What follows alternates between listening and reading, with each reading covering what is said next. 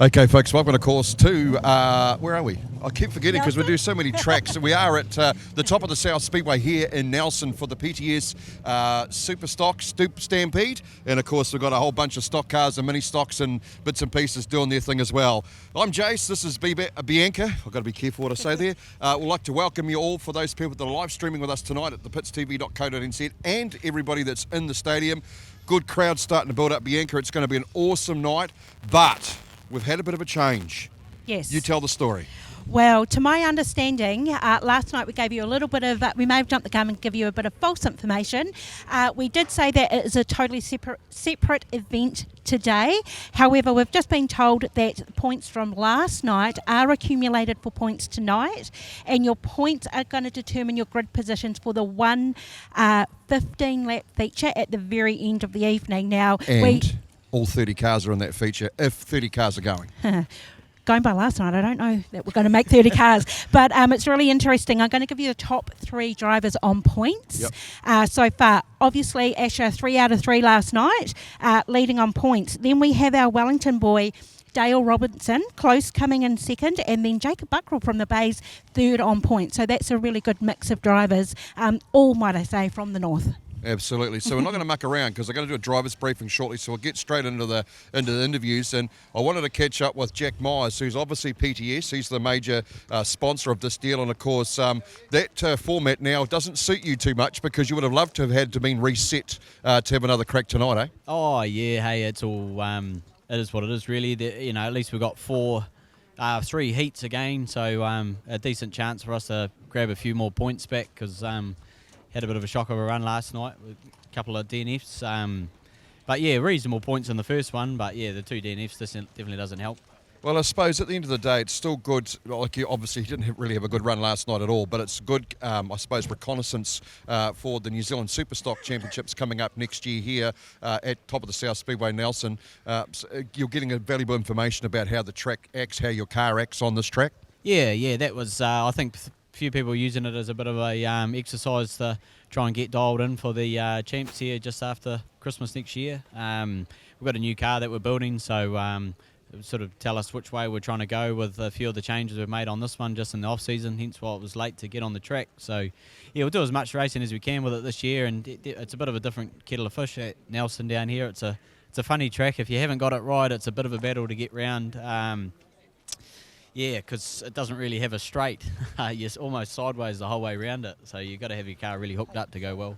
Well, of course, the car was going all right for the 2 or 3 laps you did. But, now tonight it's about getting in there. And it doesn't really matter if everybody's in the feature race tonight. So even if you start off the back, it still gives you an opportunity, 15 laps to try and get as far up the line as you can get, eh? Yeah, 12 lap races around here. That was quite a long distance. So, that 15 lap final, that's going to be quite the marathon. So, yeah, hopefully we can grab a few decent points and get near the front of the grid for the feature, and yeah, just pin our ears back and see where we end up. Well, of course, one of the other things I want to do too is, on behalf of everybody here, thanks very much for your sponsorship of this event as well. In actual fact, it's actually unique to see you here for this event. We've seen it over the last 3 years. We haven't quite been able to make it, but it's good to actually have the PTS boys here running, out there on this event tonight. Yeah, no, it's good. The last couple of years, it's just clashed with a few other things going on in life. I think the time before that we come down for a rain out. So yeah, I think it was about 3 years ago or 4 years ago, the last one we're at here. So it's good to be able to make it again, and I've got a lot of family down here too. So good excuse to get down here and see all of them at the same time. Absolutely. Well, hey, best of luck tonight, Jack, and hopefully you get a couple of good races so you can put yourself further up the front for that one, eh? Yeah. Try and do something a little bit more spectacular for the crew and all that. The efforts are coming all the way down here. Yeah. Good stuff. Right, that was Jack Myers. We're going to get Calv to swing around this way, and he's got Paul Vasey with Bianca. Yeah, I have, Paul. You're sitting here I love talking to you because you're such a man, you're such a bloke. You always talk to me with your arms crossed. But Paul, Paul, we love having you here in Nelson. Last year you probably had a bit of a whoopsie that you don't want to remember, but this year you're having a different campaign. You're doing quite well this weekend. Yeah, we've just sort of had an engine rebuild as well, so big thanks to Chad and Glennie, up in Palmerston North to get our engine going just for this meeting. We struggled at the 240s with the motor. Last year, it wasn't so fortunate here. I ended up having a bit of a a fly in the air towards the crowd. And so last night I actually give the wall a bit of a nudge right in the same place just to get my confidence back. You're a hard case, you are. Hey, tell us too, how is Carl doing in his challenge up here? Yeah, he's going great, because he's only just turned 13, so he's racing with the seniors, and he's holding his own. We're sort of trying to mentor him through a little bit and tell him to keep down low, make them work hard to go around him or whatever, and when he's on the pace, he's really on the pace. He's doing really good in the juniors when he goes to the championships and that, so we're proud as. Well, I remember introducing him at the MIP in Rotorua a couple of weeks ago, or should we say a couple of months ago now, and I was really, really impressed. For a first-year driver, you would not think that he's freshly in the car, would you? Yeah, my days are numbered. That's how good he's going, and I can't wait, to be honest with you. I want him to take over and see how he goes, but he's going forward in strides, and like I said, we're so proud. Kelly and I are just right behind him, and we always will be. Oh, that's awesome to hear. Paul, it will be a really sad day, though, when he kicks you out of your seat and takes over. But I guess that's something really exciting to look forward to, and this is why the kids are in the mini stocks in the first place. Yeah, that's exactly what it's all about. Like years ago we didn't have that class, and now that class is here. It's just so good for families, like, family names around the sport, and you can see how much it means to those families to carry on the tradition, and it's always the kids that do better than the fathers, I can guarantee you that. Isn't it great too, because we're up to some 3 and 4 generations in the stock car game right now, and it's great that the sport is still alive and forever evolving because of this grade. Oh, definitely, yeah. My old man, he was really heavily involved in the Paul Wall team up in Auckland with Graham Mitchell and that, and I sort of grew up from a baby all the way through. I've been here, and now my kids are all coming through. I've got 5 boys, so Bryce is in a stock car as well up in Auckland, so like I say, as a family, you couldn't have a better sport to keep them out of trouble, I reckon. I'm totally 100% behind that. As you know, my little man, I shouldn't say little man, my 13-year-old, almost 14-year-old races as well, and I 100% agree. It's a great atmosphere, and, they look up to all of these drivers as well, so they're always with their idols. Oh, definitely, yeah, and the best thing is if they're playing up, you can sort of tell them the car's not coming out of the shed this week, and all of a sudden they're the best behaved kids you've ever had. Absolutely, and our threat is always, that everybody knows who we are, so they're going to report back to us if you're up to mischief in the pits. But hey, Paul, always like talking to you. We're going to head on down the way, but good luck for the rest of the evening. I hope I haven't jinxed you for the rest of the night, hey? Thank you very much, and thank you to the club for having us. We come a long way to come down here just for this one meeting, and it means a lot to us because the club puts on a great show. Absolutely, they do. Good luck again, Paul. Well done. Always cracks me up that people moan about how far they've come, but Jesus, I think we've come the furthest distance. So we'll just wait for poor old Calv to get over here. He's a smoker from way back, so he's puffing already. But of course, I've got the chance to catch up with Thomas Slater. Thomas, first and foremost, on behalf of everybody here, thanks for coming down, being part of this event. And I know you'll be down here just checking the track out to make sure it's all the cars are set up for the New Zealand Champs next year. Eh? Yeah, we come down here for a little bit of an adventure with all the guys and have some fun, eh? So, yeah, we thought we'd kill 2 birds with 1 stone. And, lucky the weather's turned it on for us. We looked a little bit shady yesterday, so... We still got the job done though, which is not so bad. But you're sort of a little bit bummed out, not so much real bad, but a little bit bummed out that the format's changed twice on you. So obviously you were out there having a bit of fun, just setting the car up and making sure everything was all good. But now we're going back to the points from last night. You might have been a bit more bumper friendly if you had known that, hey? Oh yeah, definitely. But for it's just to come down here and have some practice, and get into it, because we always sort of thought tonight would be the big show. So yeah. Just go out there and get into it. Don't look backwards. Well, the thing is, the format still allows for you to gain some good points and get up on that grid. They're just telling me before that all 30 cars, if there's 30 cars still going, are going to be on the track at once. It's going to be interesting around this very tight track. What do you feel about the track? Is it a bit different? I mean, no straights really to think of, is there? Yeah, no, it is different. Like we race on Rotorua a lot at home, so. This is sort of Rotorua, but it doesn't have any straights. But yeah, it's definitely trying, definitely testing. But yeah, cool, love it. Good stuff. The old Reese car handling the job all right? Yeah. No, we had a little bit of an issue last night. We lost power steering in the last one, and couldn't even turn the wheel. So a little bit of steel work today, but other than that, we're all good to go. That's always a good thing, and of course you can put it on the trailer at the end of the night with no work required, because apparently somebody's off to Melbourne next weekend for the Formula 1 and the V8 supercars, eh? It's such a tough life, Thomas. Yeah, yeah. Well, I actually didn't know about that. I forgot about that, and I was going to do the North Islands, but yeah, I just got reminded. So that's where we're off to next week. So we'll go over there and see what happens over there. Absolutely. Hey, I'm obviously Pollock Crane's big sponsor, but anybody else you want to thank while you got the chance? Yeah, I'd just like a big thanks to Higgy today for use of his workshop, Brendan Higgins. Yeah, outstanding fella, good for the Nelson Speedway, man. Yeah, so big thanks to him for today. But yeah, no, obviously Pollock Cranes, D&B Construction, Tilt Up, CLL.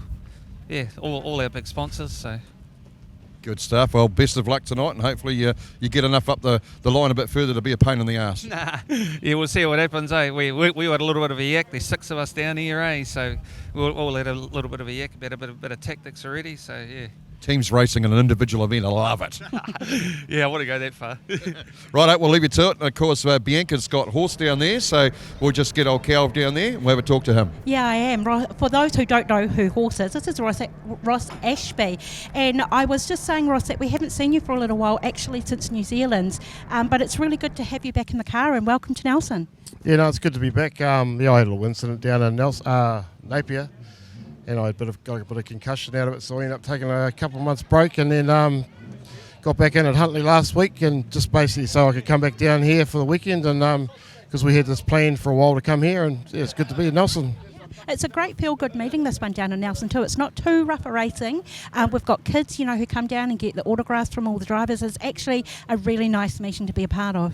Yeah, no, it's been awesome, and we had a good trip down, and then, like you say, there's plenty of friendly people around.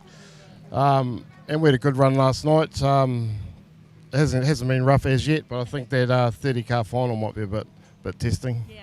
Now, Ross, you are sitting 5th on points going into this tonight, and we've got 6 of these Pollock and Crane cars. We heard old Timos over here say that there might be a little bit of teams racing, but obviously we'll be helping out our mates. They might be helping you out if you can keep your points up at about 4th. Yeah. I guess we'll just wait up at the end. We're not down here to make any enemies or anything, but we've come a long way.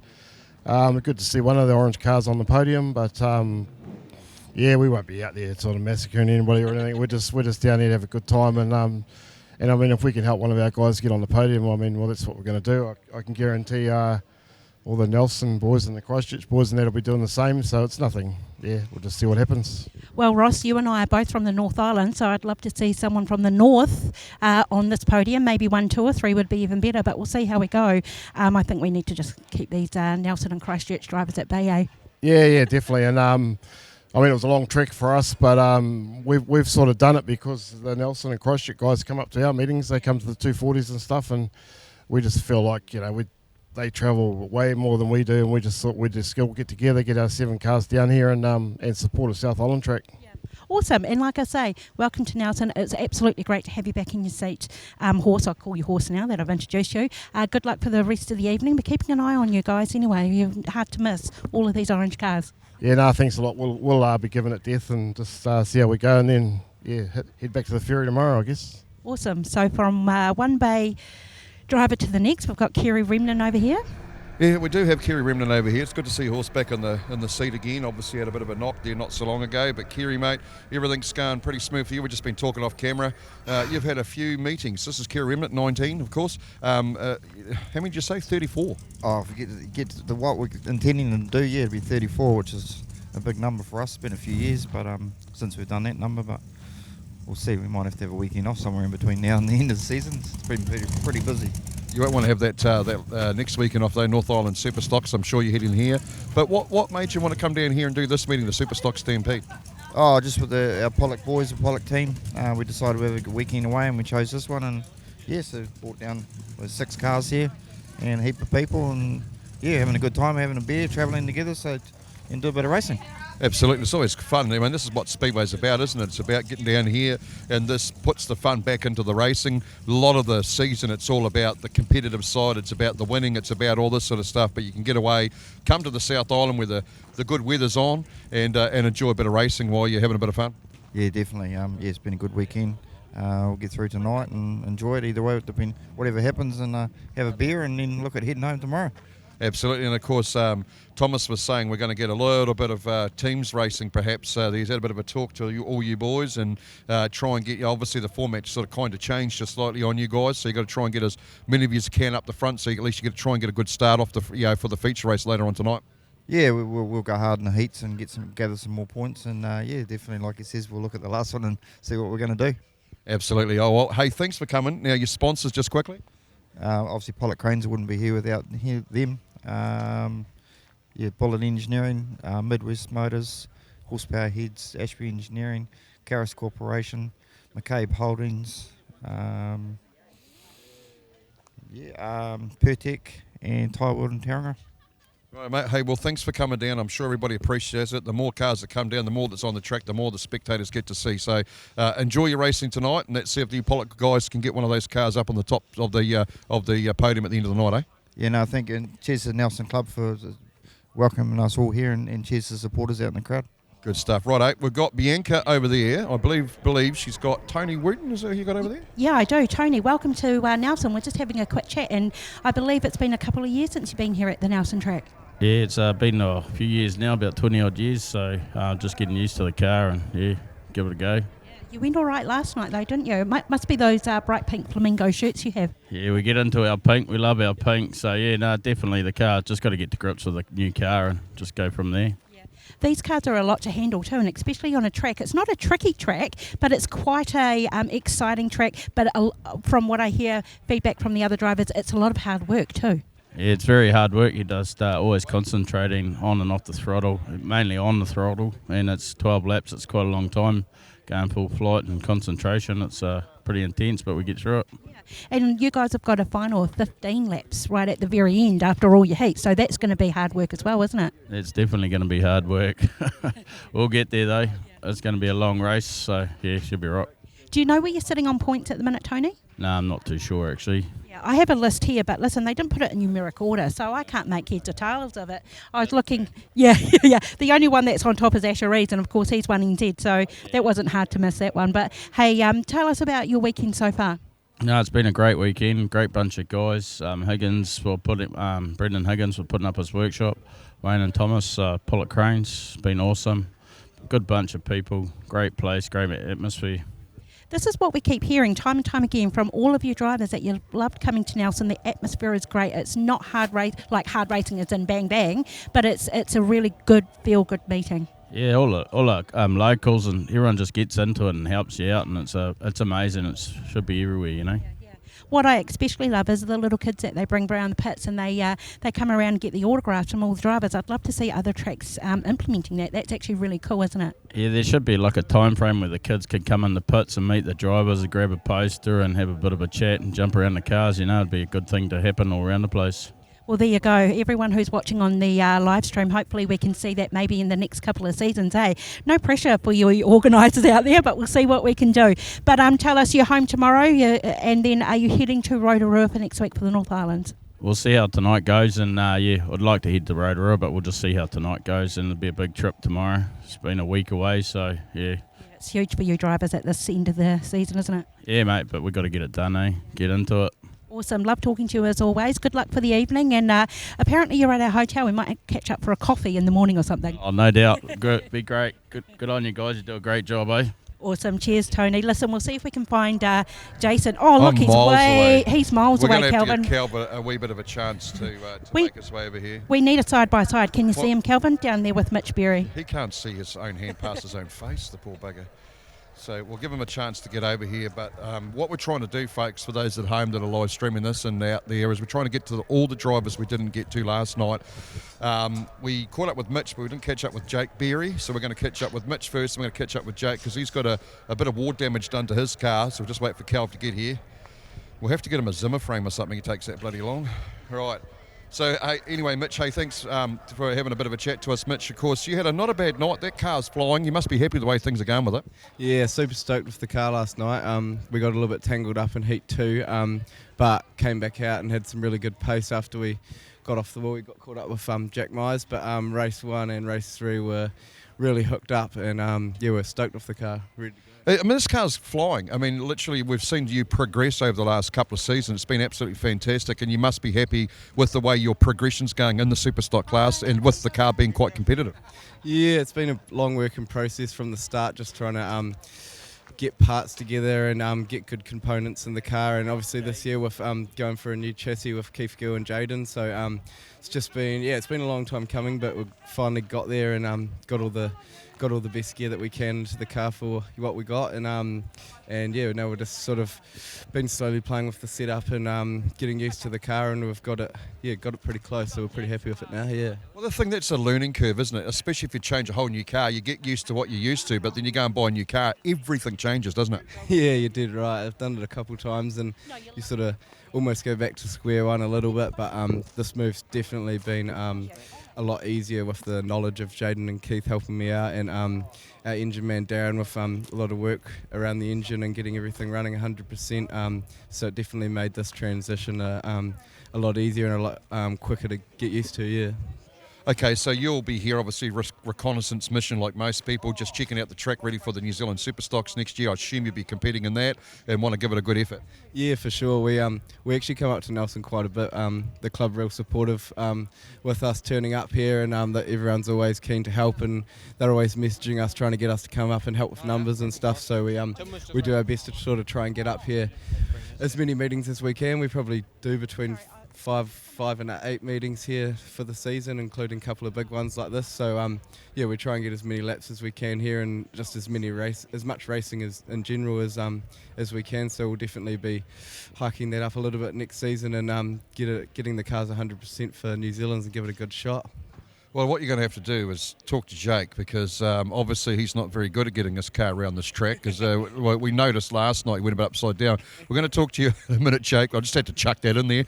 But once again, I mean, obviously we appreciate you coming up to Nelson to be a part of this event. The more cars we get, the more entertainment it is, and I'm sure the track appreciate it, and I'm sure that you enjoy coming here. So, is there any sponsors you want to thank that helps you to get you up here? Yeah, I'm not going to name them all because we've got such a big list, but want to thank all our sponsors. Couple of main ones in the last few weeks have been Darren Watkins, as we had a engine issue the night before Battle of the Stocks last week, and he spent the night and the whole day of the battle on the Friday getting my engine fixed, and we started it up about 3:30 on Friday and went straight to the track. So without him we wouldn't have been racing last weekend or this weekend. And also a big thanks to Aspect Group, who got us up here this weekend after the issues last weekend, and a massive thanks to all the rest of our sponsors for everything they do. We couldn't do it without them. Good stuff, mate. Well, just while we've got a chance, Jake, come and stand in front of your car, mate, and let's have a look at the battle damage that's done to it. Obviously you had a wee bit of an ups and over, so anything major from that? We had a wee bit of a rough night, but all the structural stuff is all fine. Massive thanks to Hig and Ant Mac for fixing it up today, and Alex and Aho as well. So, yeah, it's all good now, but she's looking pretty rough. It is a bit, but hey, it's only most of it's cosmetic now, isn't it? So it's not really too bad, as long as the components and all the strong bits and all the bits you need to be safe are good, eh? Yeah, I suppose we'll find out in race 1 if it's all good, but everything seems to be alright, so should be sweet. Are you happy with the way cars going otherwise? I mean, obviously we have a bit of an accident, but are you happy with the way it is? Yeah, it was going really good. Yep, we started sort of mid to the back and got up to about 5th before that happened, so actually really happy with how it's going, but yeah, just need to keep it on the wheels there. Absolutely. Well, that's the key to it, isn't it? So making sure you get around the track on all fours. But hey, at the end of the day, you got to, 4 races. 4. I think there's 4 heats tonight, so that gives you a bit of a chance to get up the line a little bit. They're telling us that they're going to put all the cars in the left for that feature race later on. So as long as you have a couple of good heats, you might get up there about mid, maybe. Yeah, unfortunately, we're still accumulating points from last night, so I had DNF in the mix, but hopefully we can get a couple tidy races in and sort of start mid-pack. Good stuff, mate. Hey, well, thanks very much for having a chat to us. I know it's not ideal when you've got to talk about damage to your car, but you've patched it up okay-ish, I suppose. I see you've got half a wing, you've got a body that's a bit broken, and I'm not talking about yours, I'm talking about the car. But everything looks okay, though, eh? Yeah, it should be all good. Right, I'll leave you to it. Thanks, mate. We've got Bianca. I don't know where she went. Oh, she's way over there. I'm way down over here. there. Now, people might be mistaken for seeing 144G and thinking, oh, gosh, it's Tim Ross. Actually, I'm down here with Ollie Sutton. Now, Ollie, welcome to Nelson. First of all, tell us about your night last night. You're almost like a human pinball. Oh, somewhat, yeah. In that second race, we sort of got a bit loose and then turned around and then smoked by everyone on the way past. But got a new front beam in there for the third race and got it going. It's not too bad. Lost brakes in the second and third lap, but we managed to get it home, so it wasn't too bad. But yeah, all ready to go for tonight, so should be good. If I remember rightly, last night, Ollie, when you were being that little human pinball, it happened so quickly that the front runners actually came around and caught you and stopped right where you were parked on that back straight. Yeah, pretty much. We were just going, hang along for the ride and just, see what will happen. But it's all good fun though, right? yeah, it's all a part of it, so hopefully none of that tonight and should be good. Tell us, you're from Christchurch, of course. What, not so much in relation to Tim Ross, are you, but he was actually driving your car in Christchurch last week and he managed to come away second overall. So how do you keep up with that? Do you feel any pressure to do the same in the same car? Oh, there's a wee bit there, but Timmy changed quite a bit in the setup, so we're just sort of trying to get to the grips with the car and learn a few new things, and we'll see how we go. But yeah. Awesome. Well, it was nice talking to you. Welcome to, not to Wellington, welcome to Nelson. We'll let you get back to it. We've got a lot of drivers to get through, but we'll see you tonight. That'll be awesome. Thank you very much. Awesome. Cheers. Actually, there's no more drivers to get through. They've got a grand parade coming up very there you shortly, go. so that's what it is. You can go and play with your car. Right? Have fun, mate. Be Cheers. safe out there. Thanks, Ollie. Okay, so we're going to actually break away for a wee bit now and give these guys a bit of a chance to get their cars all fired up and ready to go. If you have a look in there's Peter Field's twin brother. Look, there he is. So we take the mickey out of him, but he's here. Of course, that's Mr. What's his name? Pooh Bear. So yeah, I forgot his bloody name there for a minute. So hey, once again, folks, just stay tight. And for those in the crowd, we've got a grand parade coming up very shortly. And Bianca, she's all go. We're into it. We're into it. Who's your, if you were to pick one driver, Jason, really quickly, who would it be? The one that crosses the line in first. I'm going Dale Robinson. Let's go, Wellington. All right. Talk to you later. We'll be back soon.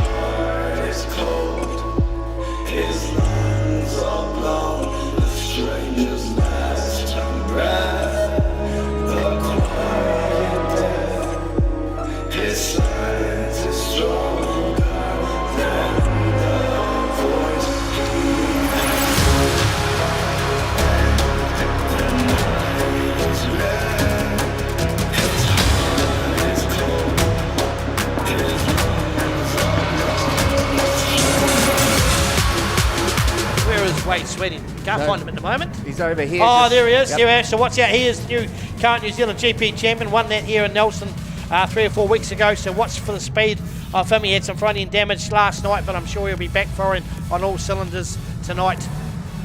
And 14 of Eb Young. Watch for young Eb. He is a roaming chicane. He certainly doesn't mind putting his body and car on the line. And when things get messy, he'll be one to watch. Great to see him back out racing again and coming all the way up from Christchurch. Got the old J-Swap body. And just watch out for him. Looks like Troy Curry's either parked up or just got a few issues. No, just might be lining up towards the back of the pack with his pairing partner of Brad Rosewarne. And that'll be a good combination. So great to see these drivers here tonight. And we'll see what unfolds. This 6 cars, 6 teams for this 3-lap shootout later on. It worked really well last year. Didn't really have time to think, and a few upsets were had with some of our top drivers around the countryside. And it was Dylan Clark and Riley Easton that victors last year. Riley now pairing with Wade Sweating. As we're about to go, Dan, to call this one out. Alrighty, about to go racing, are we? Yes, we are. We're underway. Heat 1, night 2 of the stock car, SummerSlam underway. And it is Coleman who's going to lead them round. Bit of a turn 1 and 2 push. They go through almost 3 or 4 wide. Going down the back straight. Oh, Roy and Stanley's climbed the car. And Michael Harris comes back down on all 4 wheels. So action aplenty as they go through. Troy Cleveland's going to lead us out. From Riley Airport, Tyler McPherson, the South Island champion in there. Oh, Royden, he's climbing cars already. Not even a couple of laps in and he's doing the climb. Matt Rollo's coming into a bit of distress on turns 1 and 2, so we'll wait and see what happens there. It looks like we could have the Reds very shortly as he's come to a bit of grief as they go through. We're still on green as Cleveland and Airport having a good wee battle there. Watch out for Tyler McPherson as well as they work their way, and we go red for the 48 of Matt Rollo on turns 1 and 2.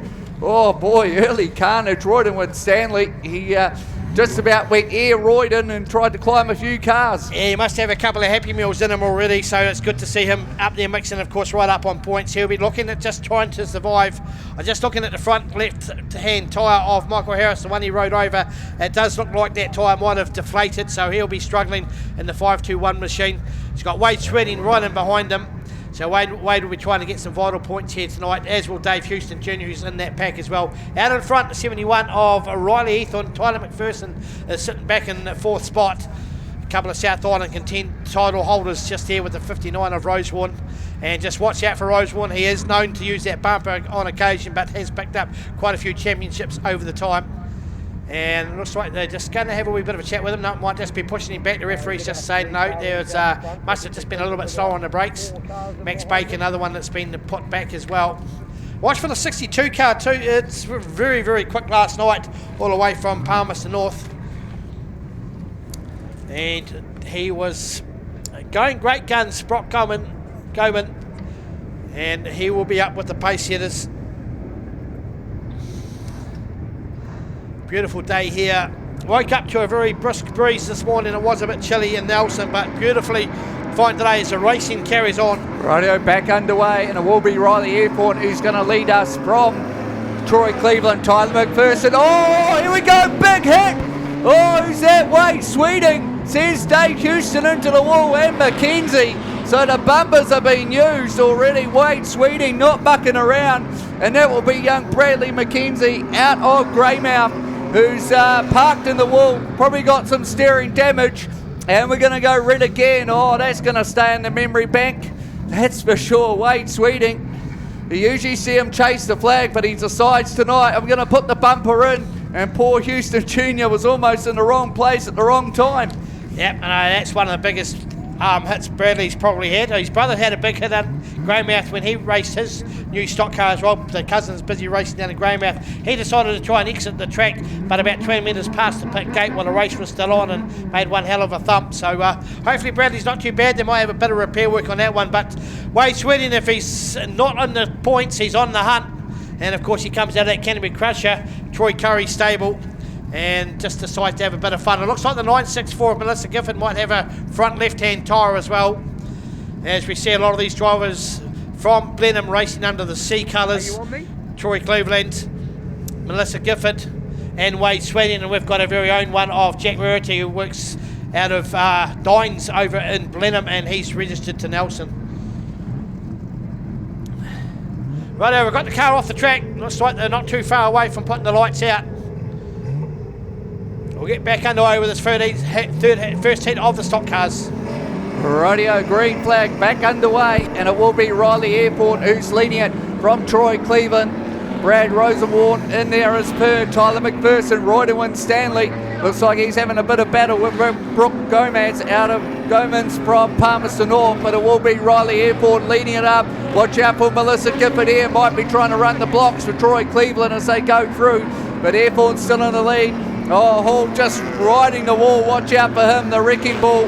He knows how to use his bumper when it matters most. But it is Riley Airport leading it from Troy Cleveland. Brad Rosenwarn in there in third. Royderwin Stanley's moved up into fourth spot. Tyler McPherson having a wee battle with Melissa Gifford and Gomez out of Palmerston North. But Airport's still in control of this one from Cleveland. So everyone just happy to circulate, get those vital points. But watch out, Wade Sweeting, he'll probably run block for his mate as they go through, but Airport still in the lead. Rosenwarn makes a pass on the 88 of Troy Cleveland for that second spot in third. Oh, Michael Harris, he's parked up on the infield, probably with a deflated tyre. We'll wait and see what happens there. But it is Riley Airport leading it at the moment, as it looks like Harris is going to rejoin. Yes, he will. White flag will come out for the 71 of Riley Airport when they come past us here at the tower.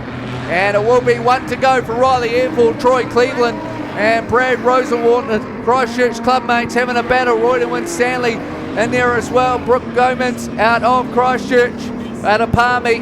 But here we go. Battles on. Riley Airport and Sweetie's just going to hold him up, and it will be the win to Riley Airport from Troy Cleveland. Brad Rosenwarn, Royderwin Stanley, Brooke Gomez, Tyler McPherson, Jack Rarity, Max Baker, Cahan Wheel and Brendan Coleman, your top 10 for heat number 1, night 2 of the Stock Car SummerSlam. I don't know what you want. Let's have a bit of fun till I downfall. My love, if you feel like I do right now, don't say you're on the run to the other side, my love.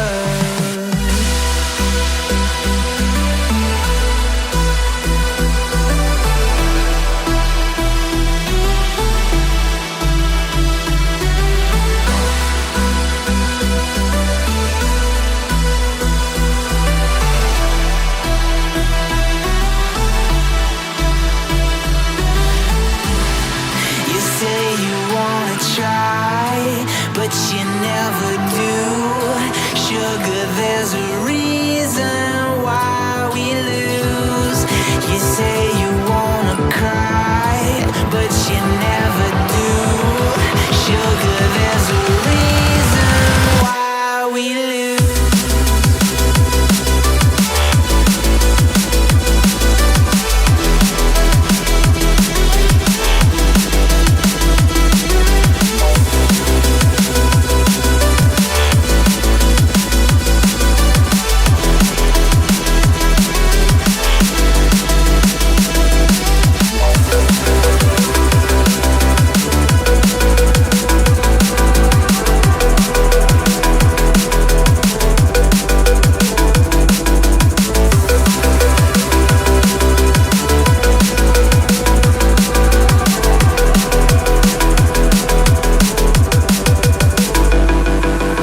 I don't know what you want. 15 wagons rearing and ready to go. We are no doubt in for some great racing here with our second heat tonight in the PTS Superstock Stampede in the red versus blue. They'll be racing 12 laps, so plenty of time to get themselves dialed in and plenty of time to see what happens as the red mist might start to settle with some scores from last night as we get rolling again here at Milestone Homes, top of the South Speedway. Yeah, and it's very much going to be last man standing, isn't it? Whoever's left at the end of the night will go into that all-in final. So we could have between 26 to 30 cars on the grid, but the last cars are lined up. Here we go, first heat of the of the night. It is Superstocks, red versus blue. Here we go, Zane. Well, the lights are out now and they're waiting, poised, ready to go. They've got the green and they are racing now. Let's have a look and see what happens. It looks like it's going to be local boy Jay Huggies Holtham sitting in second place. There's a bit of carnage there as they come out of turn 3. We've got cars up the wall. It's the number 7H of Thomas Slater who's bouncing all over the place, but Kade Remnant is sitting in the lead. We've gone to a red already, as the 74N car unfortunately has to dive down into the infield. Michael Oakley, he had a huge night last night as well, didn't he? Yeah, he did. He was involved in that rollover with one of the Berry boys in the last heat of the night, so maybe a little bit of damage from that. It's about to go racing again, Zane. Well, we've got the green and we're off again, and it is Kade Remnant who's got a couple of seconds on the rest of the pack, but Asher Rees is sitting in third place. The 32C of Mitch Berry manages just to pinch him through. Shane Harwood and Blair Uulenberg. What a huge front pack. There is a lot of power and a lot of experience in those front 5 drivers as they slide down out of turn number 4 and come in front of the tower. It is all action. Kade Remnant continues to open up that lead with some quick space there from Mitch Berry sitting in second. Then it's the 32 Asher Rees. Boy oh boy, he's trying to hunt him down, isn't he? As they roll out 3 wide, 4 wide in front of the tower. It almost looks like a salute as they roll around again. They are absolutely fanging it out there tonight. Kade Remnant still in the lead from Mitch Berry, but Asher Rees and Blair Uulenberg, the 1 and 2 NZs respectively, are breathing down his neck with Shane Harwood right there as well. The 88P of Jack Myers in 6th place as we come back to a red again. That's right, Ollie Sutton. Gee, how good is that, seeing four or five Superstocks going 4 or 5 wide into turns 1 and 2. It doesn't get any better than that, does it, Zane? Well, it sets the expectation for what's going to happen through the rest of tonight. They're hungry for it. Unfortunately, it looks like Shane Harwood is coming back to the infield as well, and I think we will see the 44 car of Ollie Sutton also heading to the infield there. Yeah, outside flat for Shane Harwood. Disappointing for him. He's usually been a quick one out of Nelson. Hasn't really been his weekend, unfortunately, so hopefully he can get back in those next 2 heats, get some points and get up on the grid. He is the current champion for the Stampede, so he'll be looking to get some points, but unfortunately 0 points for him in this one. Well, there's still plenty of time left tonight, Daniel, for him to claw it back and see what he can do, so it's not over. Not until Jody sings at the end of the night. So we'll just hold up and get ready to roll as they prepare themselves to go. You can hear them revving and they're off again. It is still the 19M of Kade Remnant sitting in first place with Mitch Berry chasing, but he doesn't have a clear run, not with Asher Rees on his back bumper and Blair Uulenberg sitting right in behind him. Then we go back to the 88 of Jack Myers, Braden Lennon, Ross Ashby, Wayne Moss, Jay Holtham, Dave Merritt. Thomas Slater rolls past in front of the tower as well. Everybody wants to have a sniff, and now we've got the charge coming up. You can see now that Rees makes his move right in front of the tower, and he picks off another one. He moves up to second, sending Mitch Berry packing. Wow, just seeing him use that slide out of turn 4 and take the most of that momentum was absolutely stunning, but he doesn't have clear air. He has still got Blair Uulenberg right on his ticket with Jack Myers in behind as well. Mitch Berry's still got a sniff sitting in 4th place, so there's still plenty of action going on now as the number 2 of Uulenberg gets around Rees. He looks for that opportunity at the back of Bigsy's Hill and grabs him as Kade Remnant continues to run away with it. He's got a lap traffic between him of the number 7 car, in between of Thomas Slater, as they continue to make their way around. That is lap 8 now. They're in their 8th lap and they are absolutely whomping as they look for speed here. They're not using their bumpers. They're doing what they can to pick up points. They'll only use them if they've got her, but let's see what happens now as Asher Rees looks for that opportunity to pick off Blair Uulenberg down the back as they start to slide into turns 3 and 4 again. Rolling in front of the tower now, it's still the number 2 over the 1NZ. Then they've got the 88P of Jack Myers, Braden Lennon sitting right in there behind from Mitch Berry. They're a tight pack looking to try and move a little bit further up, but not doing it that time. But boy oh boy, that 19M of Kade Remnant is absolutely moving, posting a sub 16 seconds there on that lap. He's got the time to make his choices as they continue to roll around almost in single file now. Still Kade Remnant as he's got one to go and he's done and dusted. He picks up that checkered flag from Blair Uulenberg and Asher Rees. Jack Mears, Braden Lennon rolls in 5th place over Mitch Berry and Wayne Moss in 7th. Jay Holtham in the 18N rolls across the line in 8th place from Ross Ashby in the 38M and Thomas Slater in 10th. There's a fair few DNFs on the midfield as well. What a race, Daniel. That was stunning from start to finish. Kade Remnant saw that opportunity and grabbed it and made the track his own. But that action, sitting in places 2 through 5 there, as sort of from Mitch Berry right through to Blair Uulenberg. You've got Asher Rees, Jack Mears, Braden Lennon in there. They're big names. They know how to race, and the pressure was on. Yeah, it certainly was. Of course, Jack Myers, Asher Rees, both teams' experience took on each other in Palmerston North a few months ago, so they know each other really well. But boy, Blair Uulenberg and Asher Rees proving why they are the 1 and 2 NZ. But put your hands together for the 19 of Kade Remnant. He's been around a very, very long time. You're there, I'll find you there.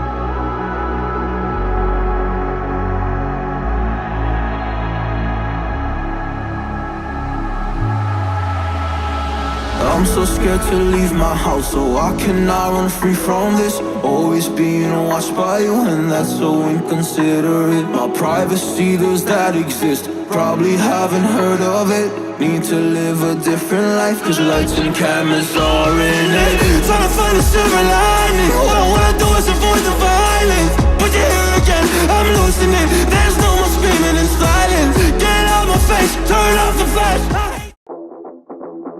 If motorsport is in your blood, then Speedway Garage Palmerston North and Wanganui is your home away from home. From Speedway trivia nights, car reveals and good dirt track banter, along with great food that has our famous steaks, roast of the day and classic pub meals, Speedway Garage is the place to be. We look forward to hosting you at one of our 2 locations, 528 Main Street Palmerston North or 45 Anzac Parade Wanganui. Don't forget to check out the Pits TV Garden Bar. See you at the finish line.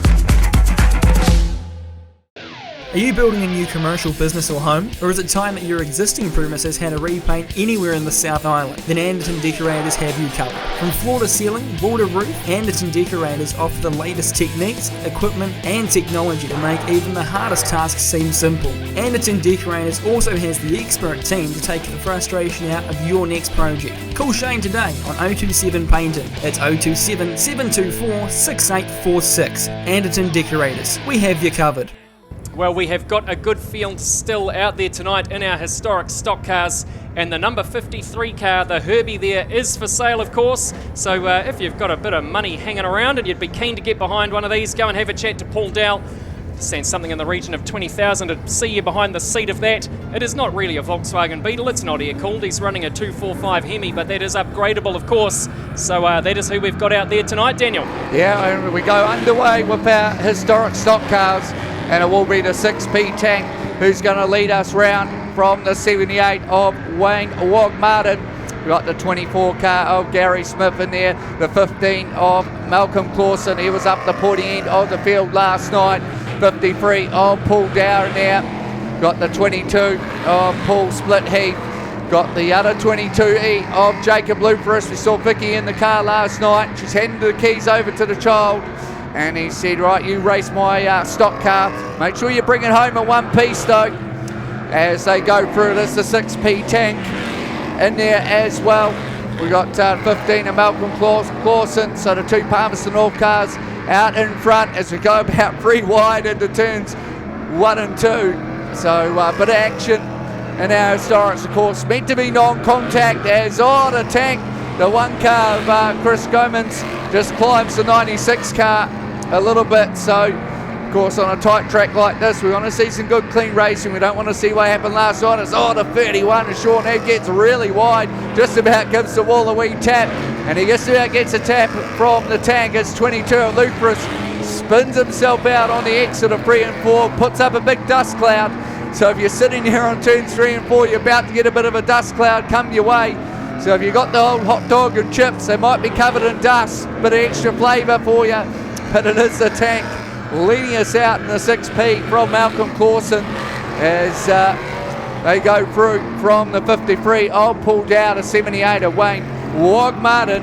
Then we go back to the 24 of Gary Smith. It looks like the one tank of Chris Gomans in there as well. The 31 of Sean Heath, the 22 Paul Split Heath as they go through. The tank, the 6P tank's gone in. He was leading the race. The 3R's gone in as well. That'll probably be Hayden Eddy, but it is the 15 that's given the race lead to the 15 of Malcolm Clausen, all the way from Palmerston North. Wayne Wogmartin and Gary Smith having a good battle out there. Comes a tank, just barges his way in, just leans against the 24 and says, I'm coming through as they go. And it looks like the 31 of Sean Heath as we have a red. So just seeing it might be a little bit of possibly some debris on the track. Wait and see what the red is for. But boy, these Historics certainly getting into it, Zane. Yeah, look, they're making the most of the opportunity to be out there. It's great to have such a strong field of them with us, and I'm not surprised. Those tanks are always hungry to crash and bust, aren't they? So there must just be something about the metal that you're sitting in, a bit like the old Ford Christine. It's baying for blood and it wants to get out there. I know it's non-contact, but I think there's something about being in a tank that means the target's there and you want to use it. Yeah, certainly so. Looks like we're just the AT electrical buggy's just gone over the likes of the one car, the tank, and just seeing what's happening. So we'll just see what's going on there. So it looks like the tank sorted himself out, puts up another dust cloud. Yeah, if you got the old hot dog and chips on turns 3 and 4, you might be having the old hot dog and chips covered in a bit of dust. Well, nothing says hot dog and chips with extra dusting of dust, does it, Zane? No, it's a good thing. It is a part of being at Speedway. As we go green again, it will be the 15 of Malcolm Clausen, leading it from the 53 of Paul Dow, the 31 of Sean Heath, 78 of Wayne Wogmartin, then the 22 of Paul Split Heath, and in the 96, not too sure that's been driven by the 24. He's gone in as well, Gary Smith. Gee, this is looking like a stock car superstock race is about surviving. Yeah, look, it's a bit of a war of attrition at the moment, isn't it? The poor old wagons are needing maybe a bit warm here in the Nelson sun this evening at Milestone Homes, top of the South Speedway, but the racing continues in our Historics. And the race has been won by the 15 of Malcolm Clausen from the 53 of Paul Dow. Looks like the 3 of Darren Goulding's in there as well, Sean Heath and Wayne Wogmartin. Of course, these guys don't run transponders or anything, so it's all manually lap scored. So we hopefully get some official results when they come to hand later on. But there we go, Heat 1 in the books for our historic stock cars.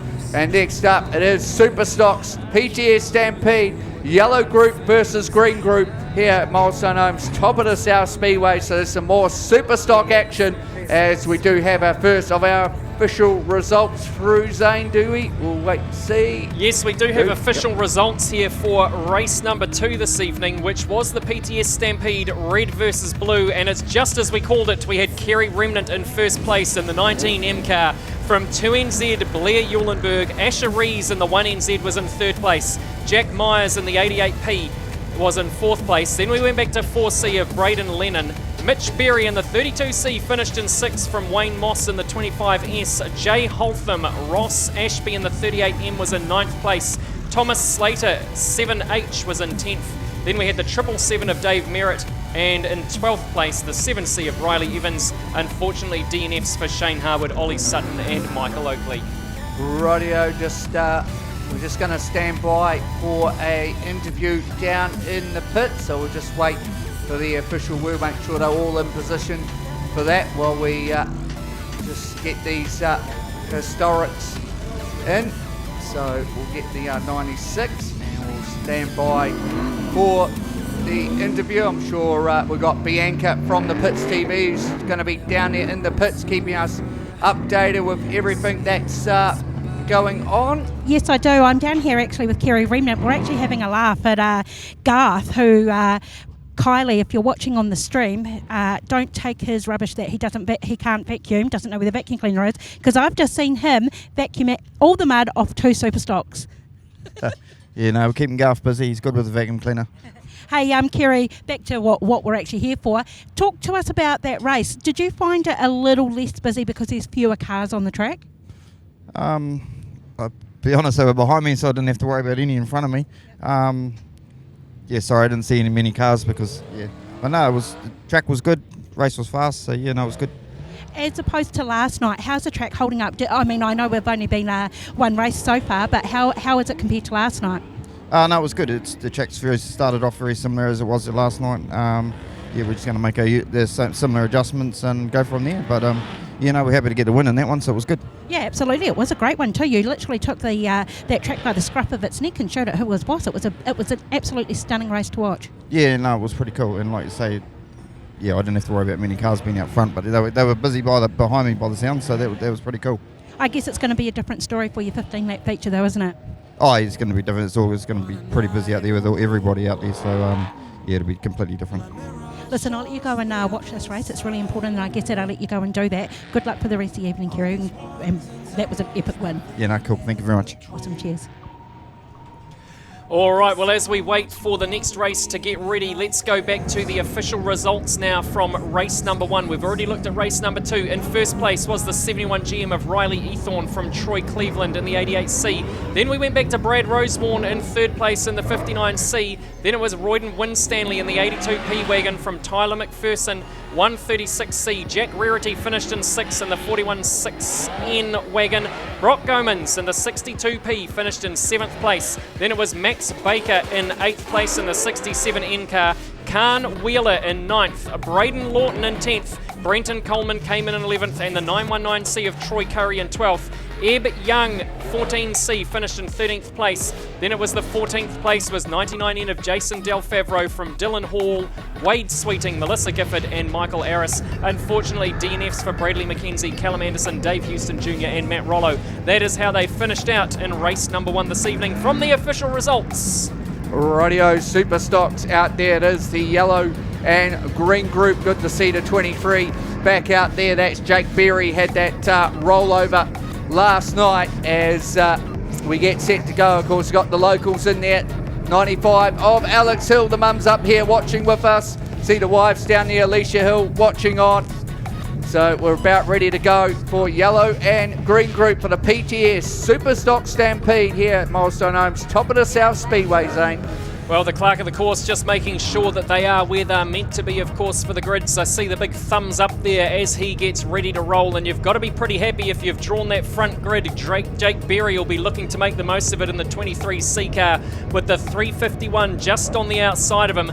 They're just bringing in the last few cars there as they get the middle of the pack sorted out. The 7N of Ian Clayworth as well has just got the 9B of Adam Groom on the outside of him. He had a great night last night through that mid-pack, causing a bit of trouble from time to time, as I recall. So they are now getting themselves ready. You can hear the rumble as they sit under the caution, and you will hear it rage even more as the light goes out and they get ready to roll now. And it is off. We've got the green and we are racing now. Let's have a look and see what happens as they dive into turn number 1. You can never call it too early.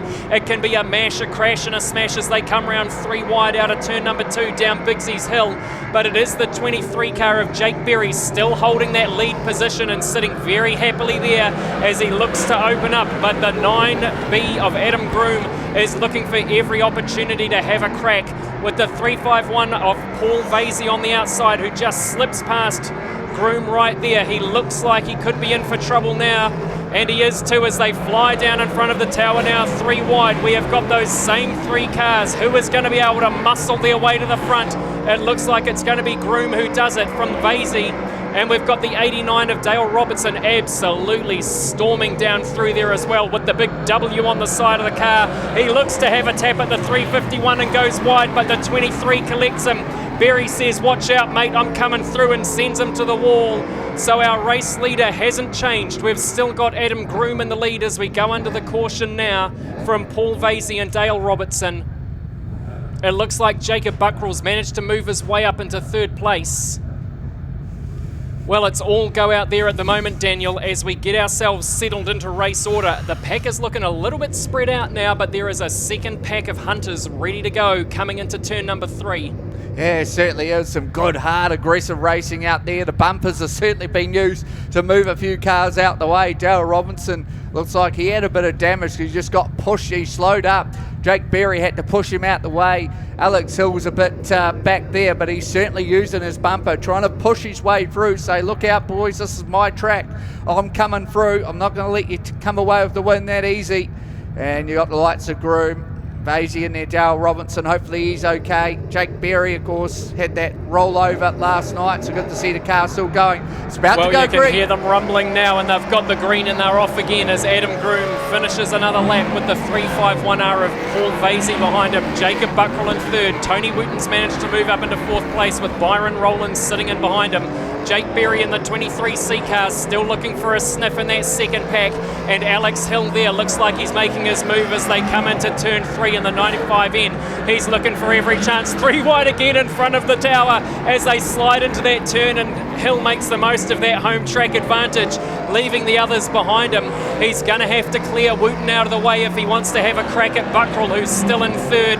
Adam Groom, lap 6 done and dusted, still sitting in first place, and he's got a little bit of daylight between himself and the 351 of Vasey as we have a car spun up there. It looks like the 97's found himself some trouble there, but the racing continues as Byron Rowlands manages to pull it back and get himself under control again, and they have to roll through our race leader through that big cloud of dust, but it doesn't hold Adam Groom back at all. He's still got Paul Vasey on that back bumper, and having a crack at Vasey now, it is Jacob Buckroll in the 99. He does not want to let him through there. He wants that podium, and he's working hard and chasing hard. Tony Wooten and Alex Hill's got him in his sights as they roll down Bigsy's Hill now.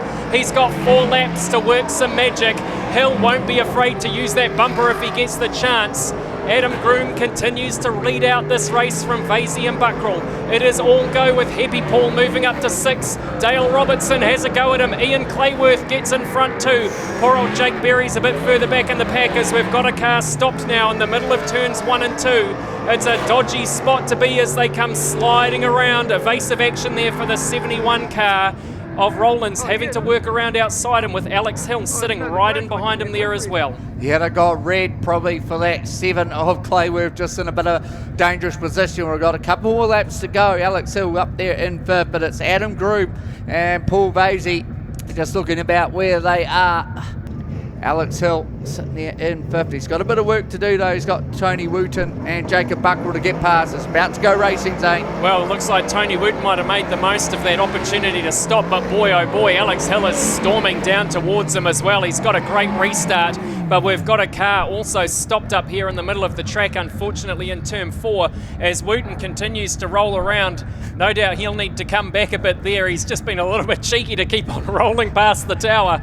Yeah, Callum Russ, he had a great night last night, just unfortunate.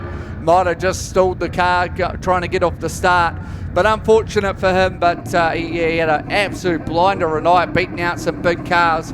We'll just see what they do with that 71 car. No doubt they'll need to bring him back, you'd think. Well, as I say, we don't make the decisions up here, we just talk, and they're going to let him stay. No, looks like he's managed to do it, so keep an eye on that. That's all miles that count as we continue to roll around again, and there's not much in it now. The white flag is out for Adam Groom, Paul Vasey, Jacob Buckroll still in 3rd place with Tony Wooten, daylight between them.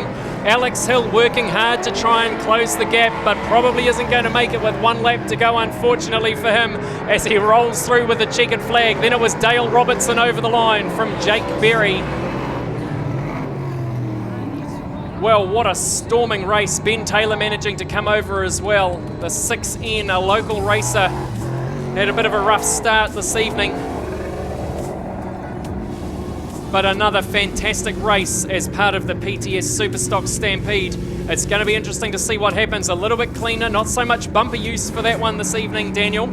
No, it wasn't. It was still good, aggressive racing, though. You saw cars just sort of had to use their bumpers if they needed to, but put your hands together for the 9B of Adam Groom, of course, part of the Nelson Tigers a few seasons ago. Always a world traveller here in Nelson. And next up, we have our first heat of the youth mini stocks. It is the Carter's Tyre Service Mini Stock Mania Group A and B.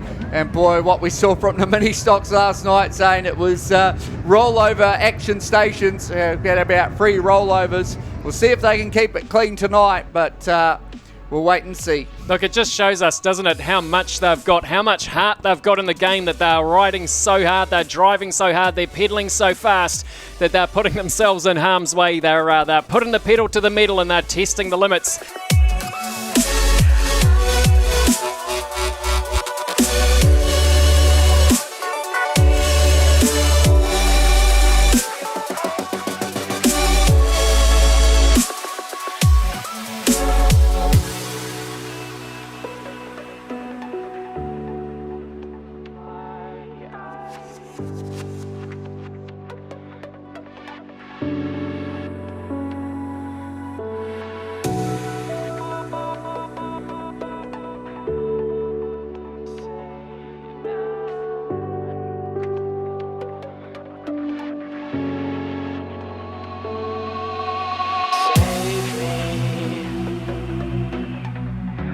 Take much more now. I can't hold on to everything. I don't know what to say now.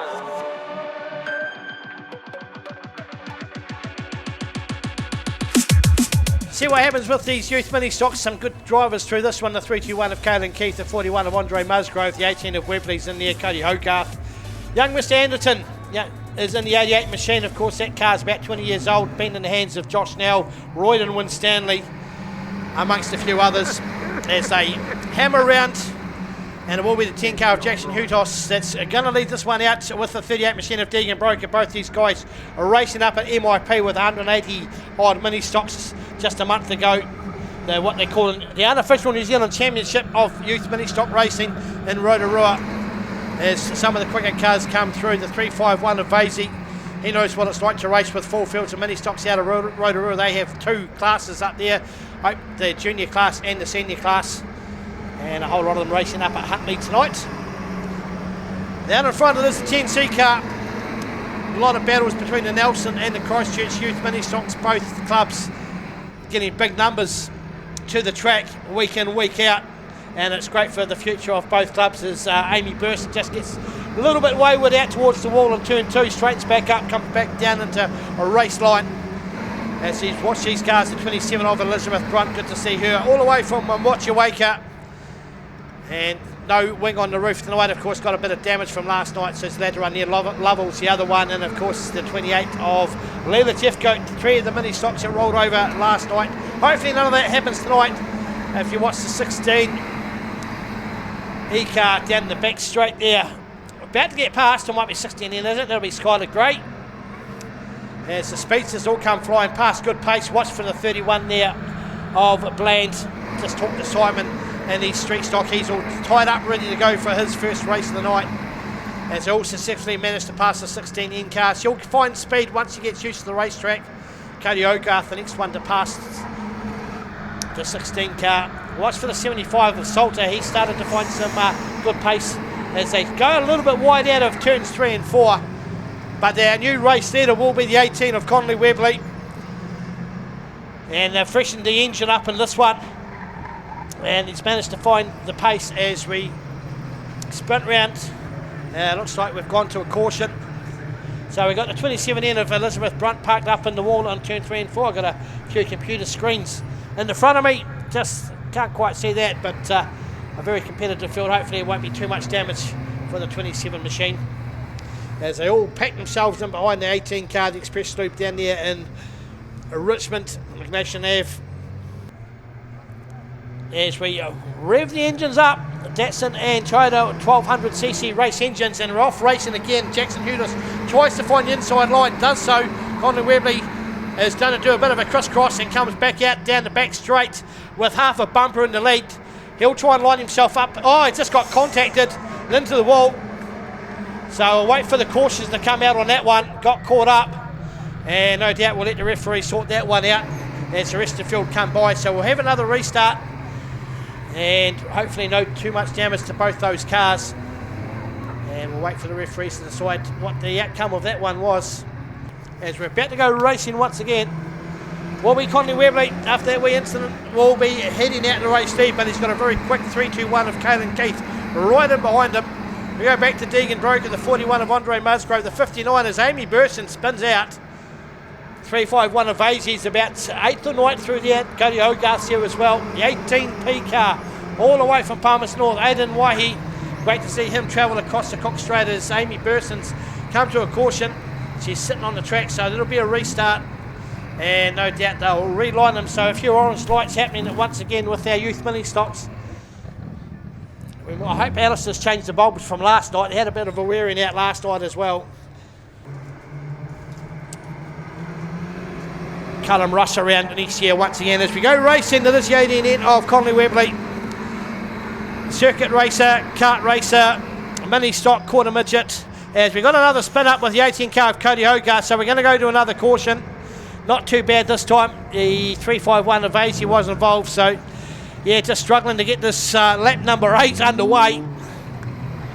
As they circulate, we might do a 50 lapper in our mini stocks down here. We'll try and beat what Western Springs are doing up there with their sprint cars.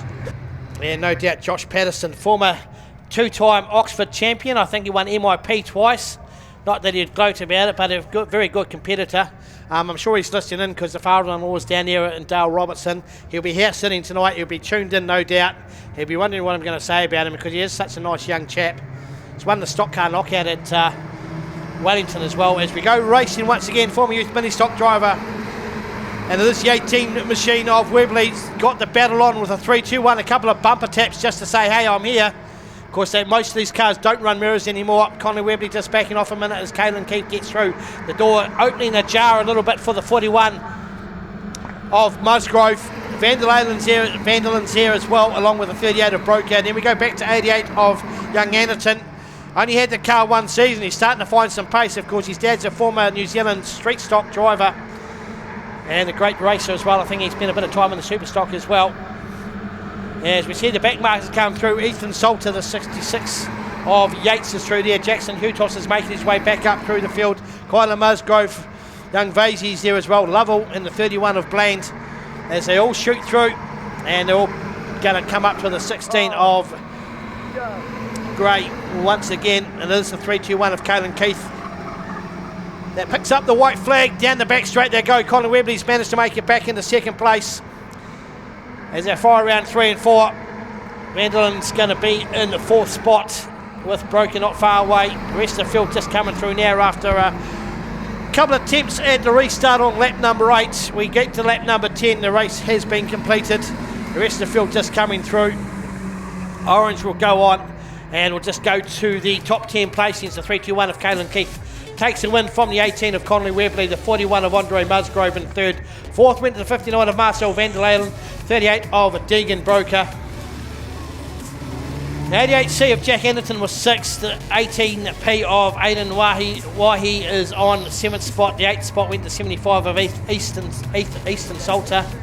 The 10C of Jackson Hudas was 9th, made his way back up to the back. And the 51 end of Cooper Wayland France was in 10th spot.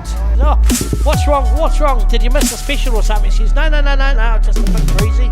She said, mate, I was in the swimming pool today. I said I only spent 5 minutes in it because it was a wee bit nippy. I had to shift through the ice boots, but no, I jumped in there. Woke me up a little bit. And 10 minutes later I was asleep again. What happens when the internet runs out in the countryside? We've got about as much internet at the moment as we have water out there. We're on the restrictions full through and through. But the pool's still up and going, at least for the next couple of weeks anyway, as we get a flat tyre of Burson back in the shed. And that is our youth mini stocks as we move to the next race of the night. And it will be street stocks out there. We just said we're talking to Simon Bland. He was already strapped into his vehicle. Former New Zealand champion, runs out of Wanganui from the Ashburton area. His property in the big floods a few years ago down in Canterbury, God, his whole property was underwater, all these race cars and everything were all parked in the water. As it sounds like we're heading to a... Hey guys, so I'm down here with Adam Groom. Adam, they didn't make that very easy for you, that win, but you took it away, and well done, because it was a great race to watch. Yeah, snuck through from grid 3, and we worked fairly hard to get to the front, and then to keep Paul Vasey behind me. But yeah, it was good. Car was good. It was great to watch. He was on your bumper literally the entire race. But did that put a little bit of pressure on you just to keep going, or were you not even looking back? I knew where he was. I knew how close he was when the red lights come on, and we've done plenty of laps together. So yeah, like if he was going to push me wide, he'd push me wide. Otherwise, we just race for position. Talking of red lights, now this is just my observation. I don't know about your observation from the seat, but that takes a very, very long time for you guys to actually come to a stop on the red light. Some of our brakes aren't that good, I guess. No, you try and hold position and try and hold the gaps. It's hard when you're in the lead. You just sort of watch the mirror and try and stop when the person behind you stops. But yeah, I mean, we're all trying to sneak a metre or two, I guess. Yeah. I mean, we'll probably stop that conversation about the red lights and the brakes now. But hey, that was an awesome win. You set yourself up well for a great grid in this 15 lap winner takes all tonight. Yeah, well, that's what it's all about. Chase a good race car for that race, and hopefully we can start and like somewhere near the front. Awesome. Hey, I know that you've got a bit of a sore back, which is why we're sitting down here in the chair. So you relax, take it easy. Hopefully we can see you in the winners' podium maybe later on tonight. Yeah, that'll be nice. Cheers. Awesome. Cheers. Well, as we come back to a beautiful sunny track here at Milestone Homes, top of the South Speedway, we have got the street stocks out there, another class that's famous for crashing and bashing. Unfortunately, a couple of cars that were with us last night, not out here this evening, but I'm sure that the street stocks are going to give us plenty to see tonight. Rolling out of the pit gate, let's have a look and see who is getting themselves lined up now just in front of the tower. It looks like the 99N of Taylor Lynch sitting, oh no, it's the 10N of Melita Evans with Taylor Lynch in behind. Then we go back to the 25 wagon of Doug Corbett. Ryan Musgrove starting the second line now. He will be a fast mover, so keep an eye on him. In behind Doug Corbett, it is the 5N of Perry Soper in there in the Redneck Racing wagon tonight. Then we go back one more to Steve Soper in the 3NZ. Cassandra Brands in the 58N car. Cody McHarrison, 2NZ, blazoned on the side of that wagon as well. That forms the first row for us. In behind Musgrove, it is the number 57N of Brian Shaw. Then we go back one more. I can't quite see who that is. Is it the 39? I can't quite see either. My eyes are deceiving me. Well, we'll have to wait and see who it is as they roll past the tower. The panel work's looking a bit rough on that one, but we've got the green and we are off. It was the 31 car of Simon Bland. We should have been able to tell, but we couldn't see his number. But it is Ryan Musgrove storming out to the lead, and Bland's gone around the outside. The 57 car of Brian Shaw there, just being used as a bit of a plank in between the two to try and push. But we've got ourselves a real snare up now with the 10 of Evans and the number 7 spinning around as well. It is Blair Howitson who's doing the pinball there as they roll on through. But we look back out to our lead, and it's still Ryan Musgrove who's holding it at the moment, with Bland absolutely storming up behind him. Musgrove starting that early spin that he loves to get in, but Bland spotted it. He learnt last night, and they go past neck and neck as Musgrove goes 180 and Bland sails around the outside. The 57 of Brian Shaw also flipping around on the outside there. So it is all go as they romp around down Bigsy's Hill. Corbett getting wide. His steering doesn't look quite right as he's up against the wall, as the 15 car of Jason Clark whizzes around the outside as well. They are all spread out with the number 2 NZ of Cody McHarrison uncharacteristically at the back of the pack. It is not like him at all. So here we are. We've still got Bland sitting in the lead in that 31V car with Brian Shaw in second and Ryan Musgrove storming around in third from Jason Clark. Musgrove spinning it up there in turn number 4. Will anyone get past him? It looks like they will. It's the 15 car of Jason Clark moving up to third now. Musgrove wants to answer back, but he's going to have to watch it because he's got Steve Soper right on his right on his rear bumper with Philip McNamara alongside him in the 9B. Boy, oh boy, it's all going our street stocks tonight as they start to weave their way through the back traffic now. It makes things interesting as they start to work around. Taylor Lynch, Richard Bateman, Cassandra Brand, Kade McCarrison, they're all near the back of the pack.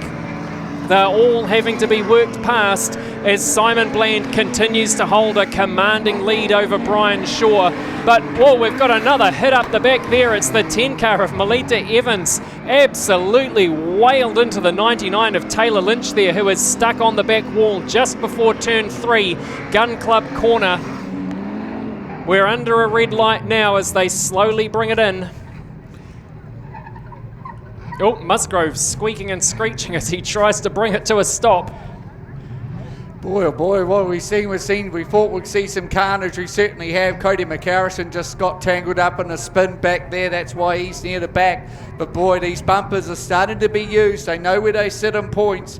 So it's all about trying to get those vital points. Simon Bland, well, that will help him.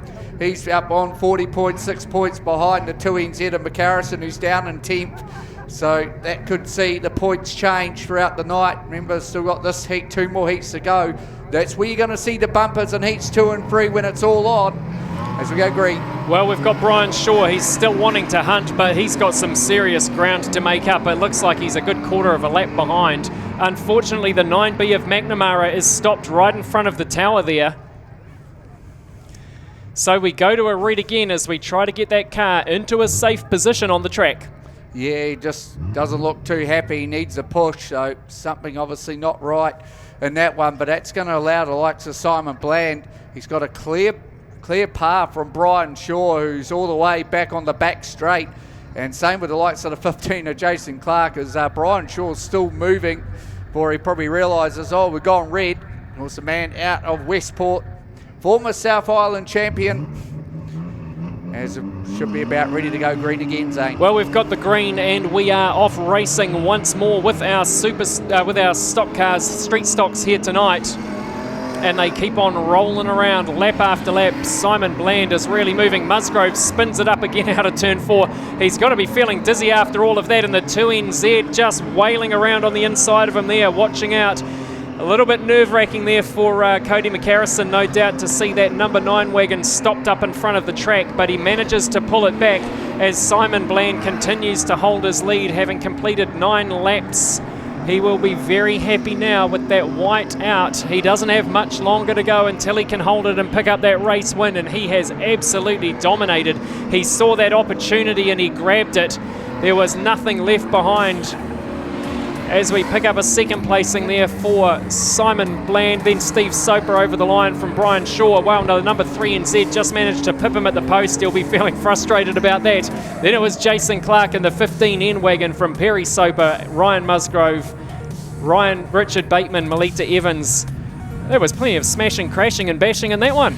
Yeah, there certainly was. We've still got 2 more heats to go, of course, to determine our Open Club champion. So, boy, oh boy, what we've seen in that first heat, I think, is just an entree for what you're going to get in heats 2, and then obviously heat number 3 is going to be absolutely all on. Simon Bland, he'll be wrapped with that. Probably you'd think might have taken the lead over Kade McCarrison in the overall points, because he finished in 9th, Bland in first, and he's only 6 points between them. So that's tightened up the field. Put your hands together for him. Simon Bland, you see him running around in the water truck at Ashburton Speedway. He puts on an absolute lovely track up there, and he'll be wrapped with this one as poor boy Musgrove and McCarrison were in the thick of the action and probably had a few targets on their back, a few numbers on the dash.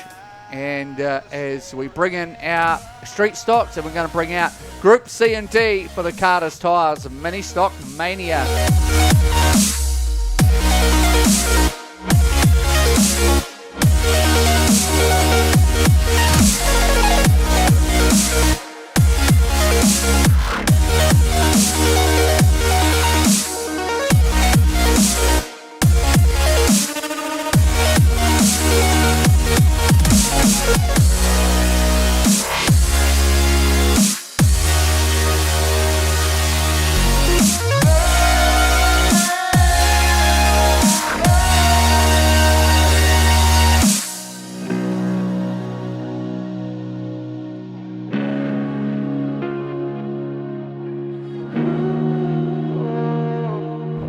some of the collateral damage for that race, and we expect to see more as we continue to romp through tonight in the PTS Logistics Superstock Stampede. Radio Youth Mini Stocks Group C and D about to go racing, and they get the green and away they go, so no mucking around. We go straight into it as they work their way into turns 1 and 2. That will be Ash McClure who gets in there, who's starting the first. Then we go back to the 14 car of Ollie Stevens, the 48 of Lockie Martin, Leela Jeffcoat, who ended up on their side last night. Up there, Charlie Boone, one of the visitors from Eastern States. Luke Higgins, watch out for him. Mackenzie Keane as well. Then we go back to Elsie Vanderlyn, Crystal Harrington as well in there. It looks like it'll be Ash McClure leading it from Lockie Martin. Then we're going to go back to Leela Jeffcoat as Crystal Harrington spins it up on 3 and 4. But at the moment it is Ash McClure from Lockie Martin, Ollie Stevens, Leela Jeffcoat, Charlie Boone, Luke Higgins. That's how they run in the top 6. Mackenzie Keane, Elsie Vanderlyn, Memphis Stringgrove out of Hawke's Bay as Ollie Stevens just rides the wheel of Charlie Boone. That 88B car, Daniel, is one to watch of Memphis Trendgrove. Absolutely moving up through the pack there, picking up places with every lap. So keep an eye on Memphis Trendgrove, making the most of it, but not going unanswered with the 5N rolling along just side. So they are neck and neck, Mackenzie Keane at the moment. So let's see what happens as they continue to roll around. Lockie Martin, got to be happy sitting in first place. Yeah, he certainly does. He takes the lead from Ash McClure. Charlie Boone sitting there in third. Ollie Stevens out of Christchurch. And we go back to Luke Higgins and Leela Jeffcoat. But here he comes around, trying to go around the outside of everybody. Memphis Trendgrove all the way from Hawke's Bay, one of our North Island visitors this weekend, as they work their way down the back straight. Charlie Boone trying to put a move on McClure for second place. A little bit of lap traffic to contend with now with Amy Walker in the 19 car. It is Lockie Martin still leading. Charlie Boone's going to take second from Ash McClure. Then it looks like it will be Ollie Stevens and Luke Higgins as they go through. Then Memphis Trendgrove. Here we go. Bit of lap traffic. Can they choose their lines wisely? Luke Higgins probably had to back off there, otherwise he might have ended up in the wall. Well, Trendgrove there, all class, just threading the needle as they came out of turn 3, right in the middle of it before they leapt into turn 4, saw the opportunity and created that gap, forcing Higgins to yield and picking up another placing. Yeah, and it looks like Lockie Martin's still in the lead. Charlie Boone's going to have second place. The Christchurch clubmate's going to have a wee battle here, but here comes Memphis Trendgrove trying to go around the outside. A little bit of smoke coming out the back of the 25 car, hopefully nothing too major as they work their way through. White flag is going to come out for the 48 car of Lockie Martin from Charlie Boone, and we're going to go back to Ash McClure. Here comes Memphis Trendgrove, just gets past Ollie Stevens for that 4th spot, but he's going to run out of probably laps to make it up to the field. We'll wait and see as they come off the turn. And it is going to be Lockie Martin with the race win from Charlie Boone. Then we go back to, I think Ash McClure's just got it over Memphis Trendgrove. Ollie Stevens, Leela Jeffcoat, Connor Turner, Mackenzie Keane, Elsie Vanderlyn, Nicholas Ware, Jackson Dacomb, Marco Bovendale, Luke Higgins, Eli Gear, Bella Stratford, Jaden Verbit, Crystal Harrington, Viper Jones, Mania Jones and Amy Walker. And good to see no mini stocks on the infield this time. A good clean race from start to finish. Well, let's see some more of that this evening. They managed to get through that one in only 3.5 minutes. The last one was about 10. My goodness, what a finish there between Ash McClure and Memphis Trendgrove, looking for 3rd and 4th positions. Only half a second in it. Trendgrove was absolutely storming up through the pack, but also great racing to see from both Ollie Stephen and Leela Jeffcoat.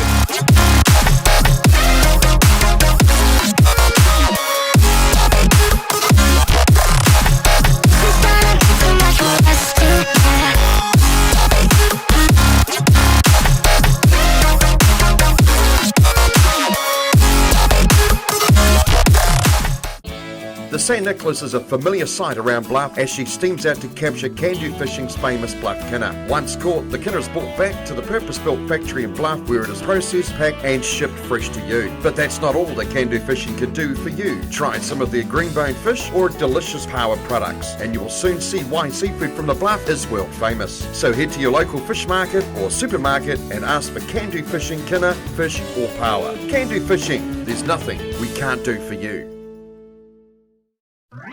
Brake, suspension and tyres. Just letting you know that at Mag & Turbo we fit new brake discs and pads plus brand new springs and shocks all on site at our purpose-built shop. We only sell leading brands such as Brembo and Bendix brakes, Munro and Bilstein shocks and Dobie Sport and Cobra springs. Plus don't forget we have the biggest range of tyres to fit family cars, sports cars and four-wheel drives. So for the very best deals and advice on new brakes, suspension and tyres, get down to the number 1 Mag & Turbo Tyre and Service Centre.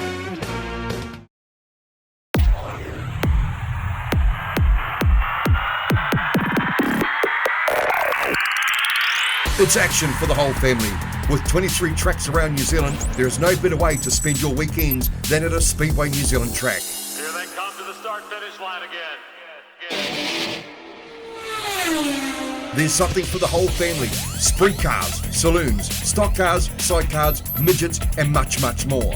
Pack up the family and make a trip to adrenaline-filled, action-packed bashes and crashes that only Speedway can deliver. Visit www.speedway.co.nz to find out the track nearest to you. Speedway, it's our summer thing.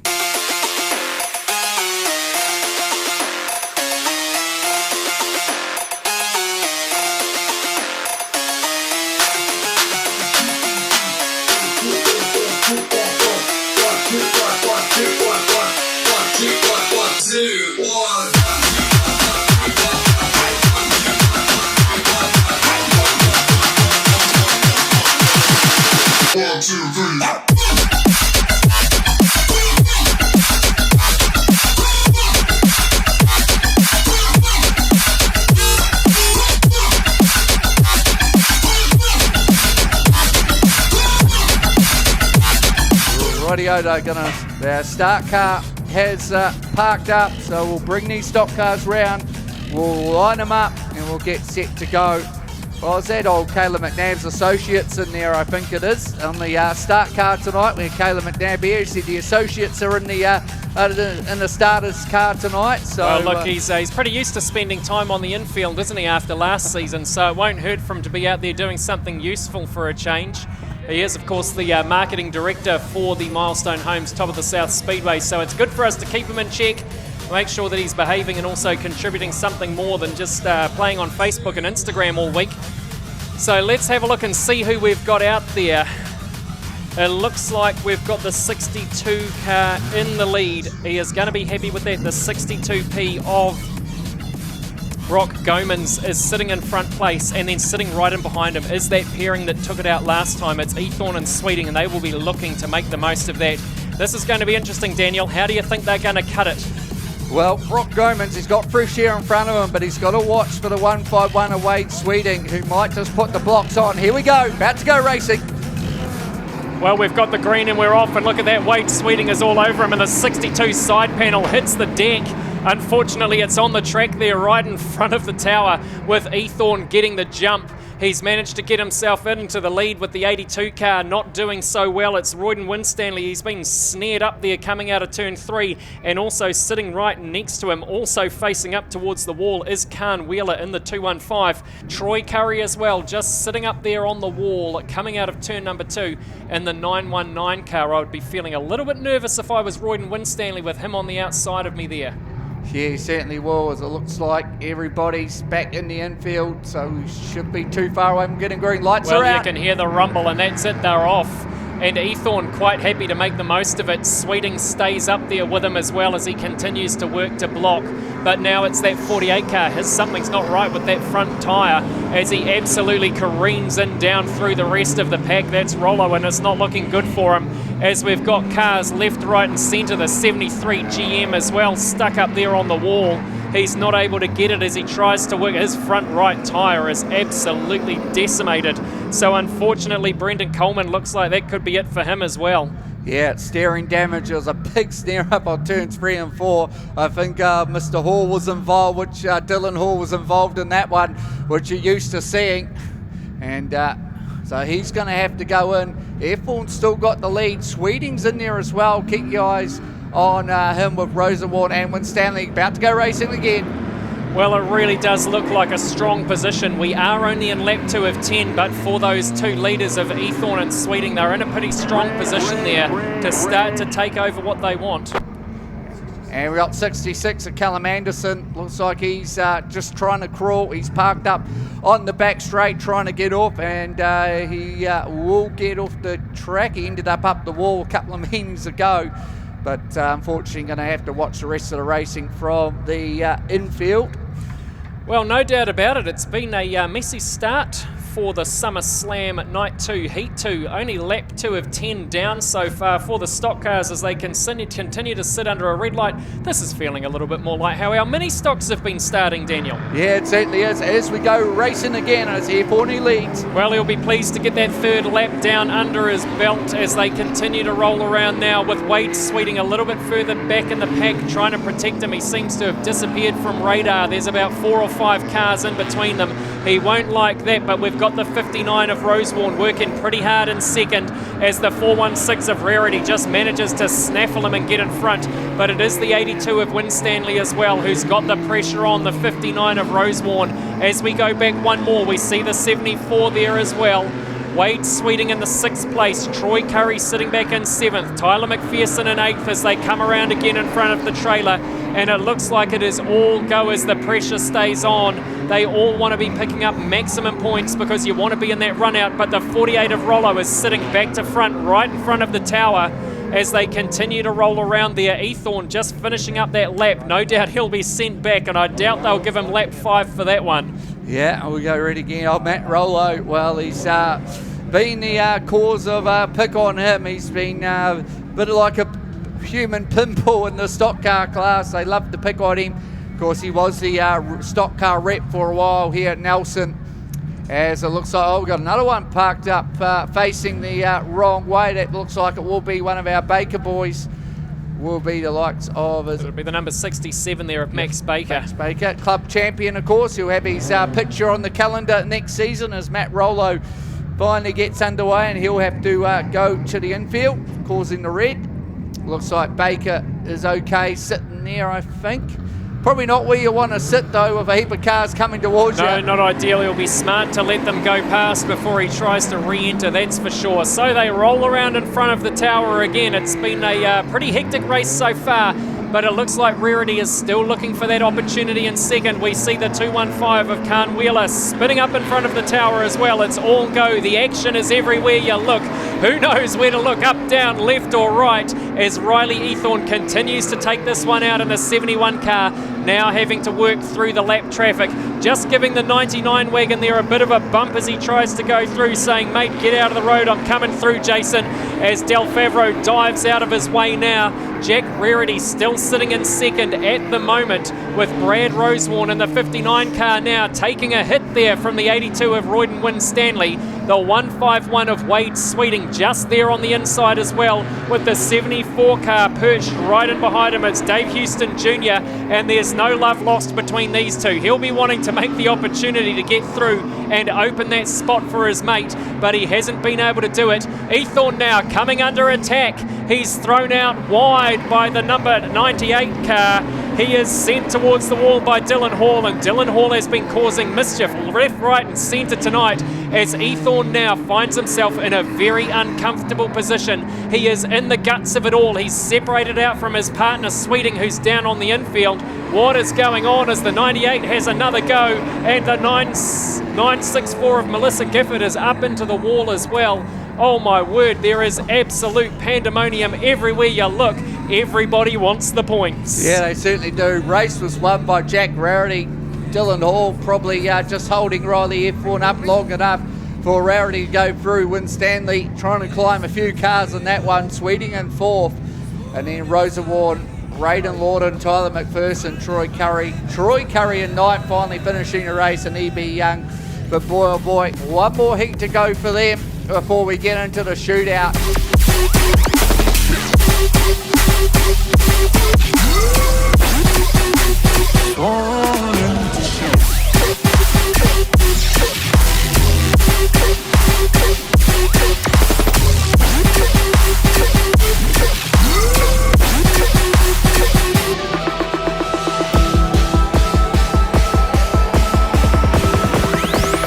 One specific frequency.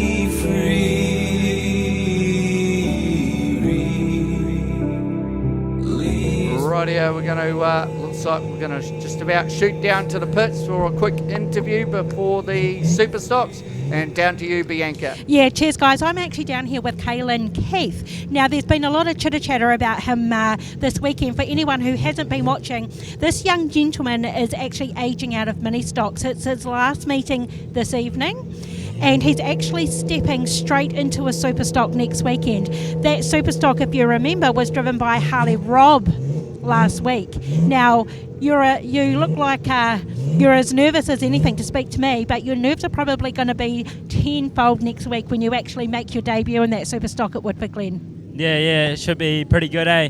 We've purchased the EX Brett Kelly car from Mania, and had Harley Robb peddling it last weekend, and he said it was running mint, so finishing second for the Battle of the Stocks, paired with Tim Ross, and can't wait.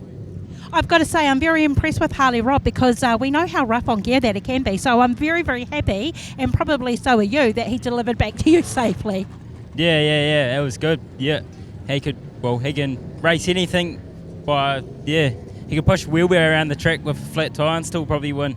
He's good. Yeah, good peddler. Yeah, absolutely. Tell us, what kind of feedback did Harley give you about the car? Has he set it up for you to go in and drive it, and you're feeling quite confident with the feedback that he's given you? Yeah, he's given us a few tips. He set up the car ready to go for next weekend. So, he said just drive it, and then, you take a wee bit to get used to it. But, we'll get there eventually. So, set some goals and hope for the best. It's probably a good thing that you're heading in sort of towards the end of the season as well, and it will give you a lot of off-season time to prepare for what's about to hit you next year. Yeah, it should be pretty good. Set some goals, as I said, and hopefully get here for the New Zealand Champs next year. So, Yeah, absolutely, and this is why we're here talking to you mini stock drivers, because we love actually seeing what you can do and what your future brings. Good luck for tonight, but on behalf of the pit tonight, we wish you all the luck for your Superstock career too. Yeah, thank you very much, and hope for the best and see how we go. Hopefully bring it home. Hopefully, eh? Rightio, back up in the racing, we've got some updated points from the Superstocks. Taylor Asher Reeves is now on 58 points. Scanning down the sheets, we've got Dale Robertson on 53. 51 points for the 99 of Jacob Buckrell. So it is Gisborne, Wellington and Miani leading the points at the moment. The other ones to have a wee look for is Blair Uulenberg from Stratford's on 50 points. 44 for Adam Groom, 41 for Kade Remnant, 42 for Braden Lennon. And there's another one, 41, Jay Holtham. So plenty of points going about as we get this next lot of group out on the racetrack, and they're just lining themselves up now. 2NZ of Uulenberg right off the back for this one. Good to Superstock racing after our stock cars. Good to see young Kade Keith and Harley Robb in the Top Gear chassis. They pushed around last week.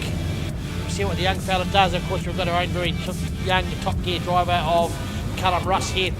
And our Nelson tracks, so it's good to see, as you said, these huge mini stocks, and when there's 180 of them tuning up at MIP every year, then you know you're going to get some good talent coming through the ranks. This race is for the red versus yellow group. Lined up, revving up, the V8 engine's about to take off. And it will be the 25S of Moss that's going to lead them through lap 1 and 2 as the sun starts to set here in the Tasman sky. Callum Russ back out on the track, gets a little bit of a rub from the 97 machine as they fly through. Jack Myers in the 88 machine will try and book some big points as the 38 car of Horse punches his way through the third spot.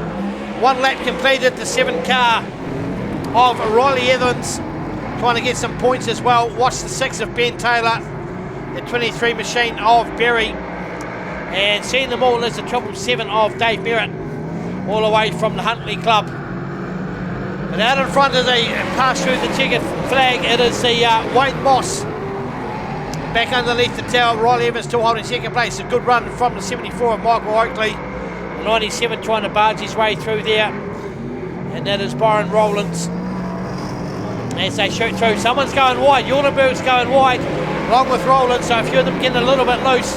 We've got 74 in the corner, parked up, And horse is spun up on the straight as well. Looks like they've got themselves sorted out. Green light still racing. So a bit of dust right in front of the tower as the 25S machine all the way from Stratford, showing some good pace.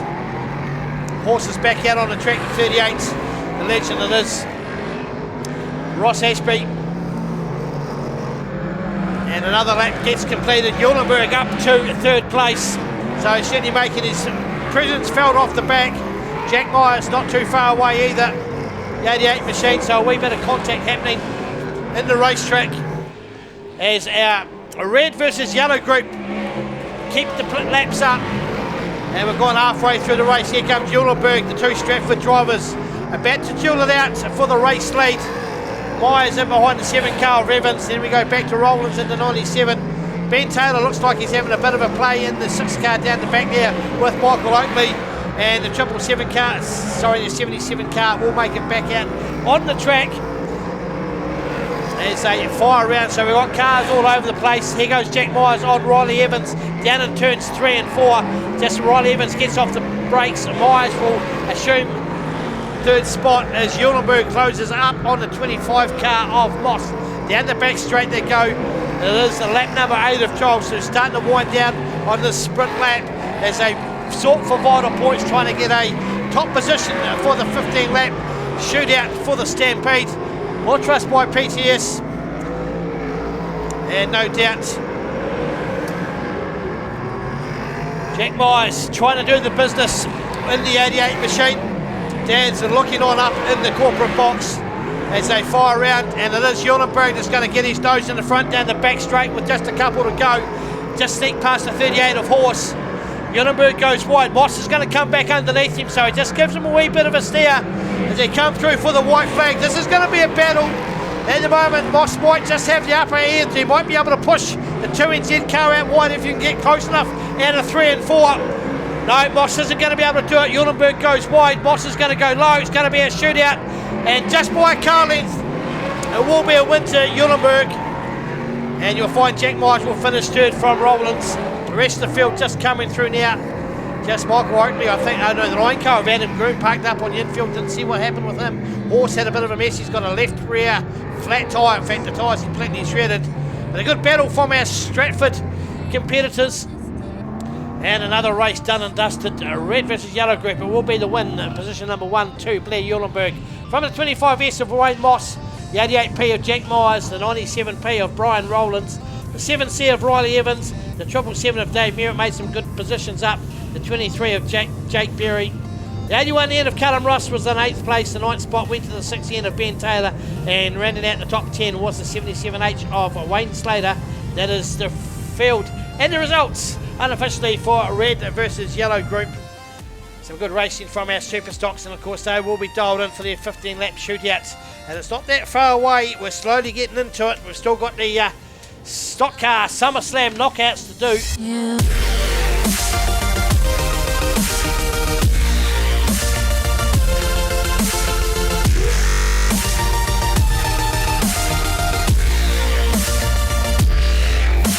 Yeah.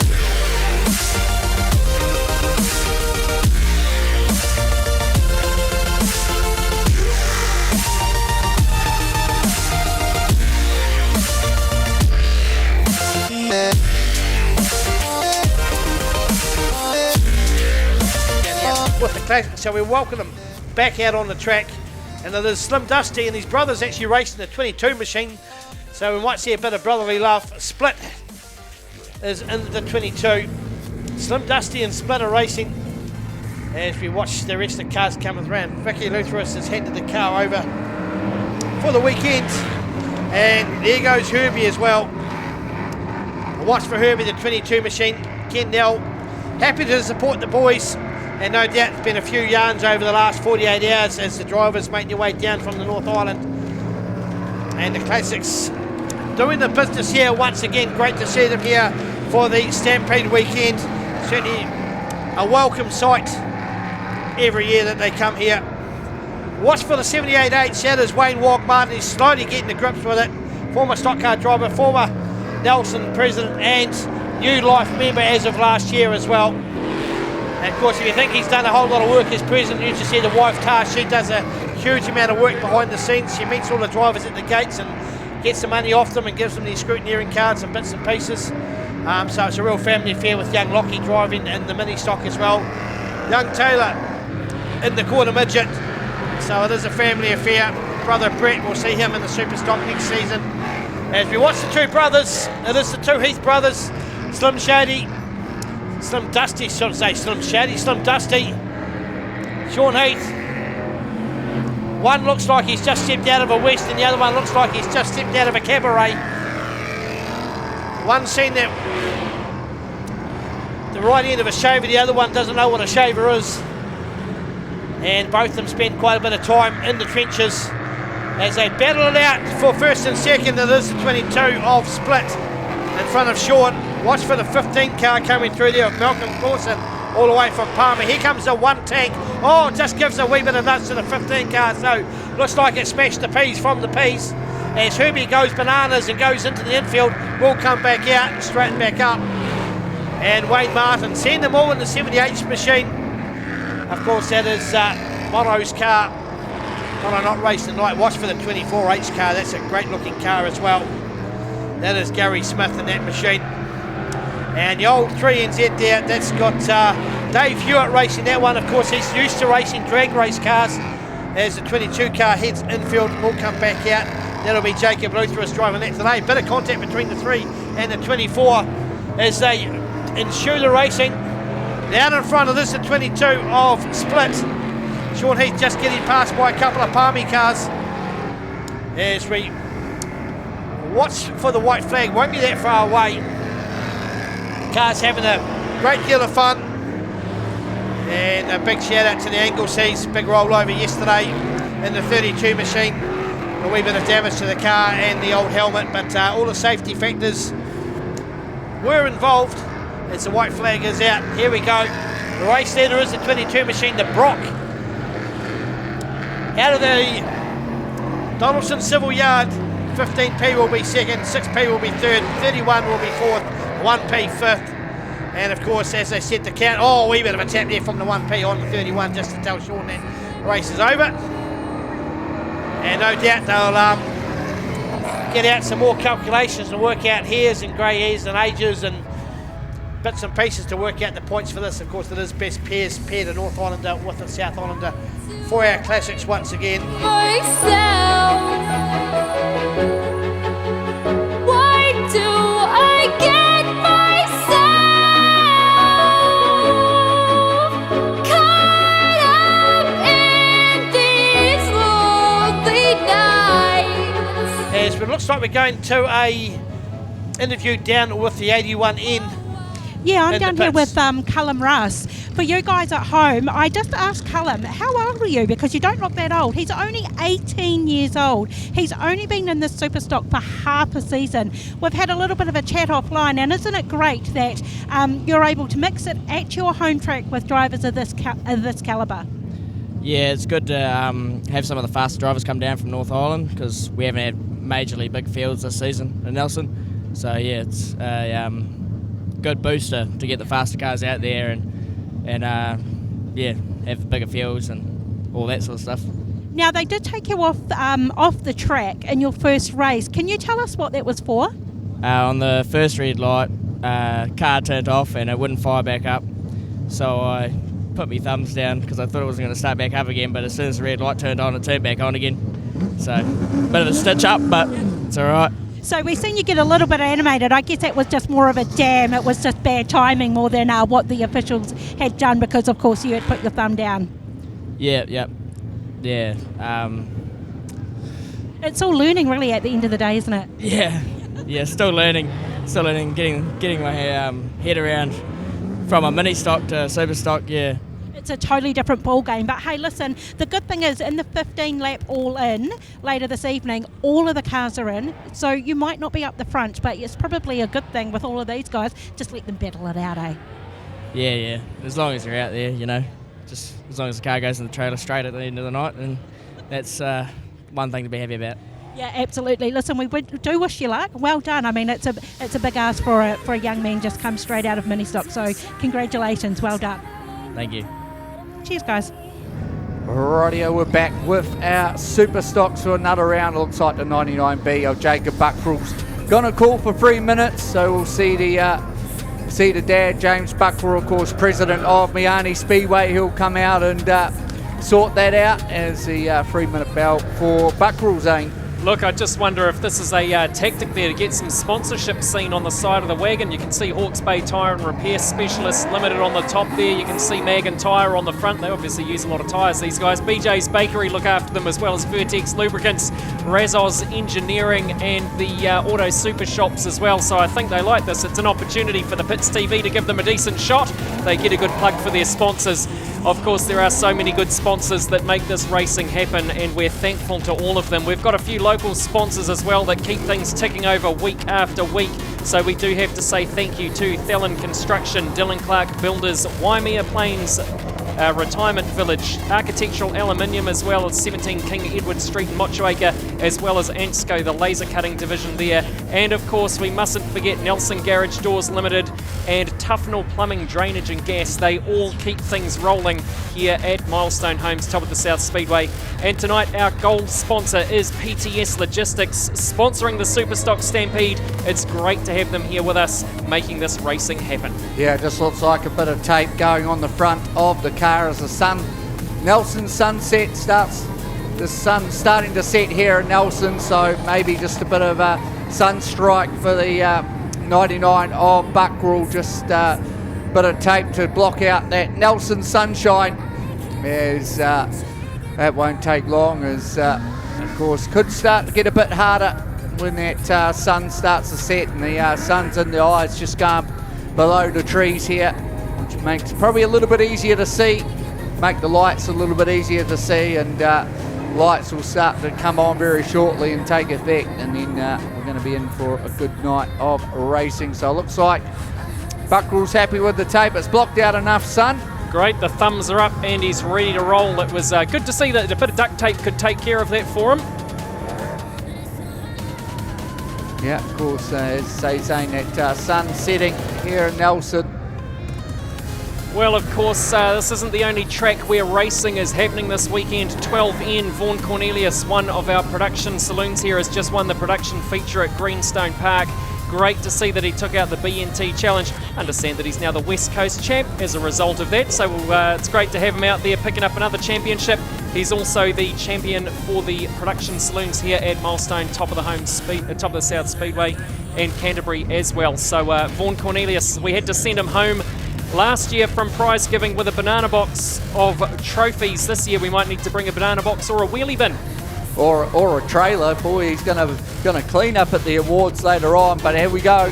Super stocks lining up, and it is young Mitch Berry, I think, lining up on the front with the 99 of Buckrell. Here we go, the 1NZ of Asheries and the 95 of Hill. He's staying with the Hills this weekend. So he's again looked after there. Shane Harwood, he probably hasn't had the best of weekends. The veteran of Peterfield in there, Braden Lennon. And I can't quite see, it looks like Hippie Paul in there as well. Kade Remnant up the back, yep. Jay Holtham, Thomas Slater, that looks like the field to me, Daniel. I mean, you just start rolling these names off, don't you? And you see the talent that is out there. Rightio, about to go racing, Superstock's underway, and it looks like it will be Buckrell. He's going to lead around. Oh, Peter Field gets sped out at the back, but here we go, down the back straight we go now. Buckrell and Hill going to have a wee battle. Watch the 1NZ of Asheries come through. Berry side by side with Harwood, just about gets shown the wall, but it's Buckrell and Hill at the moment. Remnant kisses the wall as they go through, but it is Buckrell and Hill from a 1NZ of Asheries. Then we go back to Braden Lennon. Looks like Shane Harwood and his other car, Jay Huggy Solpham in the 18. But Alex Hills taking the race lead from Buckrell, from Braden Lennon. Watch for that 1NZ of Asheries to come through. Huggies just gets a wee tap from Harwood to say, hey, you might be in my car, but I'm gonna make it hard for you. As it's Hill at the moment from Buckrell. Here comes the 1NZ of Rees. Someone goes wide. Oh, someone gets spun up. Clayworth gives one of the 71 cars a bit of a spin up there. That is going to be Thomas Slater, Tony Wooten. As they go through, it's still Alex Hill from Asheries. Then Jacob Buckrell, Braden Lennon. Looks like he's in there. Harwood as well. Then it looks like Mitch Berry from Remnant, Jay Huggies Holcomb, as they work their way down the back straight. Hill starting to open up a bit of a lead on the 1NZ of Asher Rees as Buckrill sits there in third. Watch out for Braden Lennon and Harwood. We can get that thing firing all cylinders. It's going to be tough to catch. Well, you've got to ask the question, Daniel. If Buckrill gets the opportunity to shunt Asher Rees, will he take it? There's a lot of drivers out there. He puts the fear into them. Will he have a crack if he gets the chance, especially with Braden Lennon right in there behind it? Still anybody's game for second and third. It is as a bit of lap traffic with Peterfield, but it's Hill leading it from the 1NZ of Asher Rees. Then we go back to Buckrill. And then looks like will be Braden Lennon from Harwood. Then Berry is Peterfield just slowly trolling the wall. Obviously a bit of issues for him, but it is still going to be Alex Hill as 1NZ of Asher Rees is catching him now. He's closing up the gap.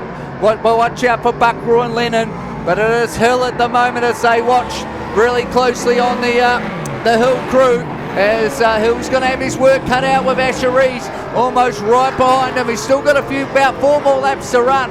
So here we go for Hill and Asher. Then we go back to Buckrill and Lennon, then Harwood, then Berry, then Robinson. Jay Huggies Holcomb as they go through, they complete another lap.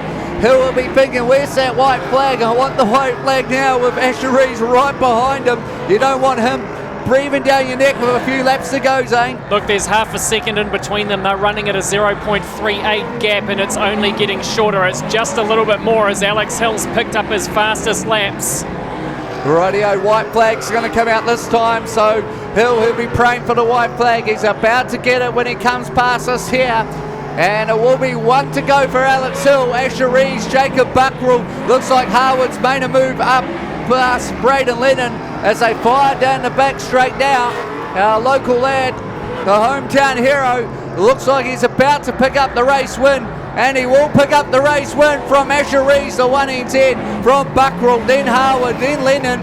Then it looks like it's going to be Mitch Berry from Dale Robinson, Jay Huggies Holcomb, Kade Remnant, and Paul Vasey rounding out the top 10. Well, that was proper straight racing, wasn't it, from start to finish? And we saw Alex Hill, he took that early jump and got the opportunity to hold it. He made the most of that home field advantage. He knows the track. You watch the lines that he picks as he comes out of turn 2. About the hot dog stand, I reckon, is the point that you see him throw the power on. He must love a hot dog and chips at the end of the night, because that's the point that the power goes on, and he just slides out of turn 2 and keeps that speed going. Drops off a little bit through 3 and 4, sliding out in that big D shape in front of the tower. What an absolutely stunning performance from Alex Hill tonight. Yeah, certainly good, and of course, see Alicia down there looking on the wife. Oh, good to see Morgan Dumlow got the old camera out down here about to pick up the victory lap. Of course, we'll see Morgan Dumlow in the Riley Airform car a wee bit later, but put your hands together for him, race fans. He is the local lad, the hometown hero of Alex Hill, beating out the 1NZ of Asher Rees in this seat, so make sure you give him a big Nelson cheer.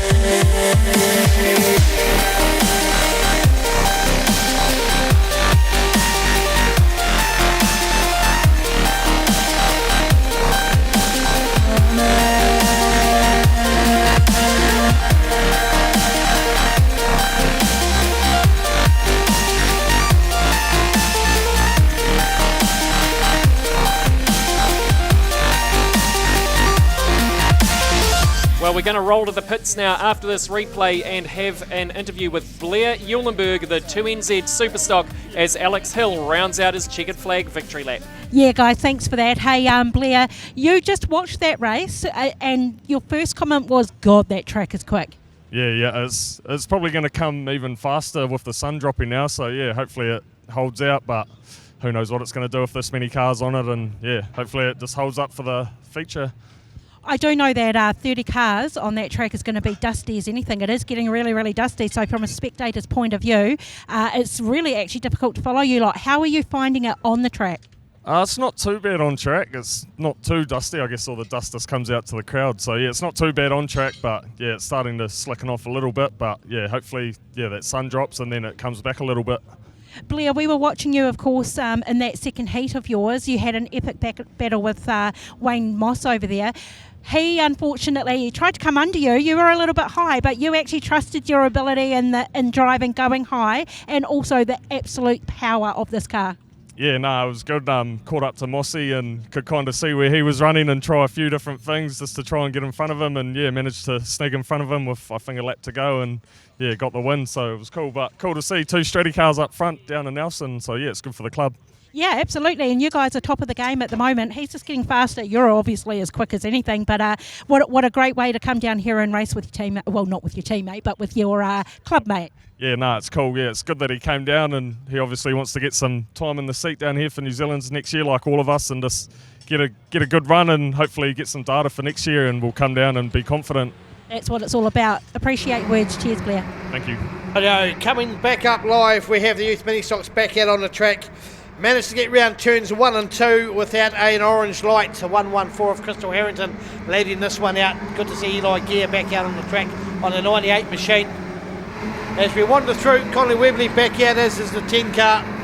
So a couple of these guys getting a few punishments from the last heat. Watch for 59 heading through there. That is Marcel Vanderleen from Christchurch. Very quick car. It looks like Eastern Salter's having a good run in the 75 machine, as is Cody Hogarth, 25 of McClure. And looks like Luke Higgins has come to trouble, the 79 car. Not too sure what's happened there. And Kyler Musgrave just having a little bit of a start with the 98 as well. So not good to see that happen, as we see the 66 car parked right in front of the tower here. And it says the Ugly Dog on the front visor. And it is Sky Yates. Looks like they've run into trouble. So we'll get a push car and tow truck over to fix that up as a single file. So we didn't quite complete, I think, the full lap. Or did we? No, lap 1 of 10. So they might just stay single file. Rightio, looks like we're about to start racing again. And it will be Crystal Harrington leading them through.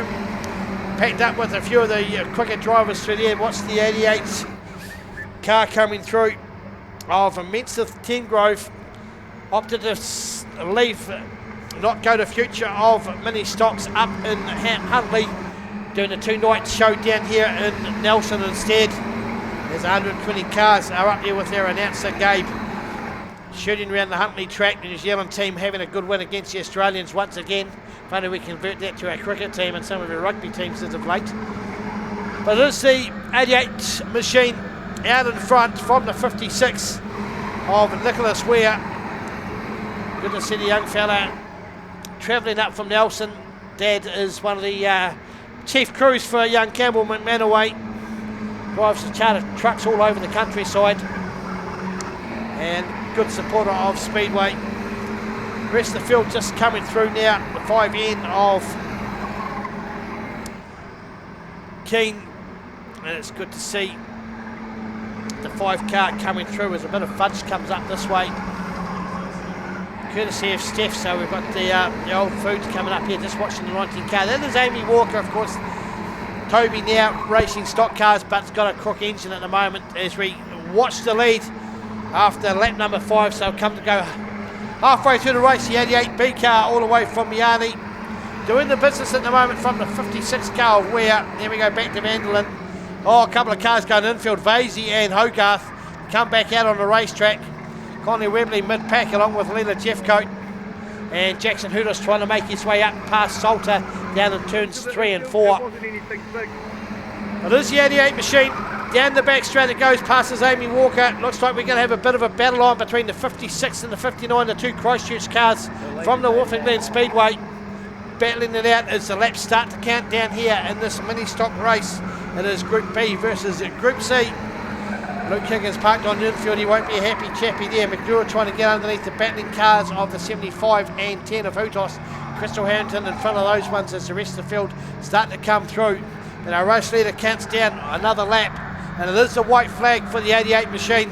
Here comes the 59 and 56. So the battle's going on for the minor places as Crystal Harrington gets the big spin out. Parks infield will hopefully fire the car back out. Come back out on the track. And the race win going to the 88 of Tengrove, of Miani. Good to have an 88 car. Very popular number around the countrysides. As the rest of the cars just fire through.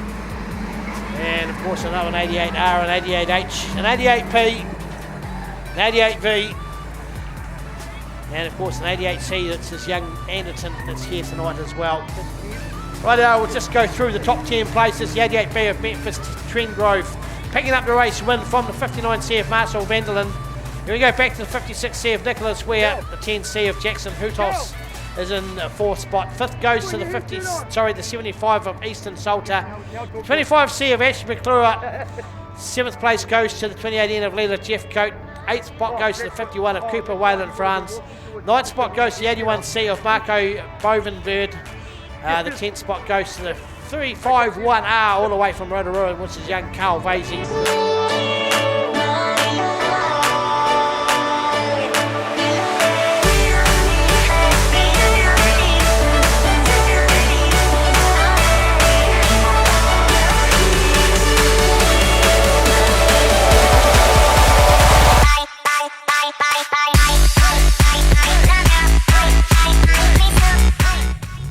Line them all up, looks like single file. And the 3NZ of Steve Soper. I just asked him what's he doing with rugby this year. He says, mate, I'm just the water boy this year. He has retired. Of course, picked up the big championship last year as co-captain. Does have a key to Greymouth, as do I, as we do go racing. And they fire around street stocks for their club champs. And the slippery conditions got a few of them going round. A bit of a wool ride there for, I think it would be the 10 car, no, the 58 car, as they all become unstuck. Simon Bland will be trying to straighten up. He'll be trying to chase the points as the moisture on the track, just that firm surface. It'll come right very shortly. Musgrove looks like he's about to join the Donut Club. And they are going to a red light, so it looks like they've got some issues with a couple of cars. We'll wait and see who's going to come out of this one. Referee's just making sure all the cars are okay. We'll see whether anyone's got any flat outside tyres. Of course, I don't know what you're classing the outside tyre when they go the wrong way around the track. It looks like the 10 car might be heading infield. Bit of a shame for that'll be Melita Evans. Yeah, looks like this part didn't. Looks like the front tyres are all engaged, so no problems there. The 15 car, not too sure what's happening here. Got the wee buggy out there, getting directions from the referees as to what's happening. Looks like they're all good to go. So red lights out, back to racing. These cars certainly got a lot of wheel spinning going on a slightly slippery track. As we see our 3NZ of Steve Soper is leading the race at the moment from the 2NZ of Cody McCarrison. Then we go back to Perry Soper. And it will be the 9 car of Philip McNamara from Hawke's Bay. The rest of the cars starting to fire around. Look at them just getting those rear wheels out. Of course, that's what you get when you've got the old power of the rear tyres, not the front wheel drives. This is the old Japanese front wheel drive production salutes. The 99 car having a bit of a spin out, will come back out on the track. And of course, that is Taylor Lynch. 58 car is heading infield. It looks like Cassandra Brands parked it up, as is the 99 at the moment. So our race leader heading around turns 1 and 2 as they unwind the Nelson track, starting to find a bit of speed as that moisture soaks into the track. Bit of contact from the 9 on the 9 car from the 25, and Musgrove will certainly know that that's happening there, so keep that in the radar as they shoot down the back straight. Our race leaders watching what's happening as they go through 3 and 4 with a couple of station wagons. Looks like the 99 car's back out on the racetrack, and they all sort of spread themselves out at the moment. Not a lot of contact going on as our race leaders just try and keep it straight around 3 and 4. The 15 car will find himself with the race leaders right behind them, as will the 99. We'll see whether the tap and spin. No, it looks like Soper's just quite happy to sit down low and just bank the points. And Club Pride at stake here for the Open Street Stock Champs. The 99 of Lynch looks like he's overcooked it again, done the wee donut. Of course, donuts are being sold in turn number 2. He's just trying to put one in on turn number 3 and 4. And it is the Soper machine leading from McCarrison. Here we go back to the 9B car of McNamara.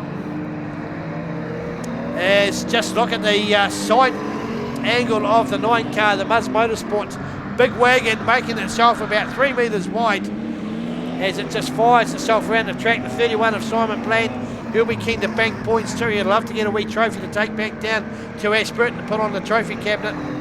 Put him next to a New Zealand title would be quite handy. Big weekend next weekend. They've got racing back in Ashburton. See, cars just circulate. Not a lot of action from our street stocks tonight. And I think they've still got a little bit of racing to happen. It is lap number 9 of 10, so the white flag out for Soper. And we'll pick up the race win as he goes past the start-finish. But Garrison will finish in second place. Just looking to see who comes through now. It will be the 5 of Perry Soper and the Richmond exhaust machine from the 115 of Richard Bateman. The 9N of Ryan Musgrove will come home in 5th from the 25N of Doug Corbett. 15N of Jason Clark will finish in 7th spot. From the 8th spot will be the 31B of Simon Bland. And the 99N of Taylor Lynch will finish the 9th spot. 10th spot goes to the 9B of Philip McNamara. And just 0 laps for the 10N of Melita Evans after a big slide job. And the car's just getting a little bit spinny on a slightly wet surface.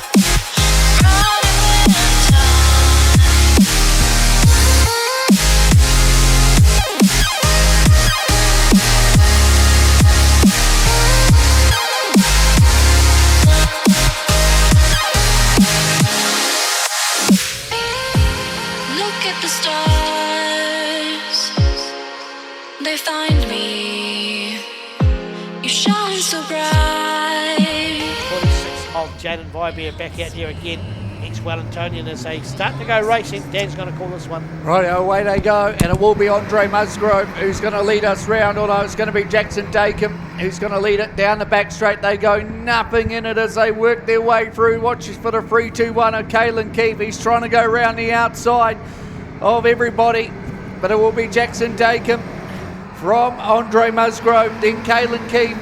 It looks like it will be Elsie Vanderlyn in there. Connor Turner having a good wee tussle there.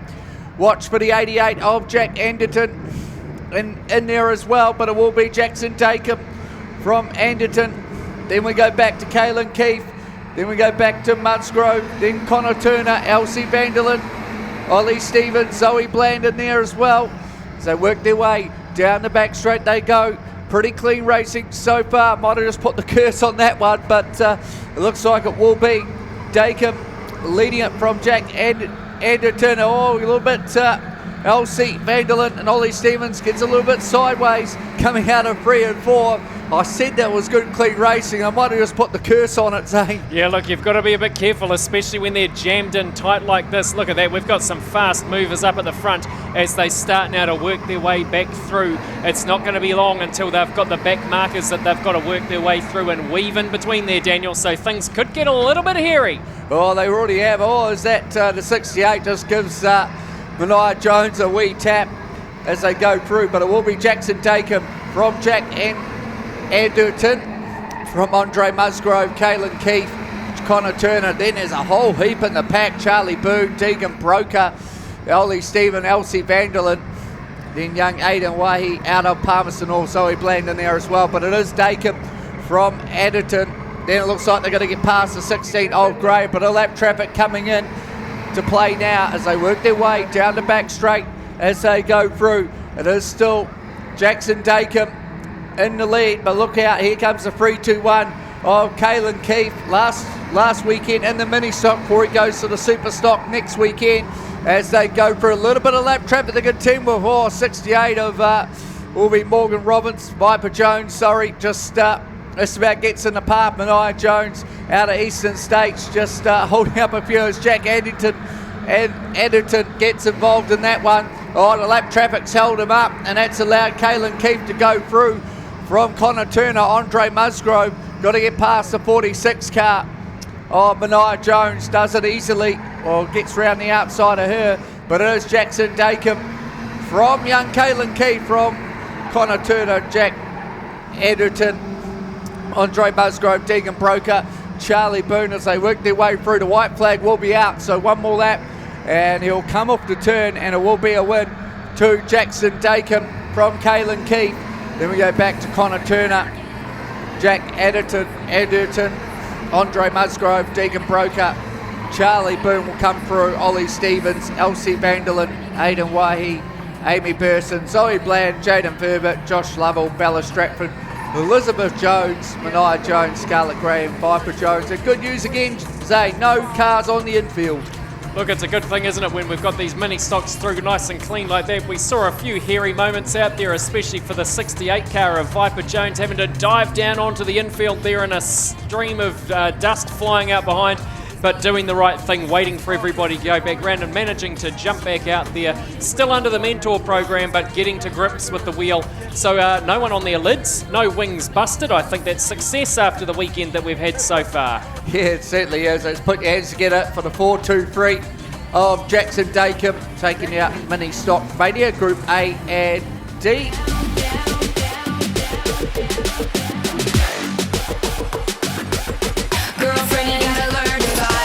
Has got some points. Well, let's have a look as they get ready to roll. In first place at the moment, it is Rarity and Winstanley. Then we're going back to Ethorn and Sweeting. In third on points, it looks to me like we've got Curry and Rosewarn. Then we go back to Lawton and McPherson. There's only 20 points in between them, so it's going to be interesting to see how this rolls out. Then it's back to the sixth place of Gomans and Mackenzie. Those are the contenders at this stage. Let's have a look and see what happens. It means there's plenty of room for other stirrers as we get the green and go racing now.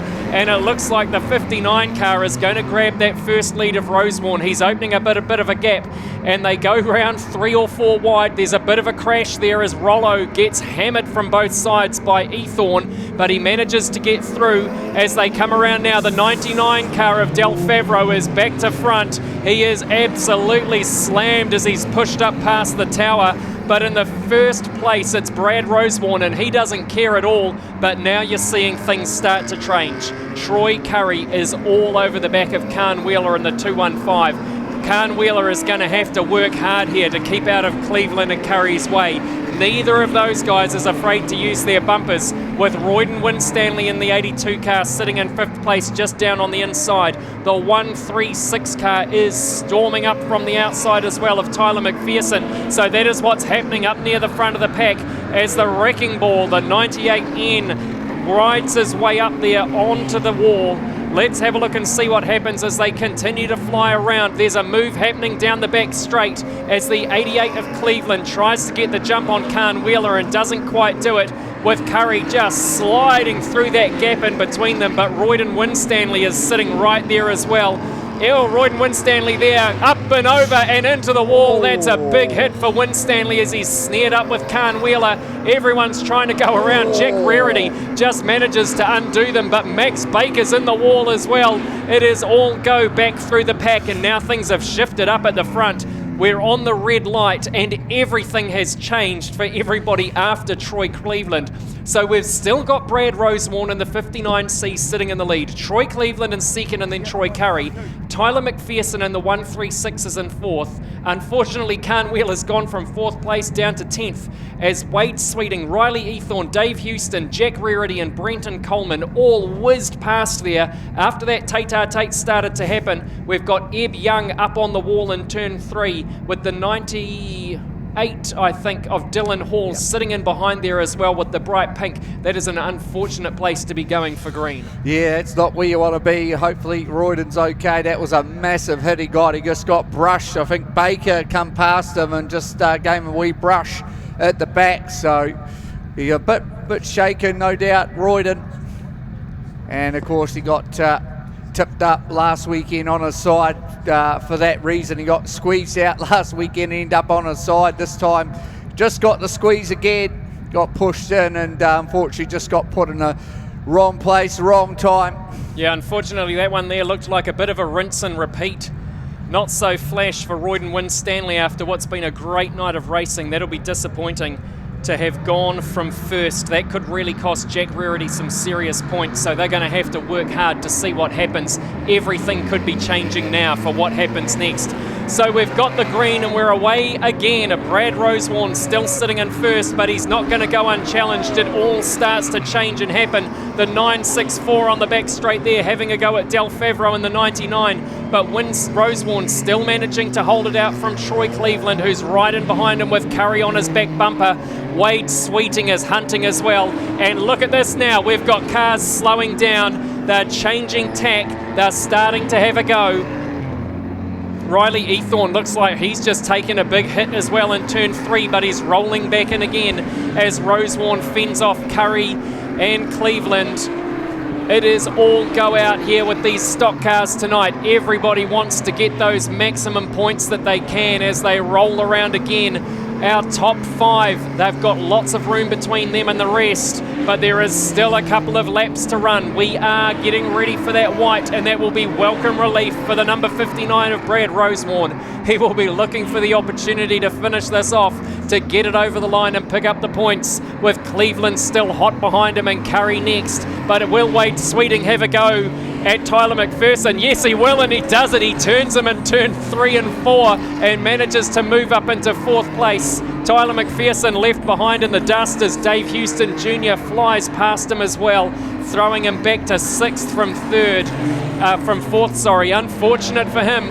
Then it was Brenton Coleman over the line, Khan Wheeler, Jack Rarity further back in the pack, Max Baker and Ed Young. That looks like how they were going to roll out for our top 11 this evening. Yeah, well, that race started to unfold, didn't it? A few cars started to slow down. Brad Rosewarne dished Matt Rollo into the wall pretty hard on turns 1 and 2. But boy, oh boy, there was plenty of hits going on there. This is gonna be too much for us to bear.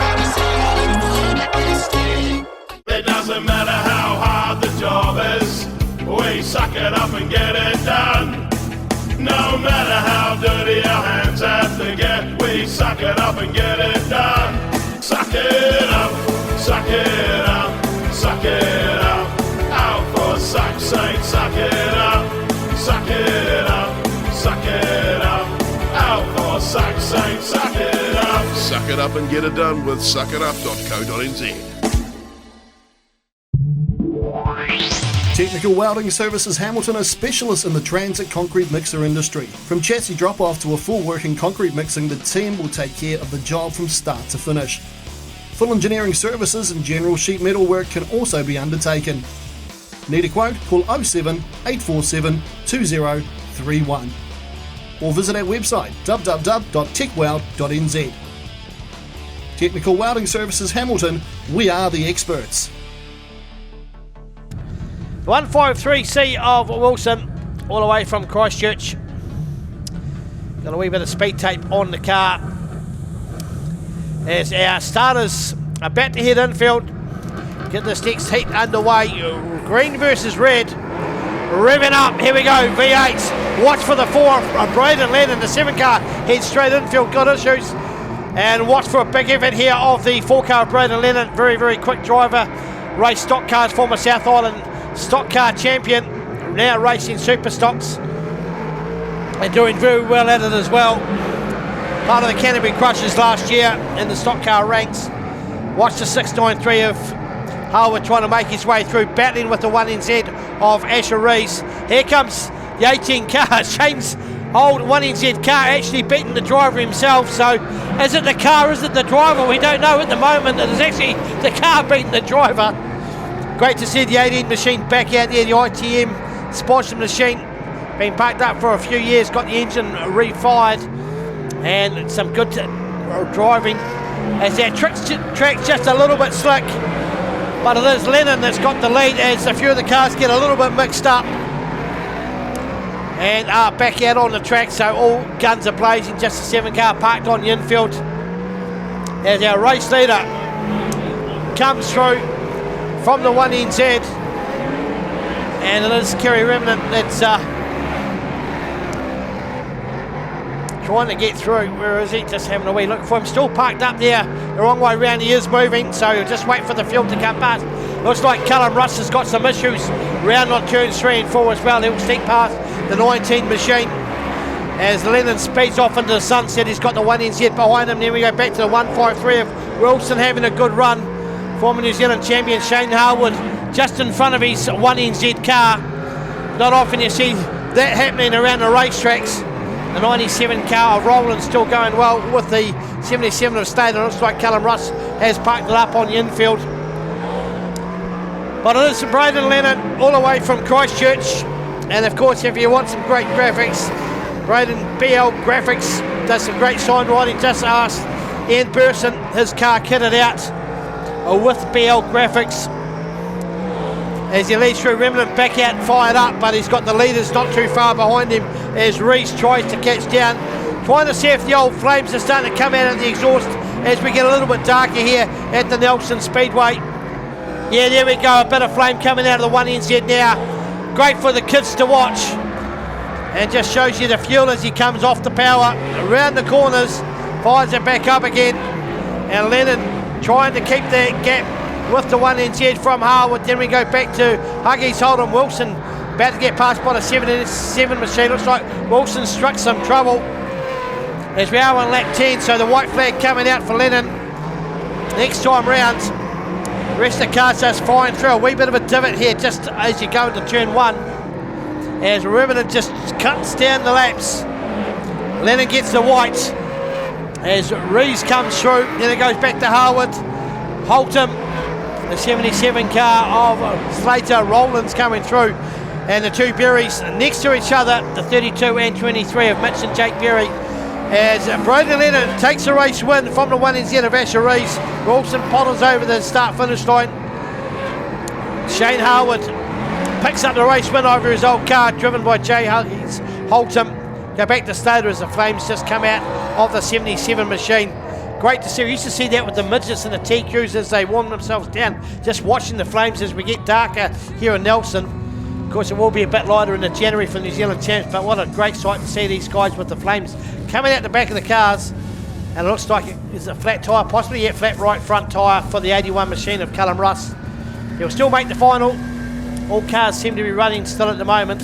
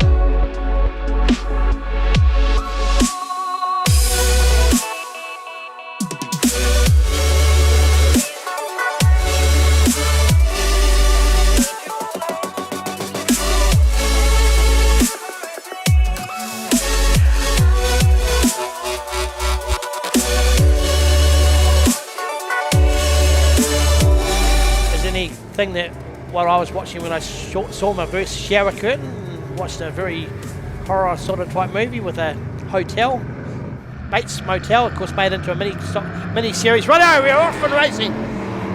Alrighty, away they go, and it looks like it will be the tank. Will be the one of Chris Gomans leading us out from the 96k. Comes a 53 of pulled out in Herbie as they work their way through to turns 3 and 4 as they go. And it will be the tank of Chris Gomans leading them out from Herbie.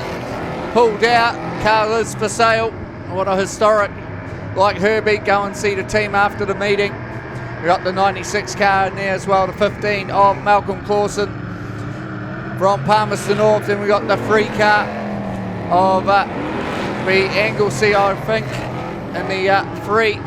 And then we got the other tank in the 6. But it is the one tank of Chris Gomans leading it out from Paul Down, the 53. And go back to the 96. Then it will be the 15 of Malcolm Clausen as they work their way through. They pass us here at the tower.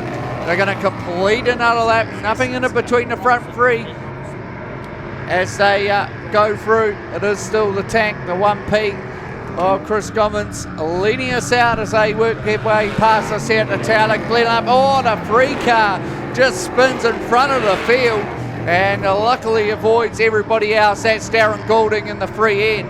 That could have been a hairy moment as they go through, almost 3 wide coming out of 3 and 4. But it will be the tank of Chris Gomans leading us out from the 53 of Paul Dow. Watch, here comes the 15 of Malcolm Clausen as they work their way through, Zane. Well, keep your eye on Wayne Wog-Martin. He's absolutely charging through the pack. He's just been sitting right behind Gary Smith and managed to get around him. He's got that position in his eyes, so just keep an eye on him as he continues to work his way up there.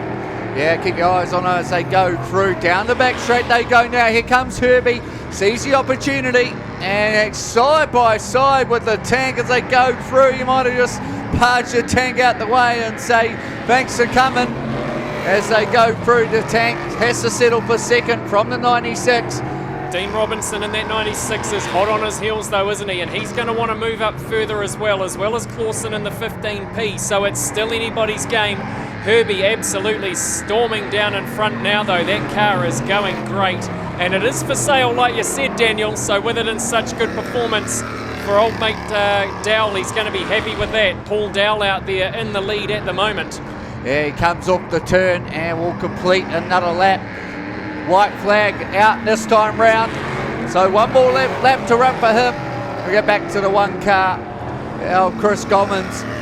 Oh, he just half a spins and lets the field go through.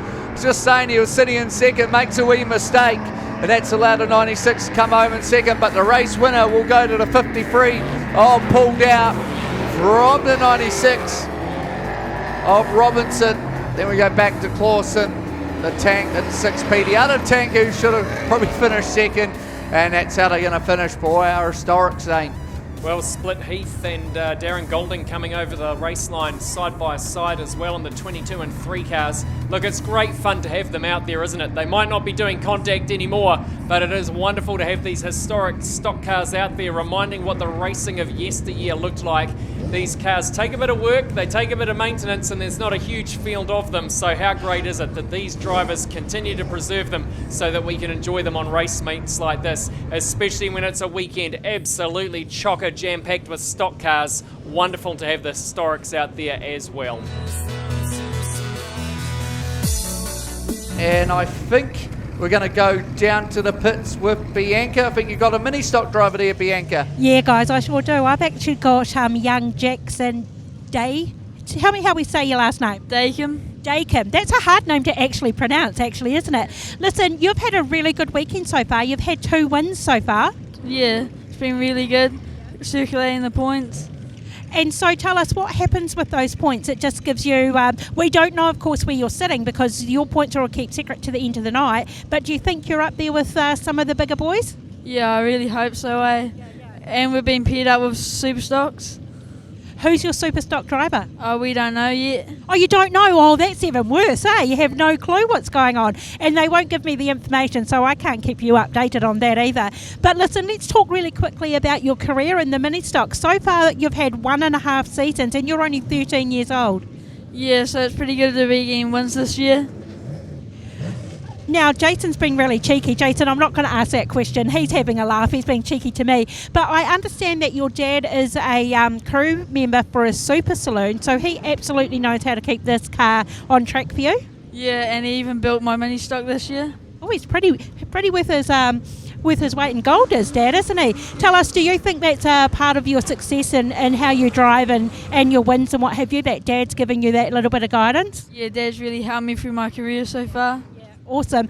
One last question before we go. I know you're a few years away yet, but what do you see yourself driving when you age out of mini stocks? A super saloon. Super saloon, eh? You no interest in a super stock? Nah. Good on you, eh? It's nice to go these open wheelers. Hey, we wish you all the luck. And like I say, I can't find out who your pairing is, but I'm sure they're doing pretty well out there. I hope so. Awesome. Cheers. Good night.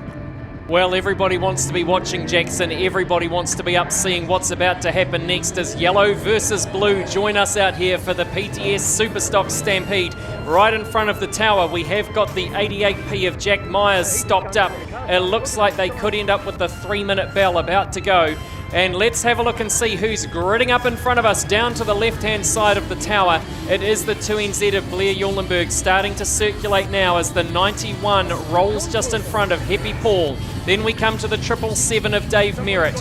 Peter Field in the 27C, the modern tank. That thing is packing some serious punch. Then it's Alex Hill, the former race winner. 89W just in front of us as well there of Dale Robertson. Then we roll out to the other side. It's the 38M in front of us as well. It's Ross Ashby as the 99B of Jacob Bucktrolls right in behind him. Then we've got the 7 rolling around as well. It is Riley Evans in the 7C car. The 71H is Tony Wooten. Ian Clayworth in the other 7 car, the 7L.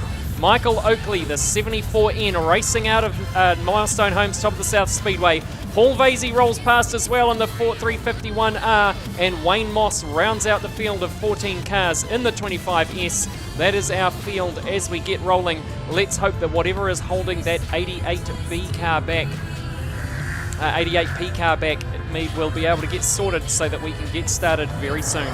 Yeah, they tell me on Facebook that the 91 of Happy Paul, the tyre might have been changed by the Pits TV's very own Jason Guthridge. So they said if the tyre falls off, we know who to blame. But I think Jace knows how to put a tyre on. He's pretty switched on fella, so hopefully it doesn't fall off, Jace, and it should be all right. All right, well, we've got the 88P car. Jack Myers just parked in front of the tower on that 3-minute timer as they try and sort whatever is not quite right. And this is it. This is a big moment about to happen as we get ready for the yellow versus blue. They are going to roll around 12 laps. Everybody wants maximum points. Everybody wants track time as they continue to prep themselves for the New Zealand title here over January 10th and 11th. But if you are thinking about the season is not over yet, we have still got the Easter extravaganza coming on the 31st of March. That is a Sunday afternoon, racing from 5. So make sure you're here.